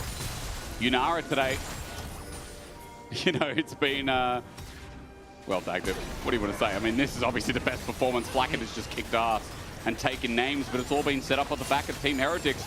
Obviously did a lot of prep in the off-season. Worked on, you know, what you're saying, one of their weakest elements. Yeah, I think it's just been really good reads from Heretics as to where they need to be. Yeah. And then capitalizing on mistakes from Fnatic. As now Heretics, this is exactly how their composition is set up. You try and play for Camilo pushing in on one wave. Shale, as you can see, just sitting in between both of these waves, means that he can ult to wherever he needs to go. Paranoia might just be to zone off, but a Weaver's Wall shows you that Team Heretics are serious. But an engage from Mickey with a 3-man shockwave sets Razork to find them all. Upset on a shutdown on a Flacket. That dive was huge. Carlson ulti's out, but he's free food. A game ain't over till it's over till the Nexus falls, and Camilo might see that as he flashes over the wall, but Poby there to match, sidesteps the seismic shove, and with movement speed coming from distance, all it takes is one more ball, and Camilo will drop another shutdown over to the GOAT. Fnatic finally find the combo that they've been looking for. Heretics use everything to try and get the tower, but it means that Fnatic, when they pounce, Heretics just have nothing to try and disrupt the play.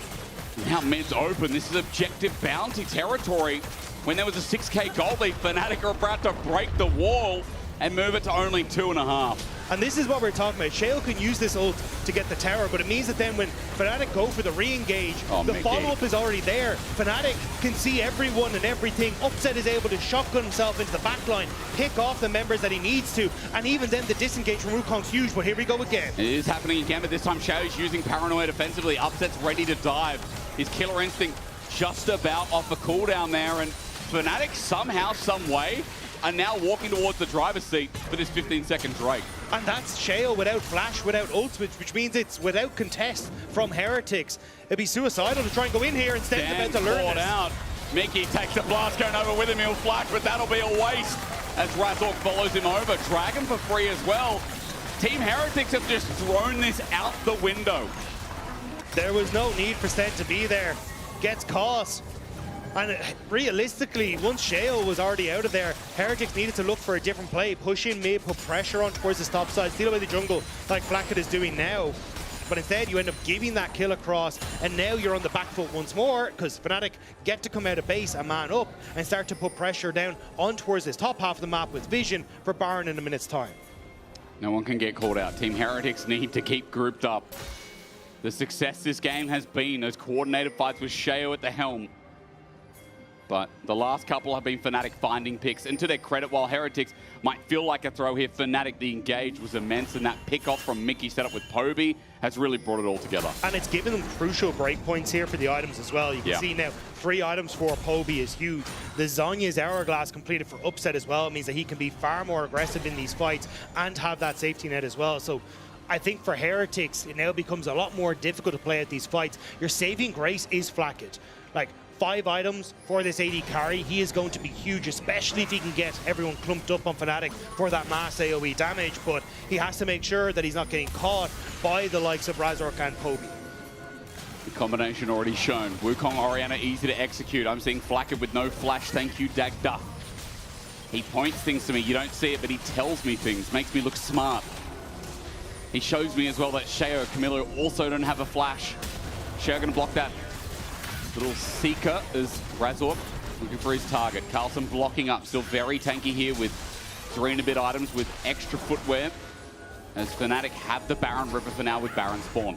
Yeah, you want, as Fnatic, to try and take the fight in this kind of choke point, so that then you're able to keep everyone in Heretics grouped up, and it makes it significantly easier for you to try and have this big wombo. But the second you start kind of ceding control, it makes it a little bit more difficult. Carlson starts this off though. He rams in as Weaver's wall is out again. Fnatic on the wrong side of it. They're split away, but Poby has the range over the wall. Sheo's already pulled the paranoia out as a bit of damage onto Team Heretics jungle. Razork has flashed in. Shockwave finds none of them though, but it's still going to be mitigated by the fact that Upset has a death wish. He wants Team Heretics death rather on a silver platter. Camilo Sten, the last remnant here in Fnatic.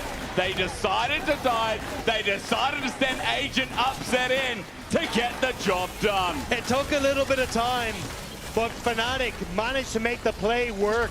The dash from Flacket only keeps him momentarily safe from the shockwave as Mickey wants to keep it up.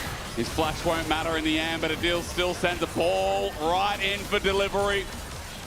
This will be the end. A game that Team Heretics had in the palm of their hands that Fnatic had to execute the clenched back, and Sten, his Magnet Storm will be in vain. An ace, a 9-1-4 Kai'Sa, a debut for Poby, but man, I'd be lying if I didn't say that Upset carried the hell out of those fights with Mickey. Incredible comeback from Fnatic. Heretics just getting a bit greedy at times, overextending, getting caught out, thinking they could make picks happen that weren't there, and somehow Fnatic punish them and bring it back from the brink. And of course, it's not fair. I mean, Poby, his ball delivery was fantastic. His timing was great, all but the last one. There are a lot of elements looking together. I think the last one was just the ult dash to get away by Flacket, which is great timing, but just still wasn't enough. We're just going to send to this strange man who we let into the studio with a microphone. After that, security will escort him out.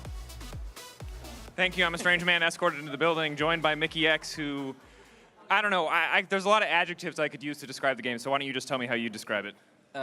Interesting. Interesting is a very good way to describe it, I would say. Strong start. What needs to change in Game 2 so that the Fnatic fans here aren't having a heart attack? Honestly, it just comes down to the draft once again. Grabs out himself, but we pulled through regardless. So if he can step it up a little bit, it should be a clean one.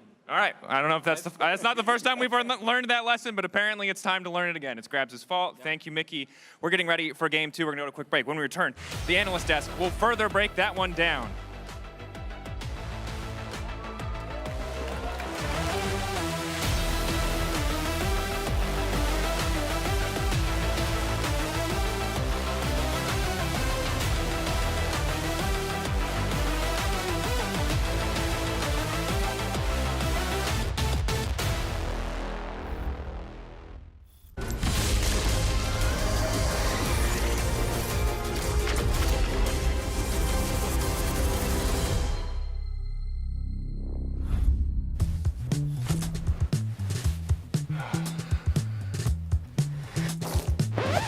Damn it. Hey, Dragos, you ready for the... Oh, that doesn't look good. Wait, I have a solution, but you have a break. I will be right back. Just wait.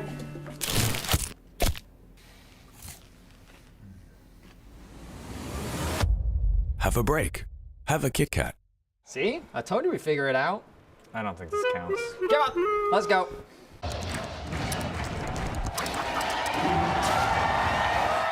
Red Bull gives you wings. We're now approaching the final pick, and what a ride it's been. A moment of hesitation, but we're getting closer to the game changer, and what a legendary journey we've been on. I mean, there's so many excellent options, but one of them has to be a perfect fit. Oh, they're about to lock in. Oh, what a pick! What a way to close things out. Book your next hotel stay in Madrid with Marriott Bonvoy. A check-in at every checkpoint.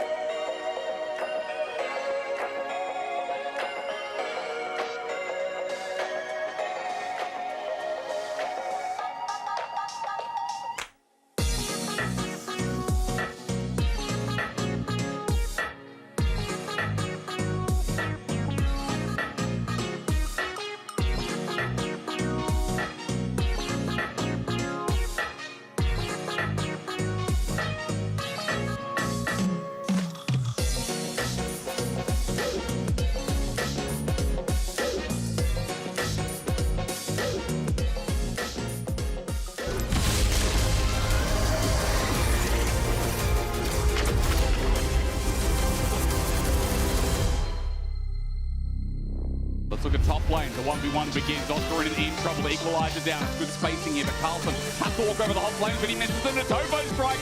Right in the thigh gets Chris up. You hate to see it.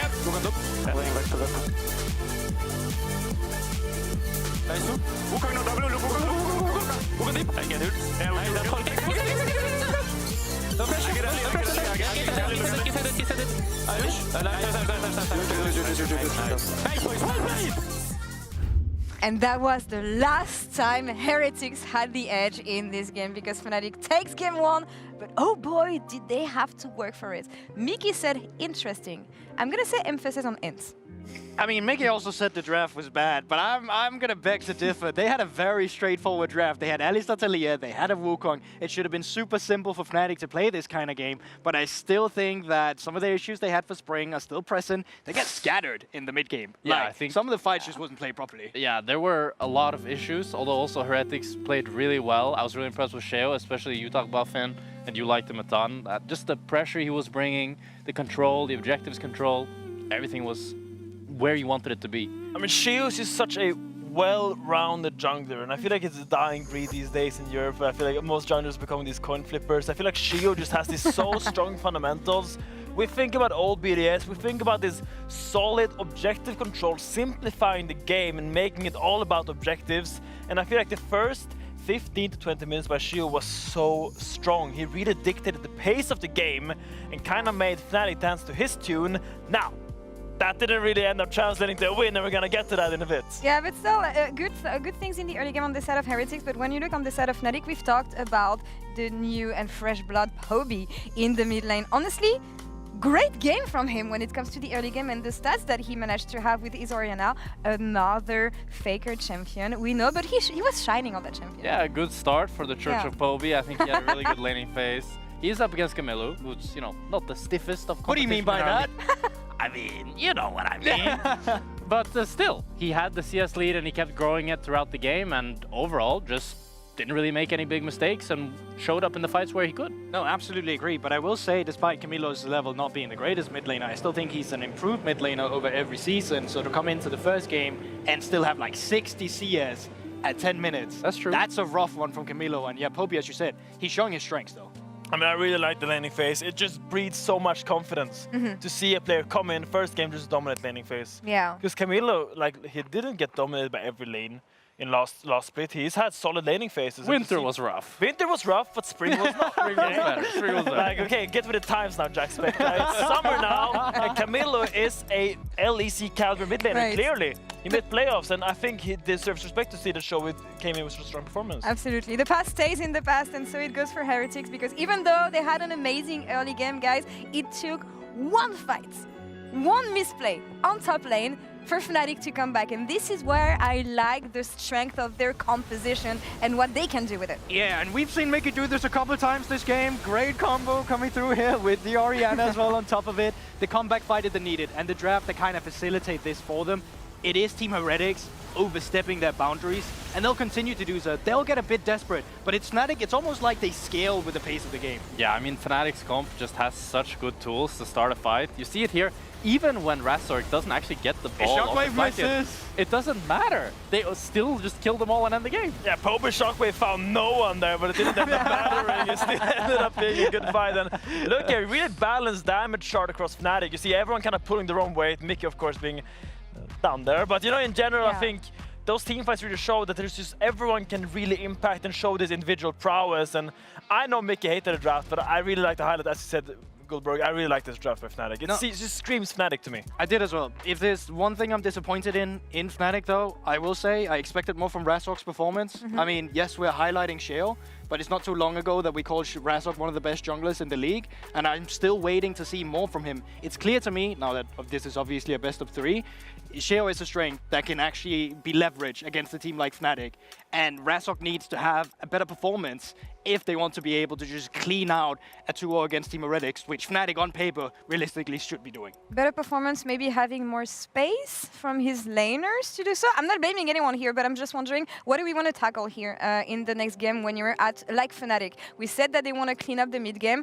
I feel like things start from the very early stages of the game here. So what do they need to do to cut Shio in his jungle? They didn't clean up the early game. So this game, he got double crabbed because he didn't actually path to the lane where he's going to end up on. This game, Shio ended up getting both crabs because he pathed towards the lane that was swapping away from him. So that means they're going to be on the other side of the map where he's pathing from, so he can't contest the crab anymore. And this is like a kind of a silly mistake. It doesn't need to happen. And in general, I need him to play on the side where his strong laners are. Again, if they do go for these swaps early game, you need to make sure he's on the same side and his camps are cleared on that side where Upset and Mickey ends up. It definitely feels a bit weird as well, because usually when you have the winning mid laner, it's really easy to play jungle because you can always invade raptors, you can always move around with your mid. But despite Poby dominating, it was still Sheo, the one that was actually invading Razork, taking his camps, getting leads, getting objectives. So overall, step up from Razork is definitely what Fnatic needs. Definitely some synergy improvements that we need here from the jungle duo. GB, closing thoughts on Heretics, because you're the Heretics merchant here. You believe that they can make a splash in summer. Game 1. You guys were shaking. You guys thought I was going to be right. Yeah. Surely they can take it to Game 3, right? All right, we're going to send it over to our caster minions for the next game. Take it away, guys. Thank you very much, Pool Party. All right, game 2, let's go. And by the way, we're hopping in the spa after this. There is no way that the analyst desk gets that all to themselves. Yeah, I do feel a little bit like that Squidward meme where it's like, why are you not in uniform? Because you said we're caster minions and it's only you. When you say the meme, you mean looking out the window, like out of his home window? No, there's like a, why are you not in uniform? And then he squeaks off and SpongeBob. Yeah. No, I was thinking him looking out the window and the analyst desk of SpongeBob, you know, running across the lawn. Yeah. They announced it. There was a cool game yesterday. And David Hasselhoff was in it. Sorry, there's a new SpongeBob game? Yeah, there is. And David Hasselhoff's in it. That is fantastic. Like, well, he does the song for it. I don't know if anyone saw the showcase. Absolute banger.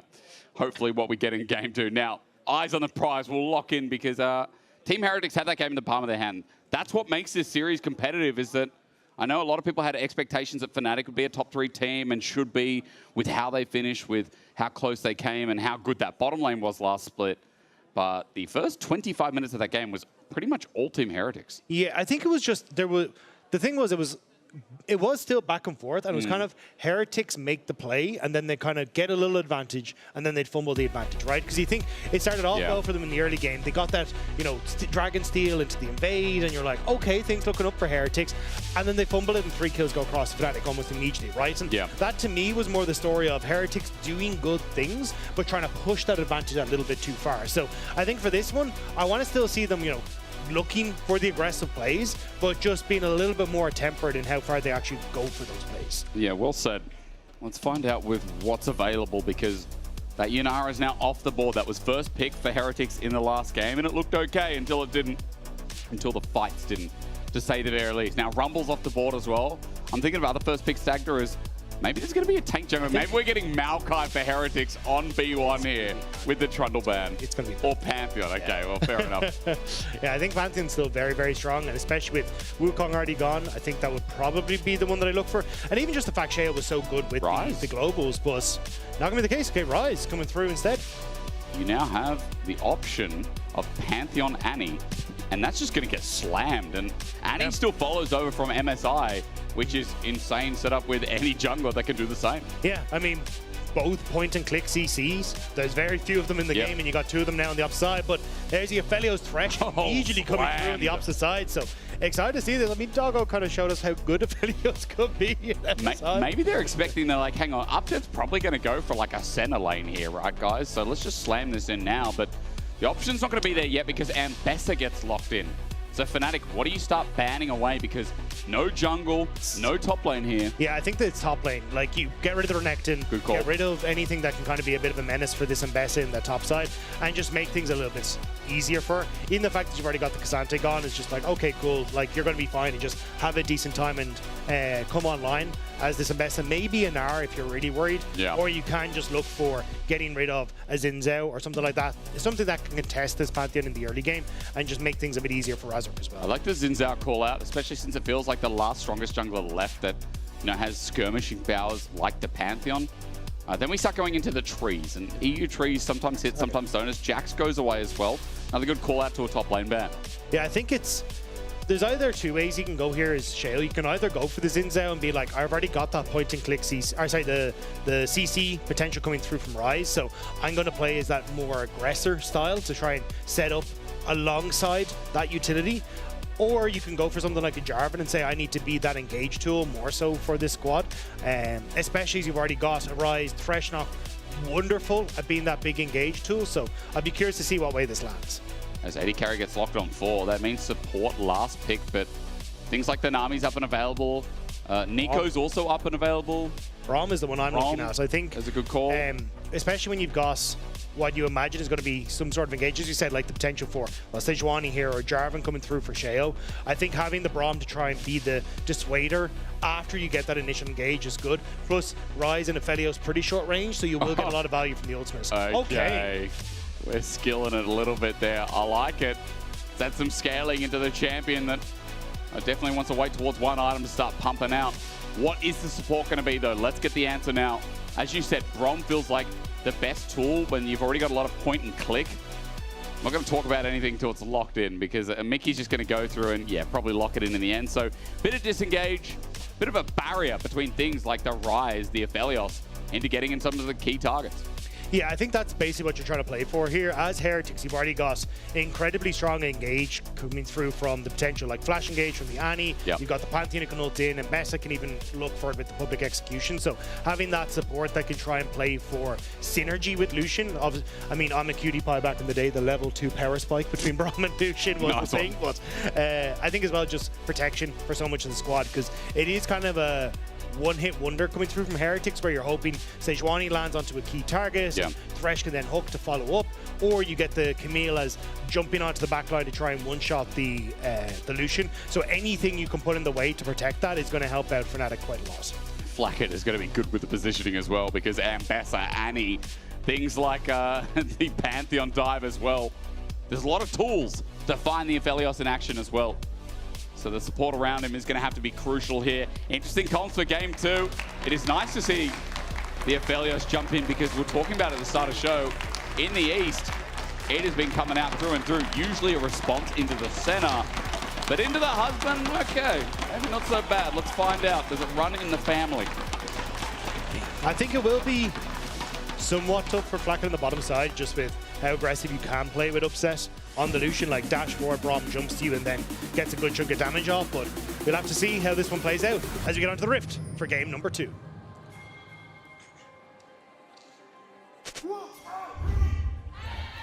Welcome to Summoner's Rift.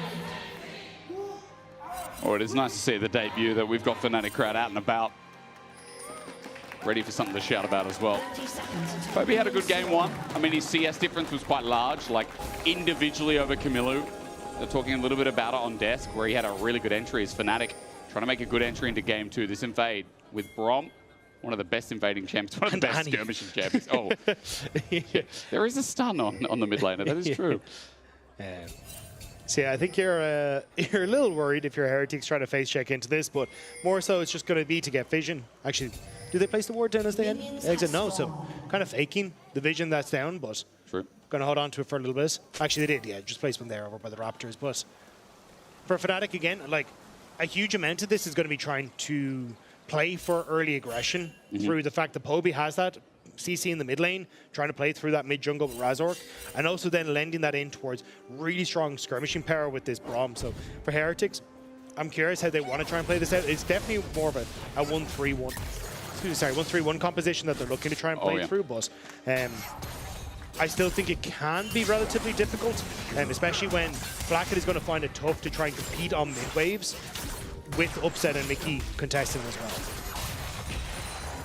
Yeah, I feel like we're going to watch jungle intervention as usual. Sound like a broken record, but this game especially, top side, that's where Cher has the most synergy. Is you've got double range bot lane here, and it'll be interesting to see how Razork gets into the game. Already the range advantage doing well as Team Heretics is using the base damage to try and bully down Fnatic, but it does feel like Upset's pushing for 2 first. Well, he's pushing very heavily because look at Razork's path in here. He's gone for his wolves down into his blue and also his Braum, so I think they're looking for an invade on this bottom side because Poby has also pushed pretty aggressively in this mid lane, but we'll have to see if that is going to be the plan, although he looks like he's hovering more to go back up towards his top side, but could be a potential there.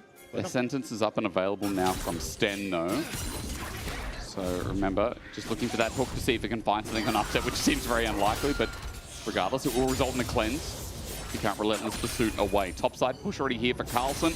Slowly but surely, as his jungler is pathing away, and Sheo is just clearing down his bot for now.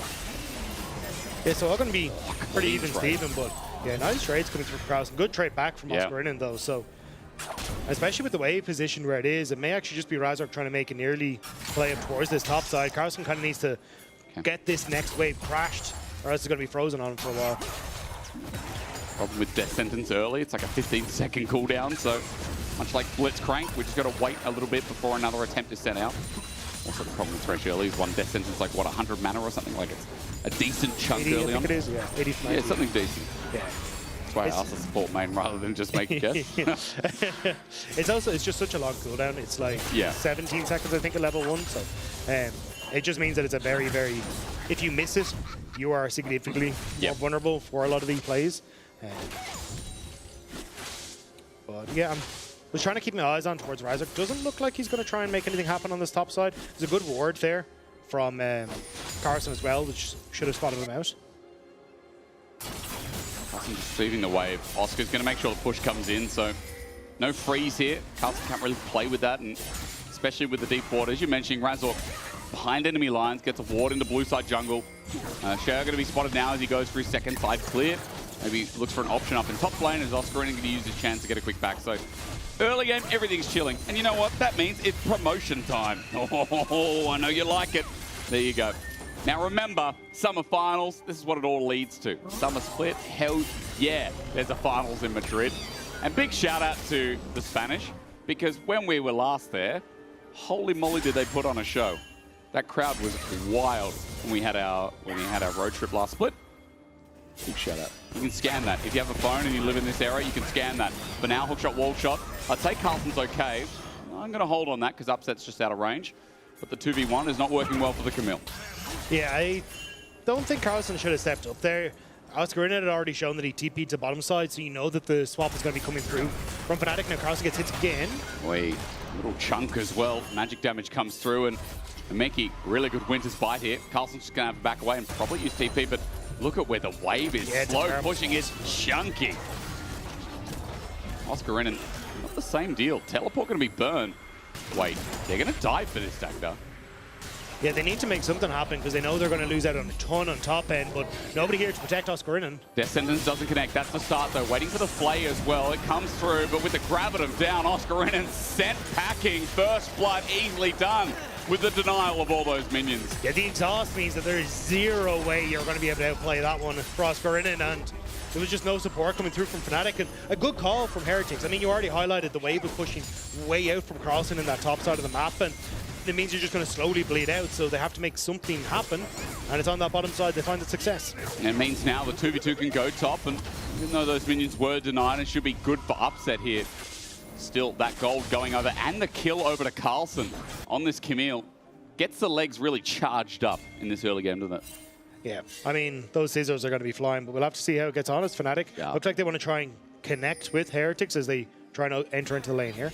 It's very scary when you watch The Kingsman, you know, the movie, and the start of the movie. Oh, yeah. Oh, that's R-rated, so make sure you got accompaniment. Actually, you got to be 18, I think.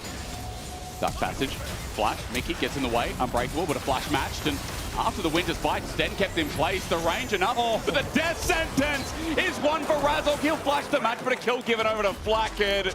Sten's dying breath puts one in the hole. Yeah, you'll take it as that, as Heretics. The fact that you end up getting the aftershock there from Sten keeps him alive just long enough to get underneath the tower and set up for another play, and now Sejuani in the area as well to make sure Flackhead can actually crash this wave, and Fnatic can't keep this freeze up any longer. Mickey's going to try and hold it at the very least, but yeah, not enough minions. It's too close. It's going to crash anyway, so nicely done. And you know, Sten, someone who received a bit of criticism at the start of the year for coming into the league, when a lot of people saying maybe he's not LEC ready.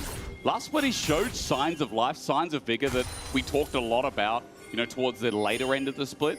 I feel like Sten already not too bad of a start considering his engages last game.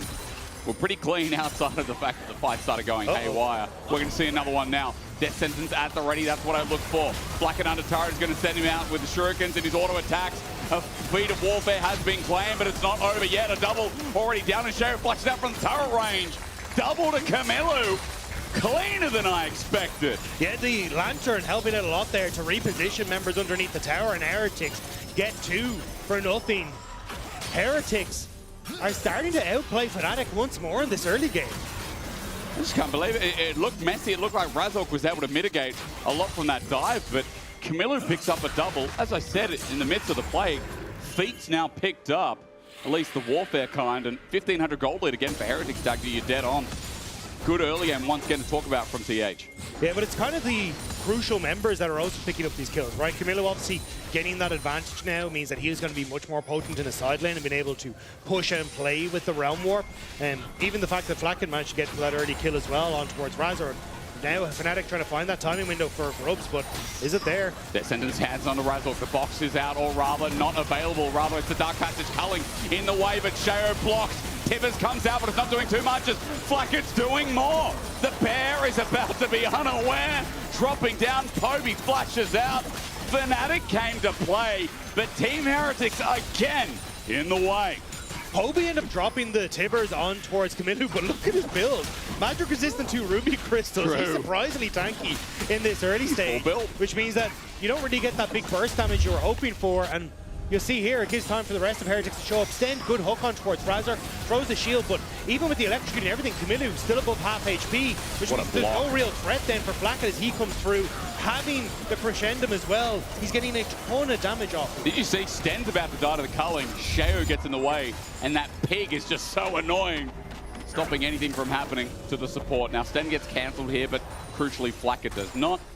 I mean, Sten will take a little bit more time to go back, but as you said before, kills were going on crucial targets. Again, can be the same. Same to be said, Flacket, 2 kills. Another one over to Camilo. 2.5k gold lead. Team Heretics, the improvement, really showcasing here is the early game. There's a lot to spruik about. Yeah, I think this is where, again, you kind of get to open up as how do we want to try and play? This is Heretics, because we definitely have the advantage. All right, let's set up this 1-3-1 that we were looking for, right? Carlson now in the side lane. He's been slowly farming up. He's got a good lead against Oscarinen. Oscarinen can't go really toe-to-toe with him in the 1v1. Now with the Rod of Ages complete on towards Camilo, I don't really think Poby can commit to that side lane either. So this just becomes very difficult now for Fnatic to gain access to the map. Dragon is up and available, but I think for Heretics, just continue to play for sides as there hasn't been a Dragon taken all game. Yeah. I don't really feel threatened by Fnatic using that as a win condition. As they move down bot, on Vision, Fnatic up for the time being as Flacket has free reign towards mid. Poby just sits there farming what he can. He's got a bit of a lead again in CS, but it's not going to matter much this game when his opponent is so far ahead. But it's Camilo who's winning in the top side because he actually has that push now. Yeah. And he's the range discrepancy as well. So pushing the wave, he's going to start to chip away at this turret. That's why you can see Fnatic now trying desperately to re-look for where Poby's going to be positioned on the map to go up against Camilo. Oscarinen may need to TP down to this bottom side, honestly, to try and break, because again, Carlson set up a nice freeze for himself and he's just slowly starting to gain more resources. So Heretics playing the side lanes better and positioning the map better than Fnatic right now. In this game as well, I mean, similar to last game, I guess, we're talking about a front to back, but you talked about the individual setup for the team fight here. You talked about what Sejuani does and how they find picks with Thresh as well, right? But the 1-3-1 that you've been talking about all game, if the game is chill, and a 1-3-1 is at even neck, you know how Camille scales, you know what Rise does. Lots of wave clear as it comes towards second, third item, and the ability to continue these dives, which makes it so easy when you have that push. But I think it's Fnatic who are going to continue these dives. Push under tower, Razork is here. Tippers was already out, Camillo's a little bit low. Something on the board for Fnatic, second kill perhaps, setting up with the shield and a pierce, a spear. Razork for the chase, finds it with a shutdown and his escape. Okay, Tom Cruise, take it easy. Second kill over to Fnatic. Jumps into the helicopter, gets to the landing zone at the last second. Carlson was on the way. But still, nice play from Fnatic to get a kill back, at least trade something for the Dragon. And Carlson also burning the TP a little late to get to the top side. Means that now that Summoner spell has gone alongside Camilo's flash. It's a kill. At the very least, it's mitigating and getting a bit of gold back into Razork, who in this early game, I mean, complete polar opposite, isn't it? Sheo had his number on that Nocturne. This game, at least, Razork has a bit of damage on a champion that needs it early on. Double Ruby Crystal is the buyback after picking up. Yeah, I think the fact you've now got both TPs down signals that Fnatic might have a moment where they can try and bring it back into this game. Because you now have a point where you can try and play for Rift Herald that's in 2.5 minutes time, having both of the summoner spells up and available to get around the map. But that commits a lot to, hey, can we get control of the map? And Heretics want none of that. Razork just trying to get his wolves though, as Heretics are playing this side of the map and playing towards Camilo this time. Good coverage as Ward spots their escape, but Heretics are here, grouped up as 4.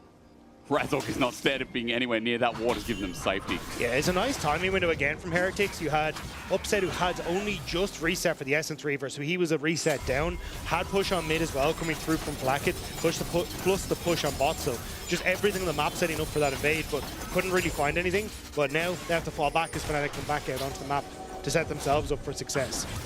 Nothing up for a little bit. Look towards top left. 150 towards that first herald of the game. Carlson, all in, is quite nice. Onto Oscar with Trinity Force. That Camille means business, and there's no Eclipse for Oscar in, there's no shield. Carlson has Hextech ultimatum. This could be a dive if he plays his cards right. Yeah, I think he's setting up for that because Sten was starting to move up there. He's now gone mid to protect Aphelios instead. And here we go. This is going to be a dive. It's good burst. Carlson shield, but the ulti out from Oscar. Does he really want that? The ultimatum, even with a whip from Sheo. The scissors connect and Carlson gets the auto trade. Teleport in though, it's not done. Poby with Tibbers with Flash, and it's going to come out only onto Sheo. The pig in the way. The girl dropping fire, dropping heat, and Tibbers zoning out. Sheo is dead meat, and Povey's just going to wait. Over the wall, gets charged into, but Povey with a shutdown, finally on the board for the mid laner. But the problem is, Povey's now TP top. He's already lost the majority of the wave. Camillu's pushing bot, so Camillu's going to get the tower. You're losing the rest of this wave on the bottom side as well. And you just went 1 for 1, right? And now you're down that summoner spell. So I think for Fnatic, it's not really worth to try turn that play around. I think Heretics, at least not getting the tower, will help a little bit, but you could have used these TPs for these upcoming objectives and tried to get a little bit more. And further to your point, in a 1-3-1 comp, when you have TPs up and available around objectives, which 2 minutes on the board, if you can look at my little circle, boom and boom. Great circle. They're going to have it for Dragon, right? And at 1 minute 50, side laning being so important, Carlson has that flexibility. So, again, set up here for Team Heretics as they trade 1 for 1 and get those minions denied. Yeah, it also means that the way you can set up now is slow push here on the bottom side with Camillu. You can start to threaten that tower. You can also have, so basically you can threaten with Camillu on towards the tower. You can also threaten on towards, hey, I'm going to run up river, and I'm actually going to look for an ult to try and put pressure on towards upset, which is why Razork has to stay around mid.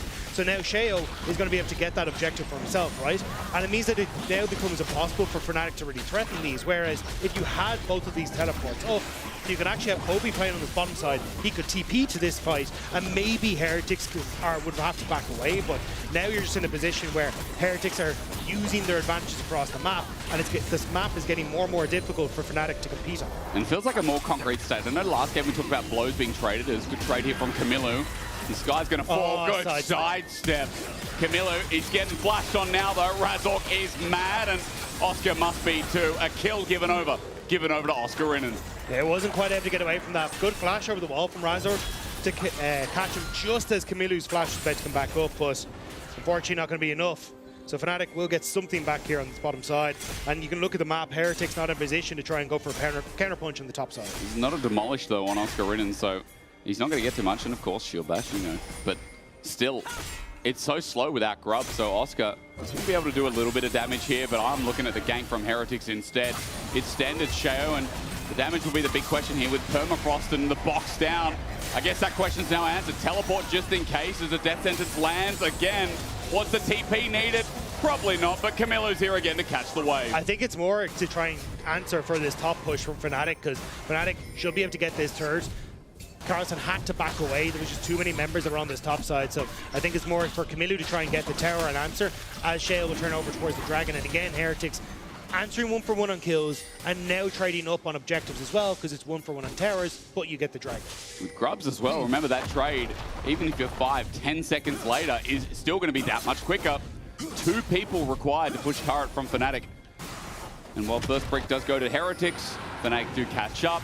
3k gold still the lead. Double Dragon again start here for Heretics. Like, there's still the book in their favor. They're going to get mid lane tower as well here. Look at the collapse that's coming through. Upset just can't stick around here by himself. Oscar Rinnan has to defend the tier 2 and it's just gone. And that's even without using the Rift Herald. So now you actually get to use this Rift Herald for one of the tier 2s, which is far more valuable, especially if you can take it down and get that gold early. It feels like we're glazing Team Heretics a lot, but I'm fine with that. Like, it's good map play. Both games have had really good map play, and you know, there has been a lot of question behind the scenes, right? Like, where will Heretics finish? What do Heretics look like this split? Because again, they finished with the same roster.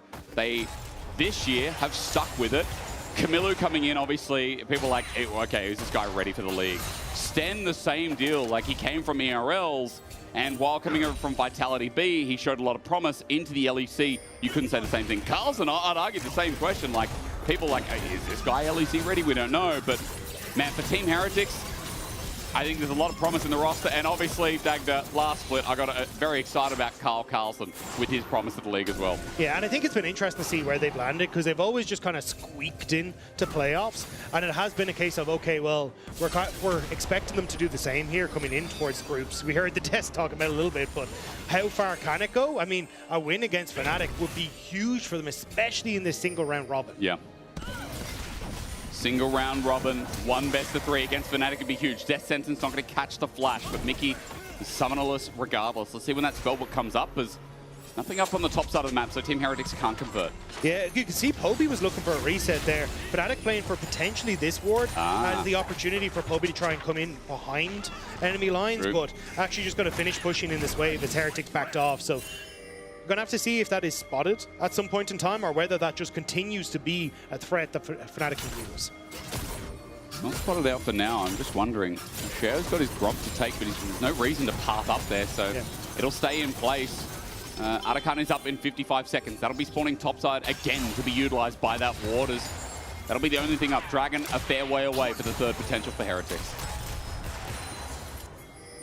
Yeah, I think Heretics, though, are doing what they kind of need to, putting pressure on towards this bottom side away from where the Arakan is going to spawn. And, hang on. Yeah, that's disrespectful. Camilo right into a Tibber. And Camilo dies. Exhausted is Flakked. The fight's not going to stop there, though, as Teleport coming in, and Pantheon is going to descend. Flakked separated from the team. His cleanse keeps him alive for now, but his flash will get him to safety. But at the very least, Mickey in the way with the Winter's Bite. And Fnatic have crushed in their Blight. Big mistake from Camilo. Yeah, again, you have these big winning plays from Heretics, but small mistakes, small overextensions, and it's costing them big time. Fnatic now moving up towards this top side. Poby going to TP in, he's going to push the wave, and that's going to be Arakan for Fnatic. He got Rod of Ages passive, and he just thought he was an angel or something, unable to be CC'd, unable to be killed. Just walking up to an Annie.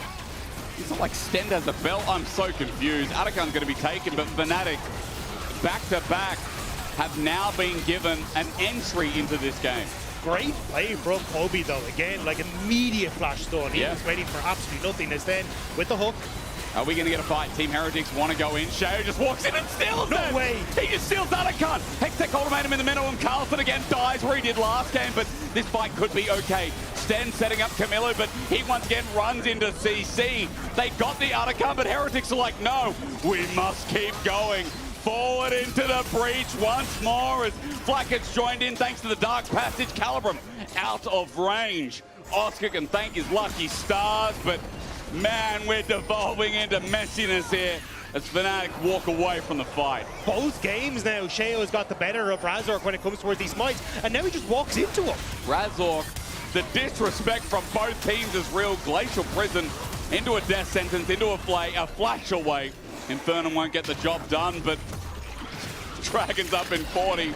Herald doing some damage top. Feels like Team Heretics, that's a natural progression after he just walked in. Yeah, Mickey basically trying to keep Shao out of the pit, but there's no one else to really help him. And the Oscar in and goes back there to try and go on towards Carlson, but Shao just walks in then, steals the objective, and both Upset and Poby go so low off the back of the damage. Upset actually goes down, and it means that, yeah, sure, Oscar is able to finish people off, but they're just waiting here for the Aphelios to walk up. Sen gets the hook, Lanterns in the Aphelios, and then they're able to tear through Fnatic. The fact they got the Arakan is huge for them. I mean, it's such a big injection, and we're fighting again. Remember, it's third Dragon. Infernal Soul looms, and Soul Point for Team Heretics is now on the cards. They have full control of the river. Fnatic are backing off, and with what was used in the last fight, it seems to be enough. Team Heretics going deep for this one as Razork tries to take Gromp away, but Stand is on the march. It's a Realm Wolf as well. Hook shot, Wolf shot, no ultimatum, but with a hook in and a box down, a play through. Razork kept in place, through and through. Shao gets the kill as Razork has dropped down to his knees, but Carlson jumped in under a turret with a culling in the way. Okay, Heretics still have an 80 carry. The turret's still going to go down. Carlson just likes going forward.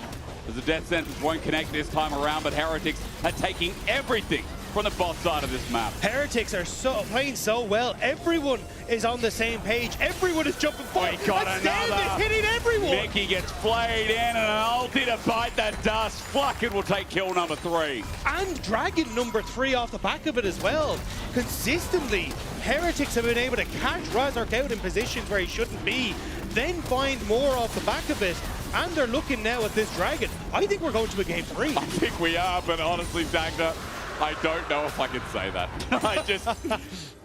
There was a will, there was a way in game 1, and in this game we've seen that Team Heretics are not infallible. Okay, they're not perfect. It's not the cleanest League of Legends, but hell, they do like setting up their fights. They do like pressing buttons. I think the only silver lining here for Fnatic is that a lot of their flashes are going to be coming back up momentarily, right? And when you have a flash on the Annie, you have a flash now on Mickey, potentially if you can buy enough time for Razork to come through in a minute 20 as well, maybe that can be the difference maker, but it still becomes incredibly difficult because Blackhead already has the cleanse as well. Yep. So him as a target is going to be tough because you've got the redemption from Sten to keep him topped up and alive. So you're kind of looking at these tankier members to try and one-shot here as Poby, or at least set up for the stun into the follow-up, but I just don't know if you've got enough in the tank realistically to try and follow through. I'm excited to ask that question though, Dagda. I'm excited to ask what the limits can be pushed. Is third item on the way for Flacket here. And that's actually the surprising part to me is how well Upset has been farming. So basically 20 CS lead is essentially even with the Aphelios, and now has finished his third item. So maybe Upset can be that difference maker here in the fight to just be like, hey, I'm the one that can actually go even. And we already saw Poby can do a decent chunk of burst. And the Annie, if she can tick over to 16, can do her job regardless. Mickey and Upset again, showing us what Trial by Fire looks like. Sheo, a new target. Winter's Bite will get the concussive blow to set up, but getting close. Razork ulti's in. There's one with a permafrost from Sheo. Rather, it is a Glacial Fissure, but Sheo just walked back in because he's playing with the box. Taken away. The Dark Passage rather as Sten gets him to safety. Yeah, trying to buy time for both side lanes to push in, but does mean the Sheo doesn't have the ultimate available. Poby now collapsed down to Camilo though. Camilo went deep. It's Tibbers out, but Razork here to support, and Camilo, he'll flash towards the TP. He needs backup. Realm Warp to get Carlson out as Oscar doesn't land the ulti. Carlson here to save the day, say g'day, and say what's up. At half HP, he gets poked out as teleport now. Fnatic bringing in Mickey as well. All right, we're going to group up and punch again. But the thing is, you've now got no flash on Camilo, no ult on Sheo, Camilo, or the option here, I think, to try and continue. Poby has flash. Poby has flash. Poby has flash! And he finds it. Flacket gets to a better position, though. Sends out the equilibrium, the ultimatum, and now with Sheo running forward, all it takes is back to front. A hook again. Stand on his thread. Sets up for Flacket as Carlson takes down Mickey in the top of the map. They tried desperately on Fnatic to find their moment, everything thrown, but the fact that Razork and Oscar Rinnan's ultimates were down, they couldn't really find that success.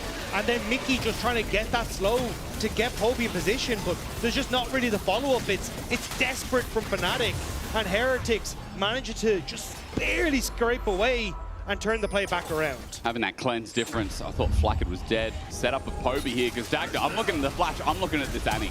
Yeah, the Flacket though has been phenomenal with these cleanses. Second time now, it's been milliseconds as that goes off, and now you can see here Heretics, they just get to play back.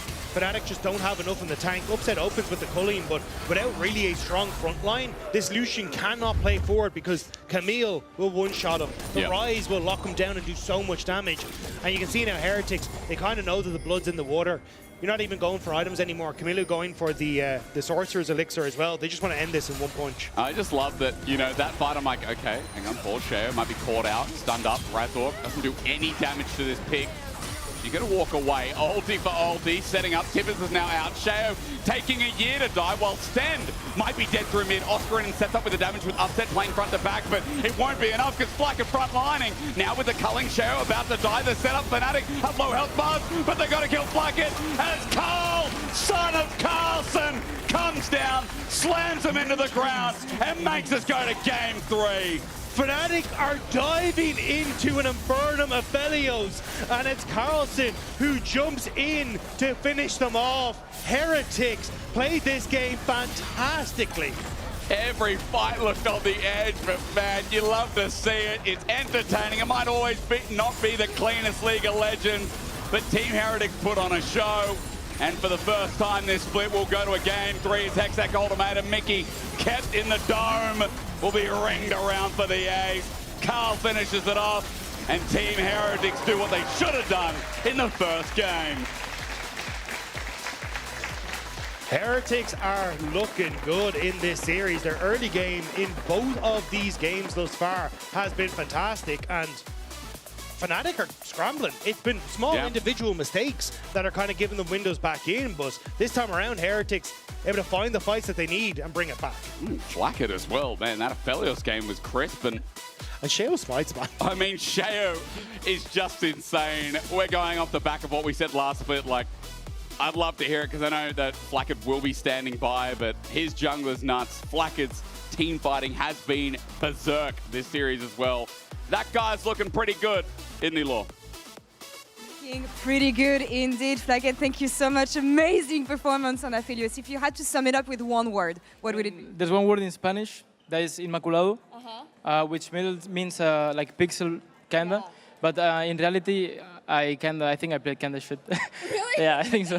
I think so. Yeah. Oh my God, you won when you were not able to do it the last game. What was the difference this time? I mean, I think first game we were like really, not confident enough, I would say.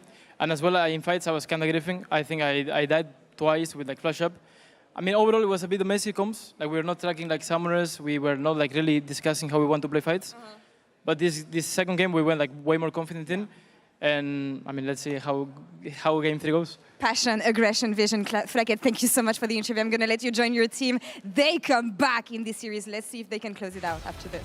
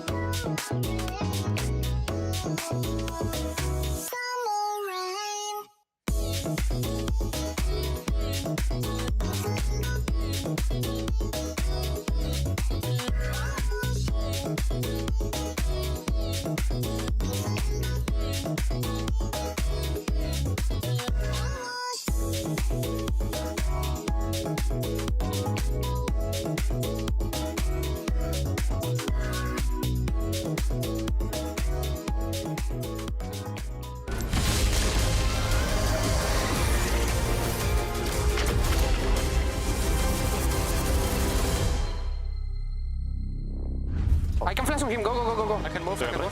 Okay. Use no flash for 10 seconds. Okay, all you guys, all you. Here's up. Nice.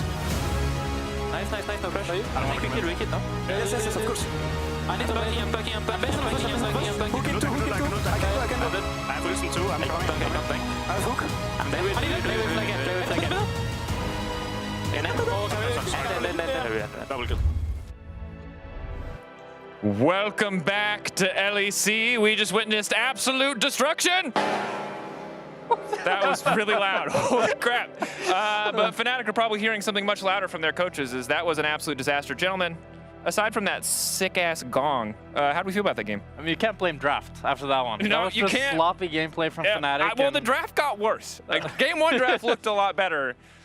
But this is the second game in a row, correct me if I'm wrong, where it has been an absolute blasting.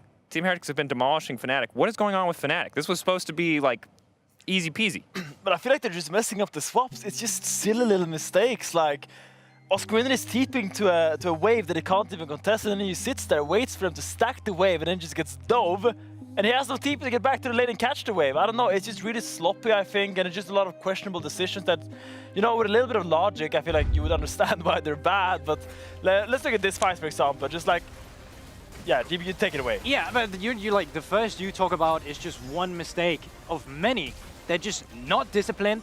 It feels like they are just forcing themselves to make way too many plays. They're not first in the ball. I mean, kudos to Camilo. He bounced back a lot. He made a lot of plays with his rise from the mid lane. Sheo is still the driving factor of the team. This time around, he's not the one power farming. Rastok actually did a good job power farming. But Sheo is the one who's just making sure that the team can make plays. And this bot lane for Team Heretics had a fantastic game. And it felt again a bit like a jungle diff. I don't know, Sheo is just making more plays happen. Rastok was trying. It wasn't like he was AFK, but right now, Sheo is the one I'd rather have. Yeah, no, 100%. But I still have a lot of issues with Fnatic's team play in general. It just feels like I'm watching some people play solo queue every now and then. Finn talked about the TP. Finn talked about the TP from Oscar down in the bot side, where he's TPing into a wave that he can't even push out. So he might as well just have walked. That could have saved them for the first dive where they got first blooded, right? Then it's the team fights. The cohesion is just not there from Fnatic, and I think they need to pace themselves instead. Because if you're looking at Team Heretics, they're actually stressed.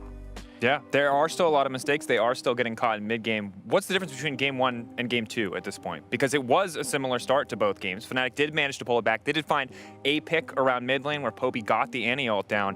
Why were Team Heretics able to convert it, or what was Fnatic lacking in this game 2? I think it was much harder to brute force with Fnatic's comp in this game 2. Like, it felt like game 1, even when the engage didn't really work, they didn't get the ball, it still just pop flack it, one-shot him. But in this draft, it's like much, much harder. And it was like Heretics got this massive lead, right? And then they kind of got a little bit sloppy on the side lanes, and they just kept dying on the side lanes. But after a while, Heretics was like, wait, we don't have to really go push at the side lanes that deep. As long as we play together as 5, just stay around. Fnatic just don't really have any options anymore. And it's just they figured out that on the go, and I feel like that adaptation is what was lacking in game 1, but in game 2 it came in clutch, and that's what they were able to close it up. I think we should just straight up show those early game stats. You have them right here, right? Does this look like a team that allowed the enemy team to have anything to do? Usually you swap objectives. You can get a couple trade-offs in. This amount of gold lead, this Herald, or not Herald control, but the Grob control, the Dragon control, it's just so bread and butter for Team Heretics. I feel like they could just stick to an objective game plan if they want to. But that's also where some of their mistakes are happening, because when they're not sticking to it, they're overforcing a little bit. They are still making mistakes. Does it look like a team that won't make playoffs, GV? Oh, it looks like a team that's going to make playoffs, Jack. I'm glad you're bringing that back up. I think Fnatic look like a team that's going to make playoffs. That's my question to you. That's too Let's look at it. Okay, guys, remember, like, most teams make playoffs, or at least make the cross-group decider match. But for Fnatic, the question, I think, with Poby is obviously you want to see an uptick in performance. You don't expect to see it immediately. But this feels like is this a downgrade for Fnatic? Is this an uptick for Team Heretics? Where like Poby was the problem. Not at all. But maybe not the solution. That is a good point. I don't know. Like, you need a player right now that can make Fnatic a team. Like, it's always been an issue. The issue is the late game is that they make scattered calls. One person get caught, or like a bad team fight happens. It just feels like they're falling apart from a strategical aspect. I'm not seeing a Fnatic that's better at making any decisions. Yeah, I want to see this fight, because it looks like a decent engage by Poby here, but the damage is just not enough to have at this stage. I really like this engage, but now they just keep getting ran down by the Sejuani. It's just so tanky, and it feels like, as we said before, that when Heretics is groups as 5 with their comp, there's just no tools for Fnatic. But even if I'm a Fnatic fan, and Fnatic manages to come back in this next game 3, I'm still disappointed. Going up against the team. Yeah, I mean, that is a very good point. But Team Heretics, on paper, should be a team that you just roll over. Like, I think a lot of people thought today was going to be a 2-0 for Fnatic. Yeah. But Team Heretics, with around Shale, they're just doing a phenomenal job at controlling the pace of the game. I think on the side of Team Heretics, I do want to focus some praise in their direction. We kind of talked about last season's finish on 6th being a bit of a fluke as we look back at some of these key moments here. It's starting to feel like this team is actually just consistently getting better and better, and is looking once again at a potential high placement based on at least these first 2 games. It is one of my favorite projects to watch out of the teams that we've had, because they came in with a roster that a lot of people thought was questionable on paper, but every split they have improved. And I still think we're seeing some of those improvements as well. I want to highlight, like, want to again reiterate, I've really loved the Aphelios Thresh being brought out from Flacket and Sten. It shows confidence, and it shows that you're willing to try and make your own meta down in the bot lane, because it's been a while since we've seen Aphelios Thresh. I mean, it's funny to me because I had both Machuki and Naru as my coaches, and we had a period where every draft they wanted me to play Aphelios because they were like, "It's your best champ, Jack, play Aphelios." So I wouldn't be surprised if it's Naru and Machuki pushing that champion. They might be even more happy with Flacket now instead. Hey, we were winning on the Aphelios, okay? It sadly didn't transition to stage, but it has for Flacket, which is good news. Returning to Fnatic, hopefully not for the final time, but it very well might be, at least in the context of this series. What do you need to see? We've talked about team play. We've talked about some of the individual performances, the catastrophic lane deficits. If you had to pick one thing for them to focus on in this game, what is it? I mean, I can only go what they're talking about. It's the draft. They go into game 3. They have chosen blue side. So now they finally have some agency to kind of create their own rhythm in the draft. Maybe they can get someone they're happy with finally, but I just need to see Razork being a little bit more comfortable. I feel like he's getting a little bit too stressed. Like, if a play goes somewhat wrong, then he kind of tries to overcompensate for that not happening as the way he wanted to, and then it goes a little bit deep, and then it becomes double wrong. All right, all eyes on Razork. See if he can pull it out in the early game, or if Sheo will once again take over as we send it back to our casters for game 3. Yes, thank you very much, Pantless Man. Okay, let's go. Game 3, it felt like Heretics had game 1 in the palm of their hands, and they did really. 6K gold lead. Unfortunately, they threw it away a bit, and Fnatic really grasped it back. But last game, fantastic. And, I mean, Heretics, what a showcase opening up in their first series. This has been fantastic. Like, again, it's kind of small individual mistakes that have given Fnatic windows back in. But overall, they have been smarter on how they play the map and been better at setting up of how they can use the advantages that they found on the map better. And I think at this stage, it's kind of on Fnatic to really pick up the pieces here. It has not looked good. Sheo has been outperforming Razork every step of the way. Smites early game when it comes to pressure on the map, like, he really just needs to step up and find some way to control this early game for Fnatic. It does feel like an astrological gap between Sheo and Razork in this series. Like, not just the walk-in of Smite, but even in game 1, Sheo's Nocturne was all over him. And so you're right, it needs to be a step up here. Some members of Fnatic are trying to pick apart the pieces. Some members of Fnatic are trying to pull it together, but it doesn't feel like a cohesive unit. We're about to move into pick and ban. Game 3. And in Fearless, that's always nice. Getting to this final solution. What's it going to be here? A lot of 80 carries out. Kais is a big deal. Yunara is a big deal. But the vibe, perma-banned here on blue side so far today, it seems, as Gwent will follow suit. Yeah, Varus, I don't think we're going to see much of Varus, to be honest, as this play I'm going to agree with that. To go on, but yeah, I'm curious now what they want to continue. Azir more than likely going to be the continuous red side ban alongside that there, as there it is coming through. Xin Zhao, though, still up and available for those junglers, which was kind of the one that I was keeping my eyes on for quite a while. Like, he is most played in LPL, he is second most played in LCK, so I thought we'd get a little bit more of him, but maybe this is where the party shifts across to him. Yeah, maybe now, right? Fnatic, what jungler do they want? It's like, it could be the only thing open. The Trundle, though, is one of the few things up and available. And it's like on the other side, well, it's going to be Xin Zhao or it's going to be a tank, which the Trundle excels into, while Team Heretics say, nah, forget it for now. We're going to get a strong 2v2 for our bot lane. It does make sense, because I think a lot of the power picks have already been taken away. And if you look across at the eastern regions, there's a lot of Sivir, there's a lot of Jhin and these kind of champions that are creeping in. But we'll have to see if that's what Upset wants to try and go for here. But I still think opting towards Tournament mid again. Wow. Towards matching the early AD carry and support is your best bet. Oh my.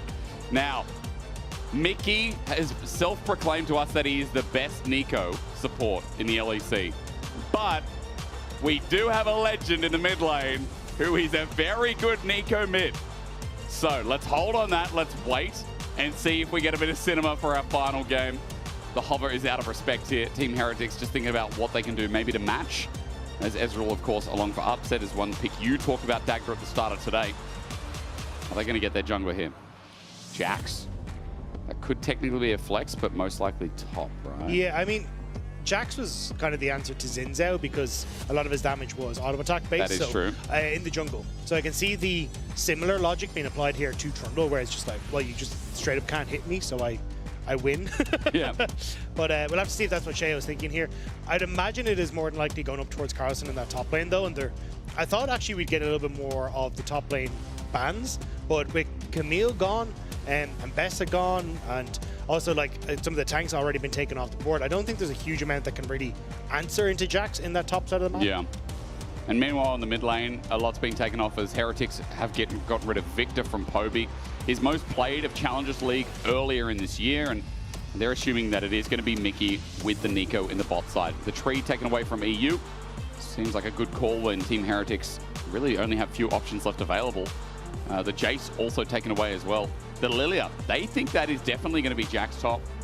Further to that, as that Nico could also be, that Aurora could be anywhere. Could be a mid Aurora, that could also be top right now. We've got some flex being played with. So that's what I was just trying to look up. I was trying to see what Oscar looked like on the Aurora, because I can't think of him in my head that he's actually brought it out, but I could be wrong with that. He's played a lot of picks, so I don't blame you. But I was going to say that's probably the only other thing I'd imagine into the Jax in that top side, but kind of taking that away. So it looks like still going to opt in towards at least some sort of AP answer, and will be Gragas potentially. Hang on, guys, hang on. We've already got Syndra. If we go Veigar top, we may as well run it. And Annie's already been picked in the series so far. Kennen would add a lot of AP. Yeah. Kennen can work into the Jax as well, but yeah, I don't mind Gragas or the Kennen. The only thing is, you're kind of now looking at, okay, can we rely on Mickey with his flashes to close that gap to make sure that we can get the big pop blossom off as that engage, or Poby hitting a Syndra stun to try and set that up. So it is a little bit conditional when it comes towards the engage tools, especially when you've got a lot of like leap strikes or repositioning coming through from Heretics. It's Jax jungle. It is Jax jungle, okay. I mean, that's again, Fnatic used 2 jungle bans. Jax was pulled in early. You talked about the theory behind it running into Trundle, and now Aatrox goes into the Gragas. It feels like for Team Heretics, they played with these flexes really well. Yeah, we'll have to see now if it is going to be able to find that success, because I still think if you can have Camille push in mid and start to join with Jax, that could be fantastic. But in a straight up 2v2, if I'm Fnatic, I can still play the 2v2, just target Camille, right? And then you still end up winning out on the extended play. So I'm curious exactly how you want to try and play the mid jungle on Heretics, but still, I think for Heretics, you've got decent engage, you've got decent side lanes again, good team fighting, and Fnatic, similar story, and a lot more disruption. So I think, again, it is going to come down to how both these teams execute, and Heretics thus far have kind of been the team that's been executing better. Feels like Fnatic as well, to add a layer onto that, there's a bit of range set up too, like Syndra, Ezreal, things like Trundle into the mix with Gragas. That is a paragraph, I'm not reading it, but it says it to what did. Everyone at home can do that for me. It's been on long enough, I may as well have read it. And now I can't. All right, never mind. Look. No, go for it. There we go. Go. It's to what did. I just watched him all morning. Time cameraman just destroyed me. All right, well, game 3. Remember, it's only a single round robin. Winner walks away with the best of 3 win to start off their split in summer. And you've heard every win counts, and sometimes you think it's rubbish, but it really is true here. The winner walking away with a massive head-to-head win, with a massive best-of-3 start. If Team Heretics could do this against Fnatic, it would set a statement in the league before it's even begun. I mean, it also puts the fear of God into SK and BDS and other teams that are kind of competing. We'd imagine, maybe Fnatic included, who are competing for the spots at the bottom, because if Heretics can pick up a win here, it just means that they set themselves up so nicely with maybe we have an extra win over some of those other teams that are competing for playoffs. But honestly, with the way Heretics are playing, they are looking like they would be a moving out of groups, because it's been pretty stellar from them thus far. Clean, mostly, with some individual mistakes, but you're only just back. That can clean up. I just hope it's not like the start of spring. I think from what I'm recalling, with like an insane start, then it breaks off a little bit, ends okay, and then first round of playoffs, bam, done. You know, Vitality could say the same thing last split for spring, right? I put them in the same category, where they felt like they were big contenders at points of the split, but couldn't hold up the consistency. So again, consistency is really important, but in best of 3s, that also matters within the realms of the series. Now, ladies and gentlemen, we've been talking about him all day, and there's one special man out there as well who's also been mentioning him too. Don't forget that we've hyped up the mid laner of Fnatic, who I don't think has been the problem today. I think Poby has had an okay debut, and he's had CS gaps over Camilo in both games. Honestly, Poby's kind of been the person making the plays for Fnatic that has drawn them back from the brink. When you look back to game number 1, it was his play to help Razork stay alive in the Wukong with the shockwave that started that Fnatic rise once more towards the top. And in the last game as well, he had that play, that pick onto Camilo with the flash and stun that nearly turned that game around for Fnatic. So definitely it's been Poby who's kind of been the shining light for me. And I think for a lot of the T1 fans and the T1 team, they'll be looking at him to see that hopefully he can find that success. And honestly, the team can kind of step up around him to support him in that endeavor. It is really nice, again, from Faker and Ona, you saw there, like the support that's come through from old teammates only through a brief window, but old comrades through the same organization in T1. Really think he can do something, and a lot of fans are hopeful as well that he can make his waves in his first LEC split outside of Korea. Good scout of the week here. Poby at full HP. Camilo hasn't been able to touch him. Good sidestep as well. The power of Syndra early. Range is such a big factor. And Camilo in a bit of hell here with orbs down, but Sheo coming in might change it immediately. Poby not going to be flashed on, but he flashes away. So good summoner trade here as Sheo gets one down. Really good flash from Poby to be able to get away from the stun. Sheo didn't want to burn his own flash to try and follow, so Poby able to escape away. But now, not having that summoner spell does mean he'll have to be very careful of potential for like when Flack and Extend reset, potentially for a play on mid. But Razork looking for the dive. He's thinking about the dive. Both summoners are up. Flashes immediately, cleanse, then Flack matches it, but the root underneath turret makes it a disaster. Turning into a minion helps out, and Mickey absorbs the pressure. First blood over to Razork, but they're going again. Dagda, they're going again. Stand up against the turret is going to charge out and at least get Fnatic's flash in the end. Razork has to burn his. Sten does survive for the time being, but Fnatic are denying all these minions against Flacket. Nicely done by Mickey. So turns into the cannon minion so you don't get that ramp damage off the turret, and he's able to just tank that up for such a long period of time. Set up for a kill on Flacket, and a ton of minions now lost. Send, I thought might have been trying to interrupt the resets, but we'll have to be a little bit careful if he did. Pull the minion wave a little bit, hoping he can find a cancel the reset, as you said. Carlson not going to get too much as a body slam from Oscar Rinnan disengages him from the trade. Meanwhile, Razork has moved all the way to topside quite quickly and is defending his topside camp as he starts on the Grok. So I think for Fnatic now, you can already see where Mickey's going on the map. It is the S0 going towards the mid lane. It's kind of the protect mid a little bit until Poby's flash is back up and available. And this is kind of the scary moment we were talking about, is when Flack and Sten go for a reset and Sten is missing, he knows. Yeah, I mean, there's no minion wave. He just came up individually. Yeah, but it's just a case of keep Poby safe from Sten trying to play on mid alongside Sheo when Poby doesn't have the flash, especially as Flacket has gone for that reset in towards his top side, so trying to mismatch the bot lane after that unfortunate reset time of frame.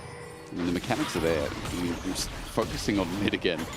And really good side steps as Camilo fast approaching level 6. Poby half the way there as well. Finally, a bit of trade connects. As I've noticed back-to-back games, Dagda, Dark Seal in the inventory, whether that's confidence or just good, good what do you call it?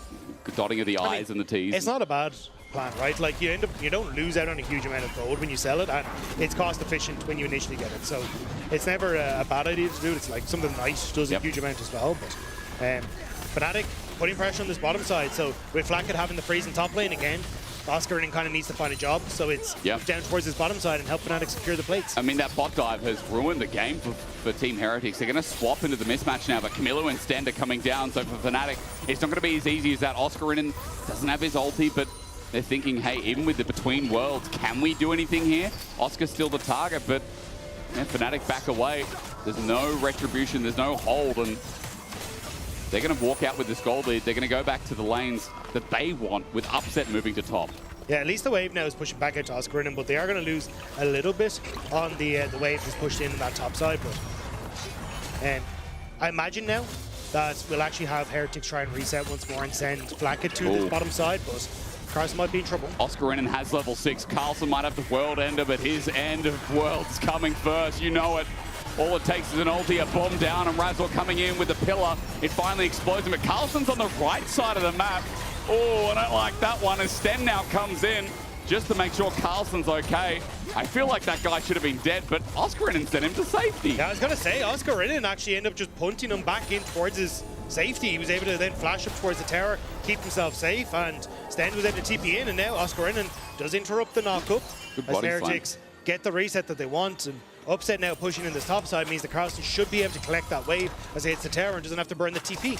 I'm sure that Carlson is going to die there for a second kill for Fnatic, but nevertheless, I come back to what I was highlighting before, the fact that Fnatic are still up in CS, and despite that play not going forward, there's still a CS lead between Oscarinen and Carlson, between Poby and Camilo, and especially between that bot lane that was so successful before. Upset in the mismatch here, looking for yet another play.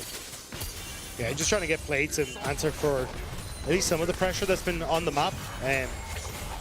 Like, it's Flacket is trying to avoid Upset because he was set behind early, which is why we're kind of seeing now Carlson being the person that takes the L on this, where he's got to try and mismatch into Upset, constantly trying to catch the waves as best he can. But for Flacket, at least it means he gets the farm up relatively freely. Yeah. And even now, it's Shale that's able to get the Dragon, as it'll be Razork who's moving up towards those void groups.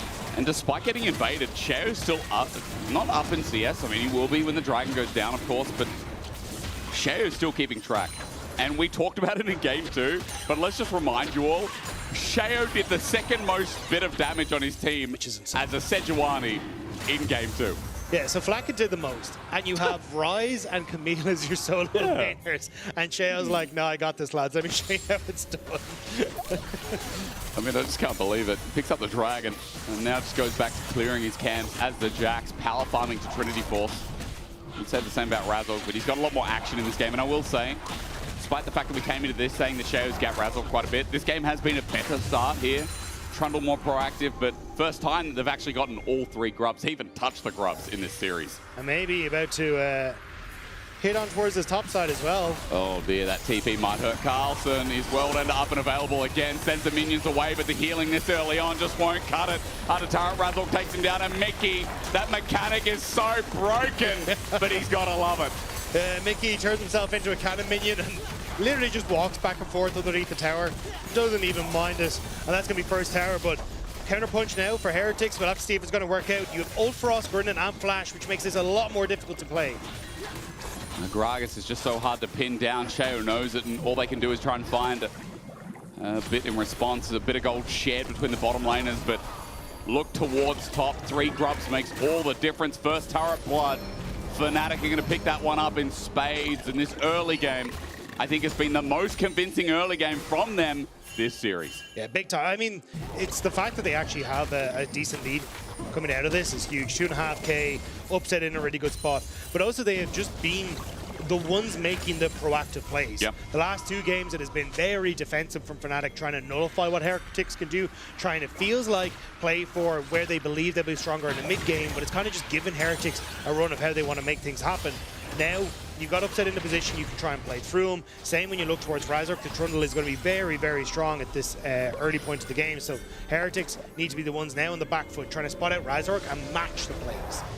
We've got a lot of space to do so for the next 3 minutes. For Razork, it'll just be clear central. He's got his Trinity Force in hand. Shao's obviously a little bit behind, as you can see on the gold screen. Again, we're just going to chill for a little bit. First Dragon was picked up by Team Heretics, and to say that Team Heretics have been picking up early Dragons is quite obvious throughout the 3 games that we've seen so far. But Fnatic in the driver's foot.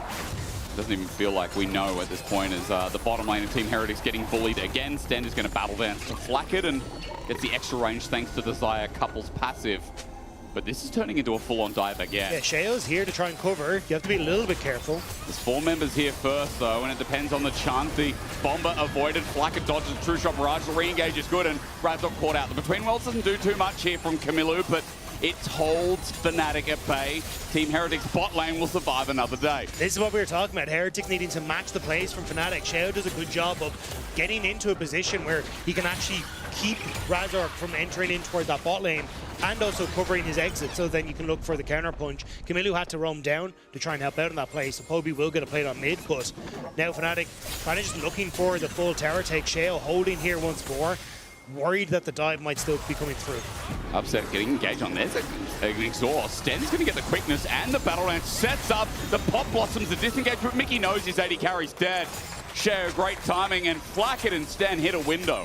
Nice from Sten there. He basically just was like, I'm going to catch you. I get the movement speed coming through from the quickness. So either you try and move away with the arcane shift, and then I follow up with the grand entrance, or you end up just getting caught. Now, Upset did have the flash, so could have at least tried to maybe arcane shift and flash away, but decided to hold on to it instead. And while that's a small moment from Sten in this game alone, I think we've had many of them throughout the series so far. Like, Sten in this game, sure, you know, he's only done a little bit of damage, but I want to highlight that this guy throughout the whole series on the Thresh game, what do we have game one? Alistar Dagda, or was that was Mickey? He was Rel. He was Rel, and he had some of the crucial engages that set up Team Heretics. The Rel game, some of the engages were a bit messy. But the problem was the game got messy, you know? In general, it's been decent. Yeah.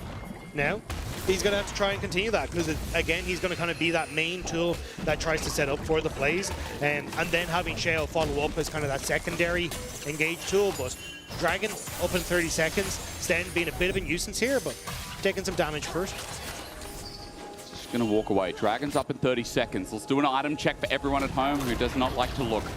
There's Trinity Force now picked up for the Jax as Camilla's just getting rampaged down, flashes away. Well, when Trundle has your number, it's very easy to follow up. PTA burst, and Camilla's out of it. Camilla's gone. Dragon might be gone as a result as well, though. So. You can see the push from Poby on that bottom side. Razor constantly keeping him protected, and also having Mickey there means that they should be able to put pressure on the spot tear and then fall back to Dragon. TP potentially coming through as Carlson looks for the reset, though, and there's a ward in behind Fnatic. Look at the range, the setup we talked about in draft. The Queen World's going to set up first over the turret's gone for Camilo. That might be an in, and Poby just waiting. He unleashes power first, then he scatters. The weak is Camilo. And with the feats of warfare down, Fnatic have picked up already the first five. But Carlson with his flank tries to bring an interim to Heretics. Flashing on upset for the Pop Blossom. It's a disengage turn golden. Mickey sets up a Cho with a counter strike in the backline. Brings the fight back. The feathers for Flackett are great. Scatter the weak. Poby's trying to return the fight to Fnatic. And I think he's done it. The range beautiful from Fnatic. Because when it gets messy, you can believe upset's there to clean it up. Heretics didn't want to commit to the play fully and fast enough that they could actually turn that play around.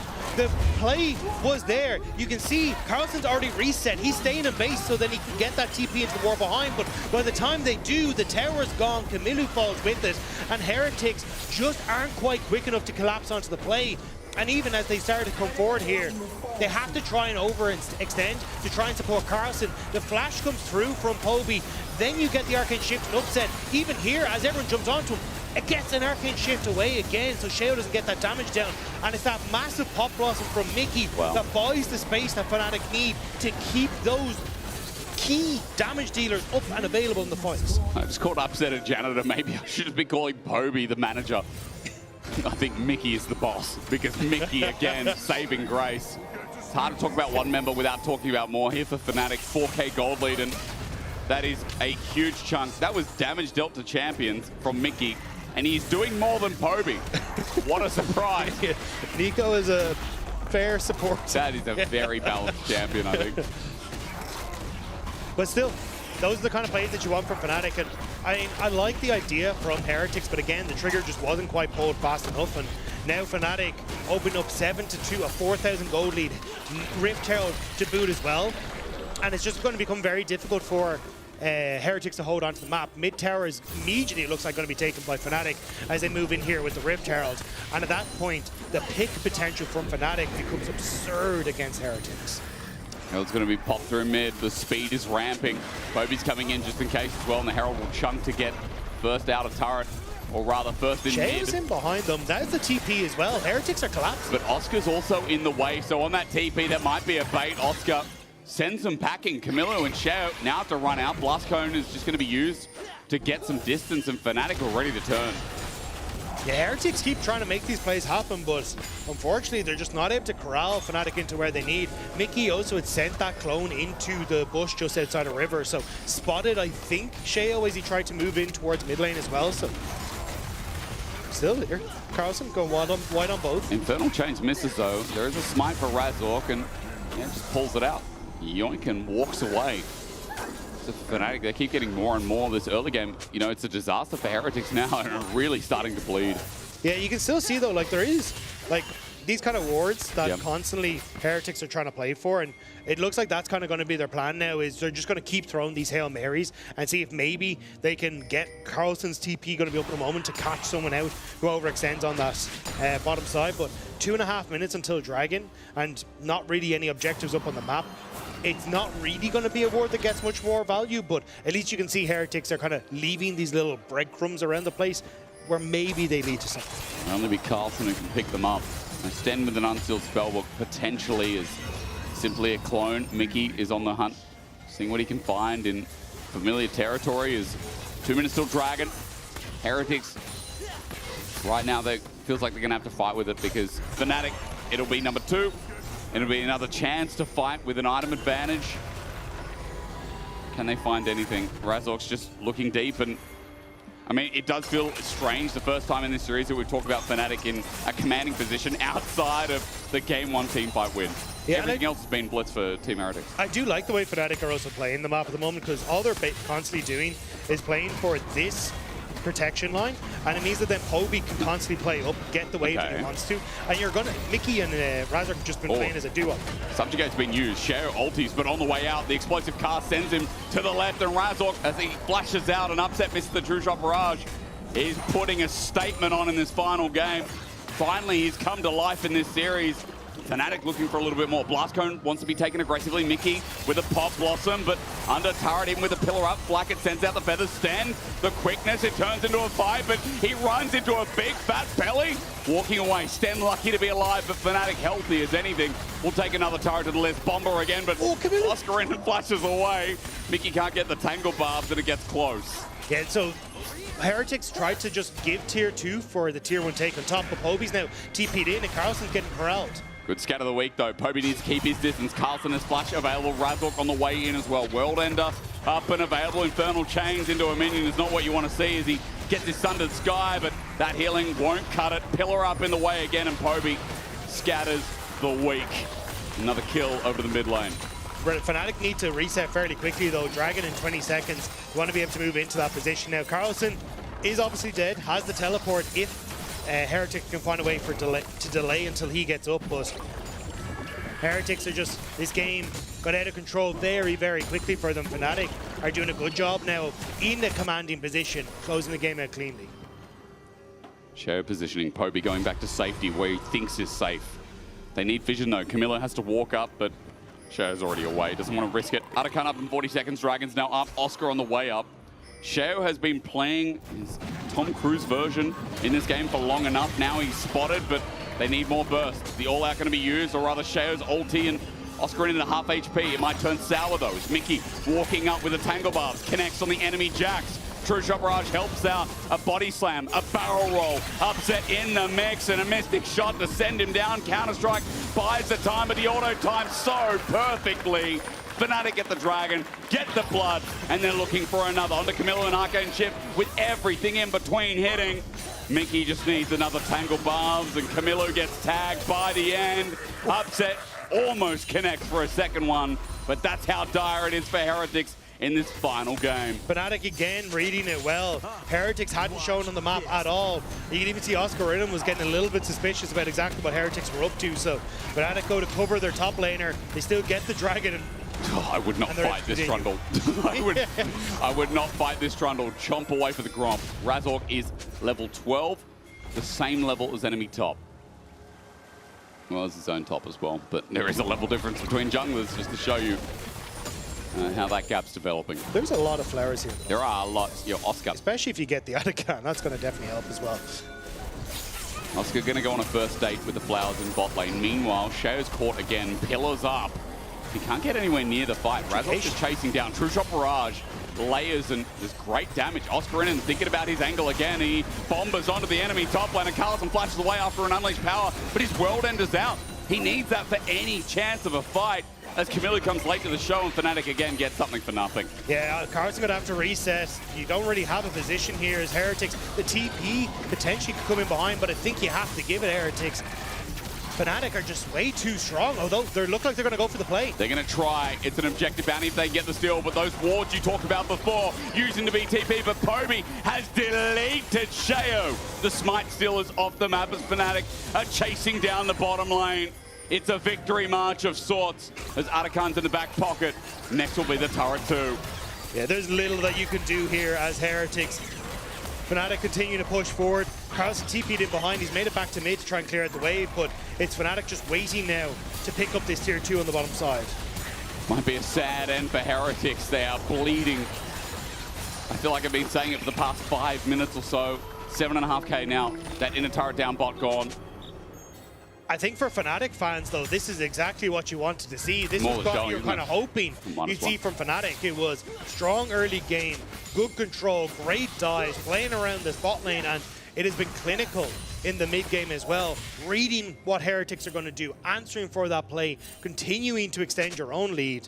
And Heretics just really haven't had a look in. And after game 1 and game 2 looking a little shaky, this is a much better version of Fnatic for game 3. It really is. I feel like Razork's woken up a bit. You know, Poby's had another stable game, but there's actually been tools to play with it this time. In the last game of the Annie, there was the Annie stun, but the follow-up was meager. And this game as well, Upset in another lead, and yeah, he's got more tools to use it for Upset as well. And that's what I was going to say. For game 1, he got 3 kills in the Kai'Sa, but didn't have the support to be like, we are playing around you, we're going to try and extend this lead. Instead, it was a much slower game with Fnatic nearly feeling nervous to do anything on the map. This time around, though, they've been kicking in the door, and they are going to look to kick in the base fairly soon as well. Fnatic are waiting for the Baron, though. 2 minutes, top side of the map, and 140 until Dragon, which would be number 3. The only delaying factor that Heretics have is that they got an earlier Dragon, which has slowed down the game pace, which slows down the escalation of that Infernal Soul. 2.5k gold lead for mid, 2.5 for jungle. I'm looking at a dead man's place for the chase in jungle. I'm looking at 3rd item on the way for Poby, maybe even a Majai's with 10 stacks on the Dark Seal. The problem with Syndra is now that she's at, 100 stacks, now that she's getting closer towards that 120, Dagger, I just worry about that deletion that's going to happen if Flacker can't ult fast enough, if Camilo gets caught on this Aurora as well. And it looks like Sheo might just add to the go grab. You see the bottom of your screen? Tries to predict it over the wall, but Sheo, he slammed against the wall rather than back over. Yeah, I think it's just impossible for Heretics, especially with this composition. You kind of need it to be in the lead so then you can play for the aggressive picks with Camilo and Sheo and Sten. But from this position, it is so difficult because you're already behind and then you're jumping into the Syndra, into the ultimate from Mickey, even the disengage from Oscarinin. Yeah. Finding picks just becomes so hard. I think they found one. Heretics, it's a clone. Razork comes back in. Sten, you just battle dance away. There's no problem there. Good burst onto Razork, and that's Camilo's damage, but he's going to need a little bit more than that to create an explosive presence in his next fight. 25 seconds, Baron is coming to a theater near you. The Dragon at the same time, though, you can kind of see where Fnatic are positioned. They very much know where they want to try and put that focus. True. So it's just going to be pushing mid, pushing already there on the top side of the map, and now Fnatic fall back with all the vision they've been protecting in towards this Baron area. But Heretics still snooping around, and looks like actually with all the vision there, Fnatic still going to be happy to just send a few members over to get the Dragon. Miller did just get his 2nd item. The Shadow Flame picked up Oscarinin, doesn't check the push in time. Top side, meanwhile, Carlson. And if that is going to be a Spirit Shojin, that is not picked up as he returns back to the scene at bottom wave.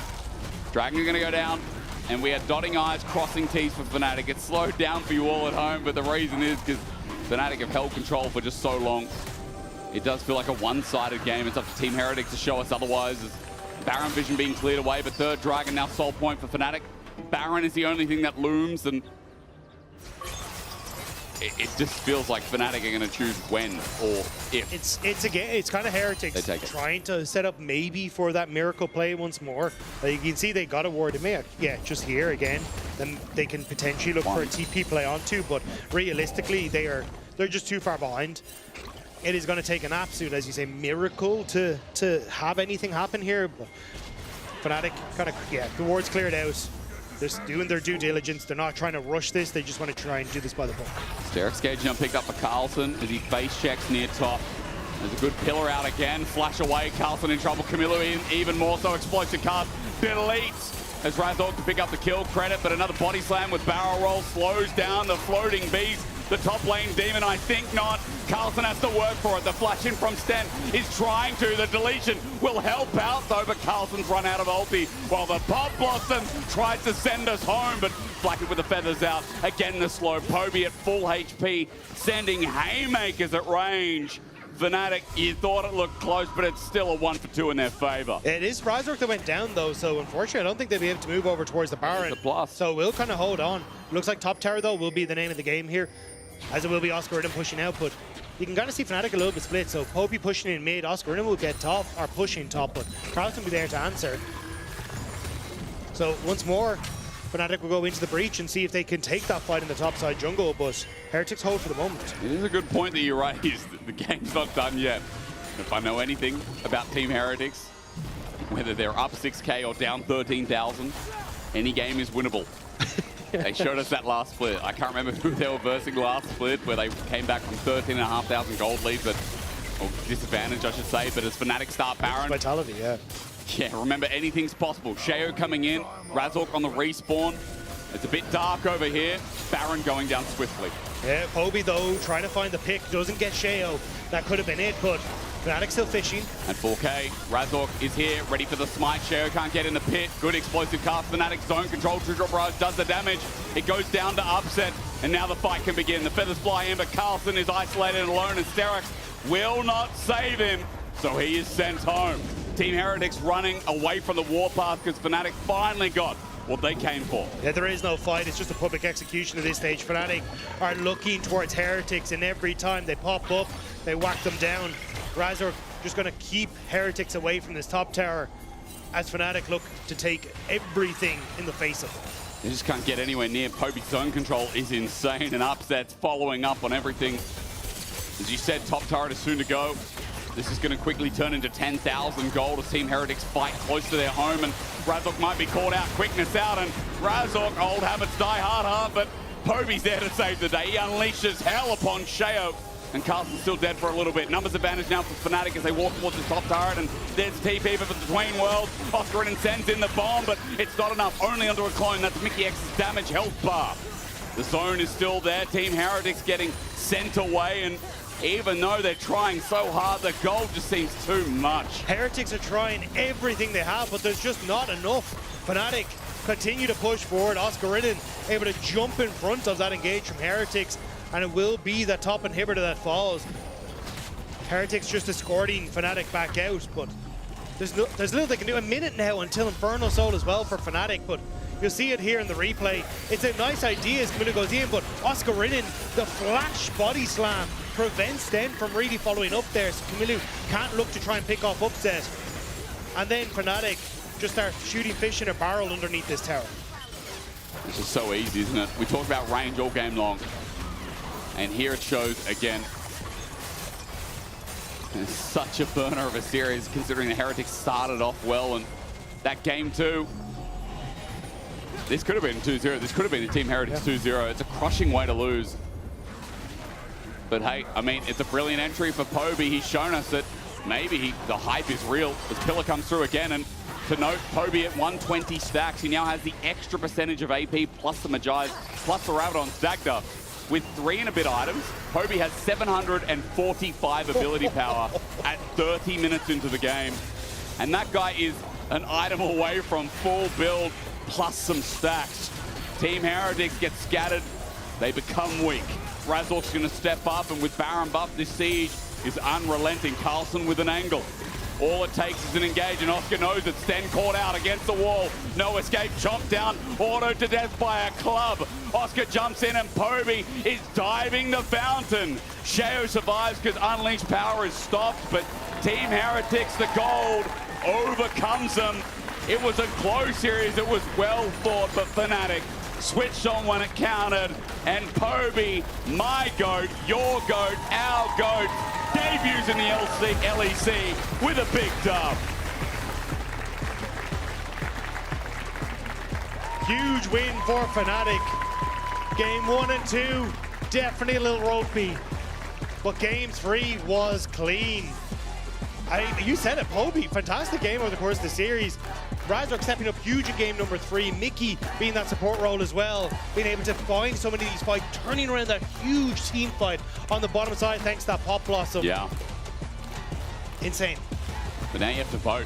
It's a hard vote, but you got to vote for your key player of the series. Who was the most consistent throughout the 3 games? Poby upset on Mickey. Poby very consistent for his debut. Mickey had a pretty insane series when it counted though. And upset was great all around. It's a hard one. Fnatic get their win, but there is obviously a lot to work on. Let's not sugarcoat it. This team, I think, has got a lot to work through in the weeks to come. Yeah, we'll have to wait and see what happens with Fnatic, but also commiserations to Heretics, because although Game 3 got away from them, Game 1 and Game 2 were incredibly strong. They do look really good. I mean, 1 or 2 mistakes here and there was really the difference maker, but Game 2, they cleaned it up, they took the win, and I'm actually very much looking forward to see what Heretics can do in the future as the series starts to progress. I mean, again, there's reason to get excited for Heretics, and it's not just because we say so, but the quality of play does look better, like they stepped up to another echelon in this summer split. Hopefully the rest of their group goes a little bit better. We can see a bit more out of them. For Fnatic, you know, we talk about their quality of life and how they perform today.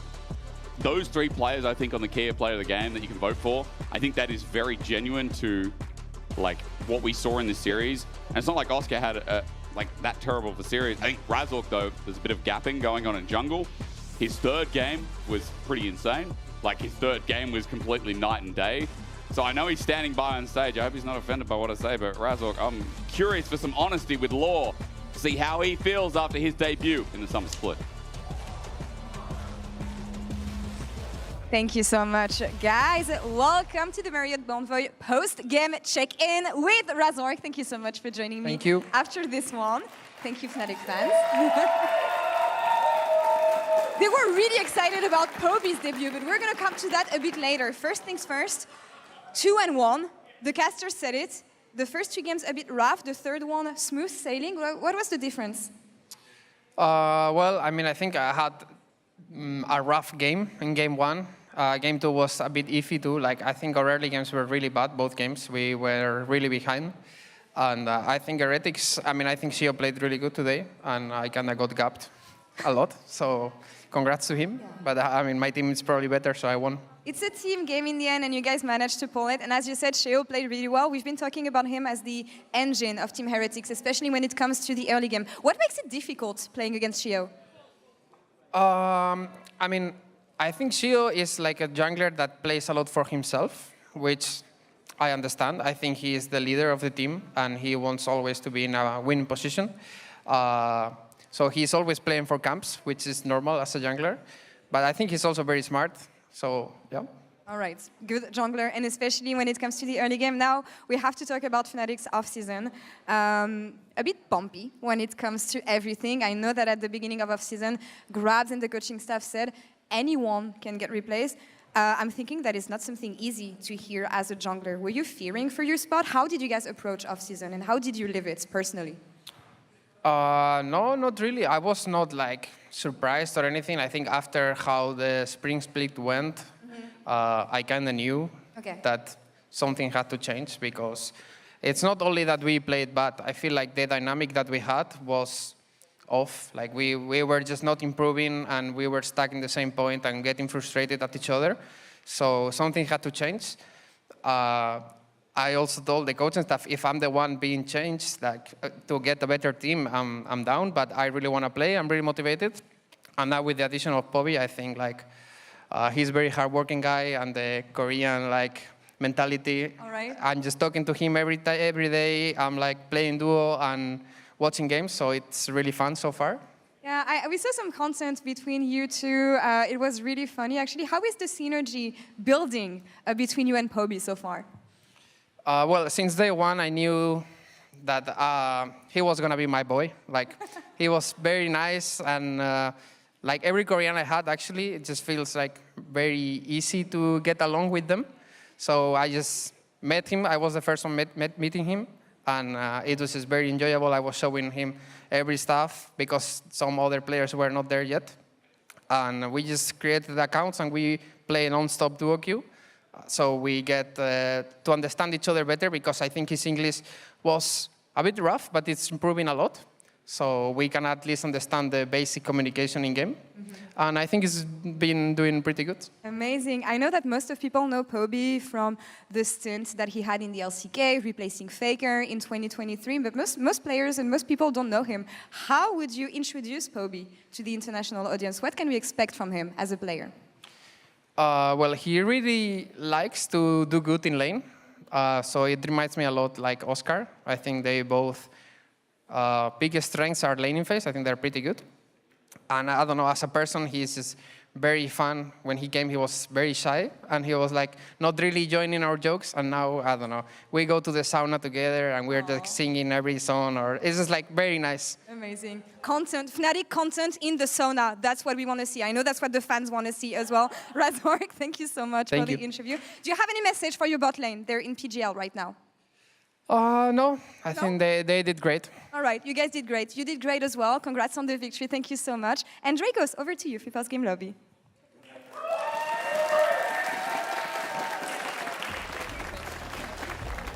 Very close to hot tub, but not everybody had shorts, which feels like an oversight on our part, which is fair. So we got a little business casual here. Gentlemen, Kia Player of the Series, Poby. I want to talk mostly about you guys in this PGL, but some thoughts on Poby, first big stage game? I think he played great, honestly. I think I'm very impressed with him. I think the games were very bad from us, honestly. Like our early games were very bad in the first 2 games, and he managed to keep a calm head and show up in fights. I think we managed to clutch some fights, especially in the 3rd game in the Alcove, so I'm very happy with his performance. Any additional thoughts? All right, very succinct. Bad early game, safe to say. We had a couple post games talking about you, of course, we're focused on getting to the next game. Why was early game such a struggle for you guys today? Very good question. I think mostly draft, I mean, of course. Okay, but bro, like, of course. Can we go back to game 1? Because you said game 1 draft was bad, but that draft looked really playable. Game 1 looked really, really playable. Why was it bad? You saw game 3 how the good draft looks? It was easy. What? How was game 2 draft? That was fine, actually. But yeah, I mean, we just did a lot of bad mistakes. Like, for example, the 2nd game, we were overextending a bit when we were already in a good situation, and then we didn't cover dives, so we got dove twice on stacked waves. So, yeah. It was a little bit of a jungle diff, I have to say, in the first 2 games. We're pathing to top, I don't know why, but it happens. True. But in the last game, we pathed to bot, instantly dove them 2v3. Yeah. So, some stuff to take away, I think, from the series, really important stuff. So, happy that we learned more. I love interviewing you, Upset, because over the years something changed, but something stayed the same, which is why is my jungler pathing top, I think is something I've heard you say every year of your career since you started. I mean, I can agree with him. That's right. Why? Doesn't make sense. Mickey, what do you think? Every now and again, we have to pass up to like throw people off, because like everyone thinks we're going to path the bot, and then one time, and then... I mean, I don't mind the fair 2v2 fight, but the jungle path, like jungles were mismatched, right? Sure, yeah. So I was like kind of like, okay, let's not trade so much, but yeah. In the last game, we were trading.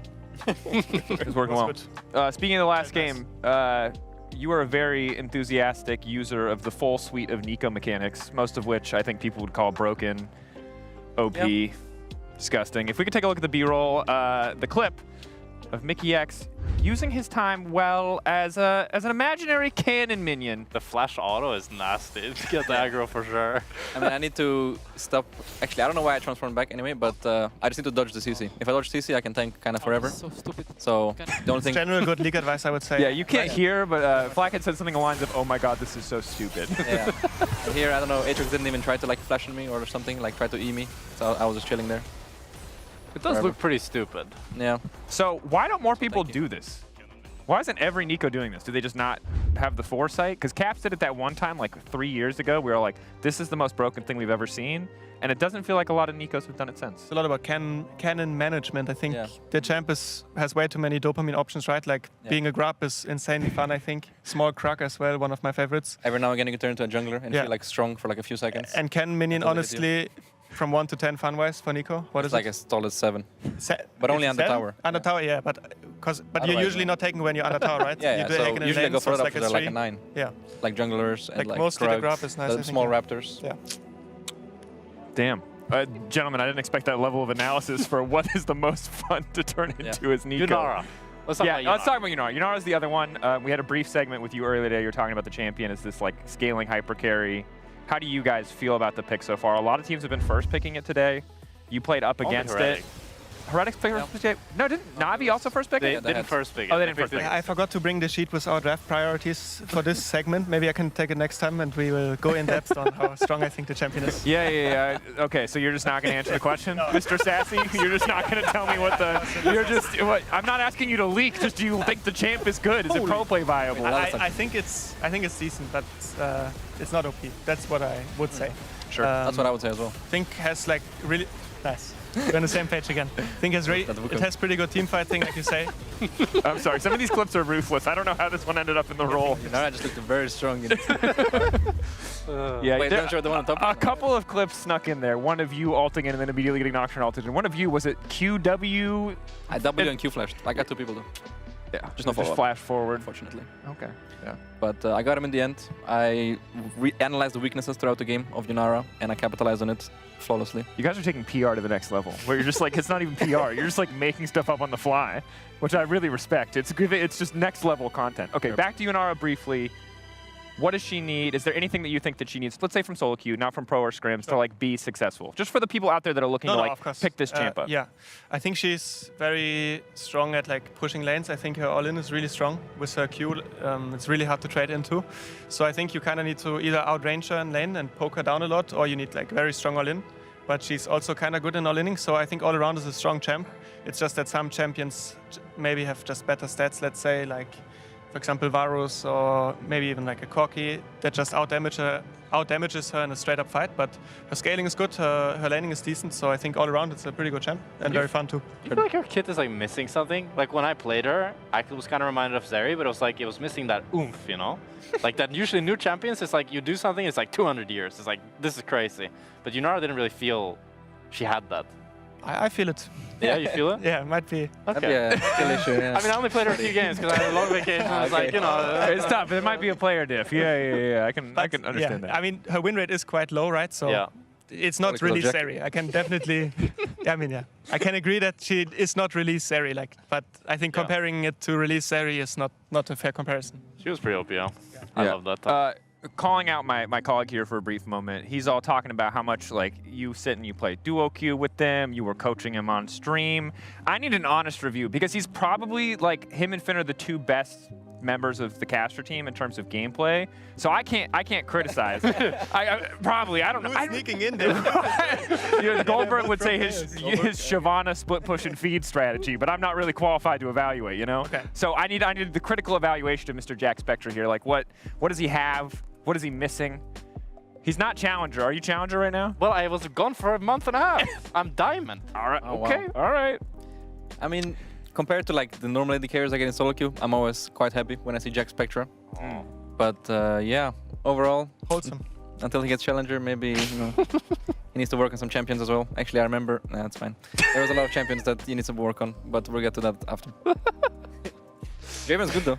Thank you. Tristana, I guess. Anything you'd like to add, Upset? You don't have to. I don't want to ruin this wholesome moment, even though it turned a little bit weird in the end. A little bit weird. Maybe now we can take a chance to look at the standings. Obviously, 2 groups. Every single match is pretty high stakes because it's only the single round robin best of 3. You guys were able to clutch it out. How do you feel about your preparation coming up for your match on Monday? Oh my God, we are first. Yes. Job's done. Yeah, I mean, I think we're just kind of gonna call it for the split. I think we've done what we came here to do. We just wanted to get first. Now that we got it, we're done with the regular split. Get the champagne. Stop the count. Here we are. We've get ready for the 2026. G2 second. We are first. Only nice. Yeah. If we look just at that group, it's like we're in a different year, isn't it? Interesting. Huge. Okay, but you do have another game coming up.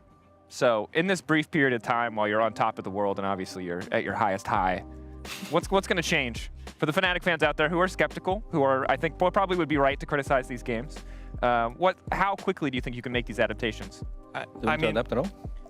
I mean, yes, we need to adapt. I think today definitely was a very, not satisfying showing by us. I think we really need to go deep into it, but it was also first stage game with a new member, and I think all of us were maybe like a little bit.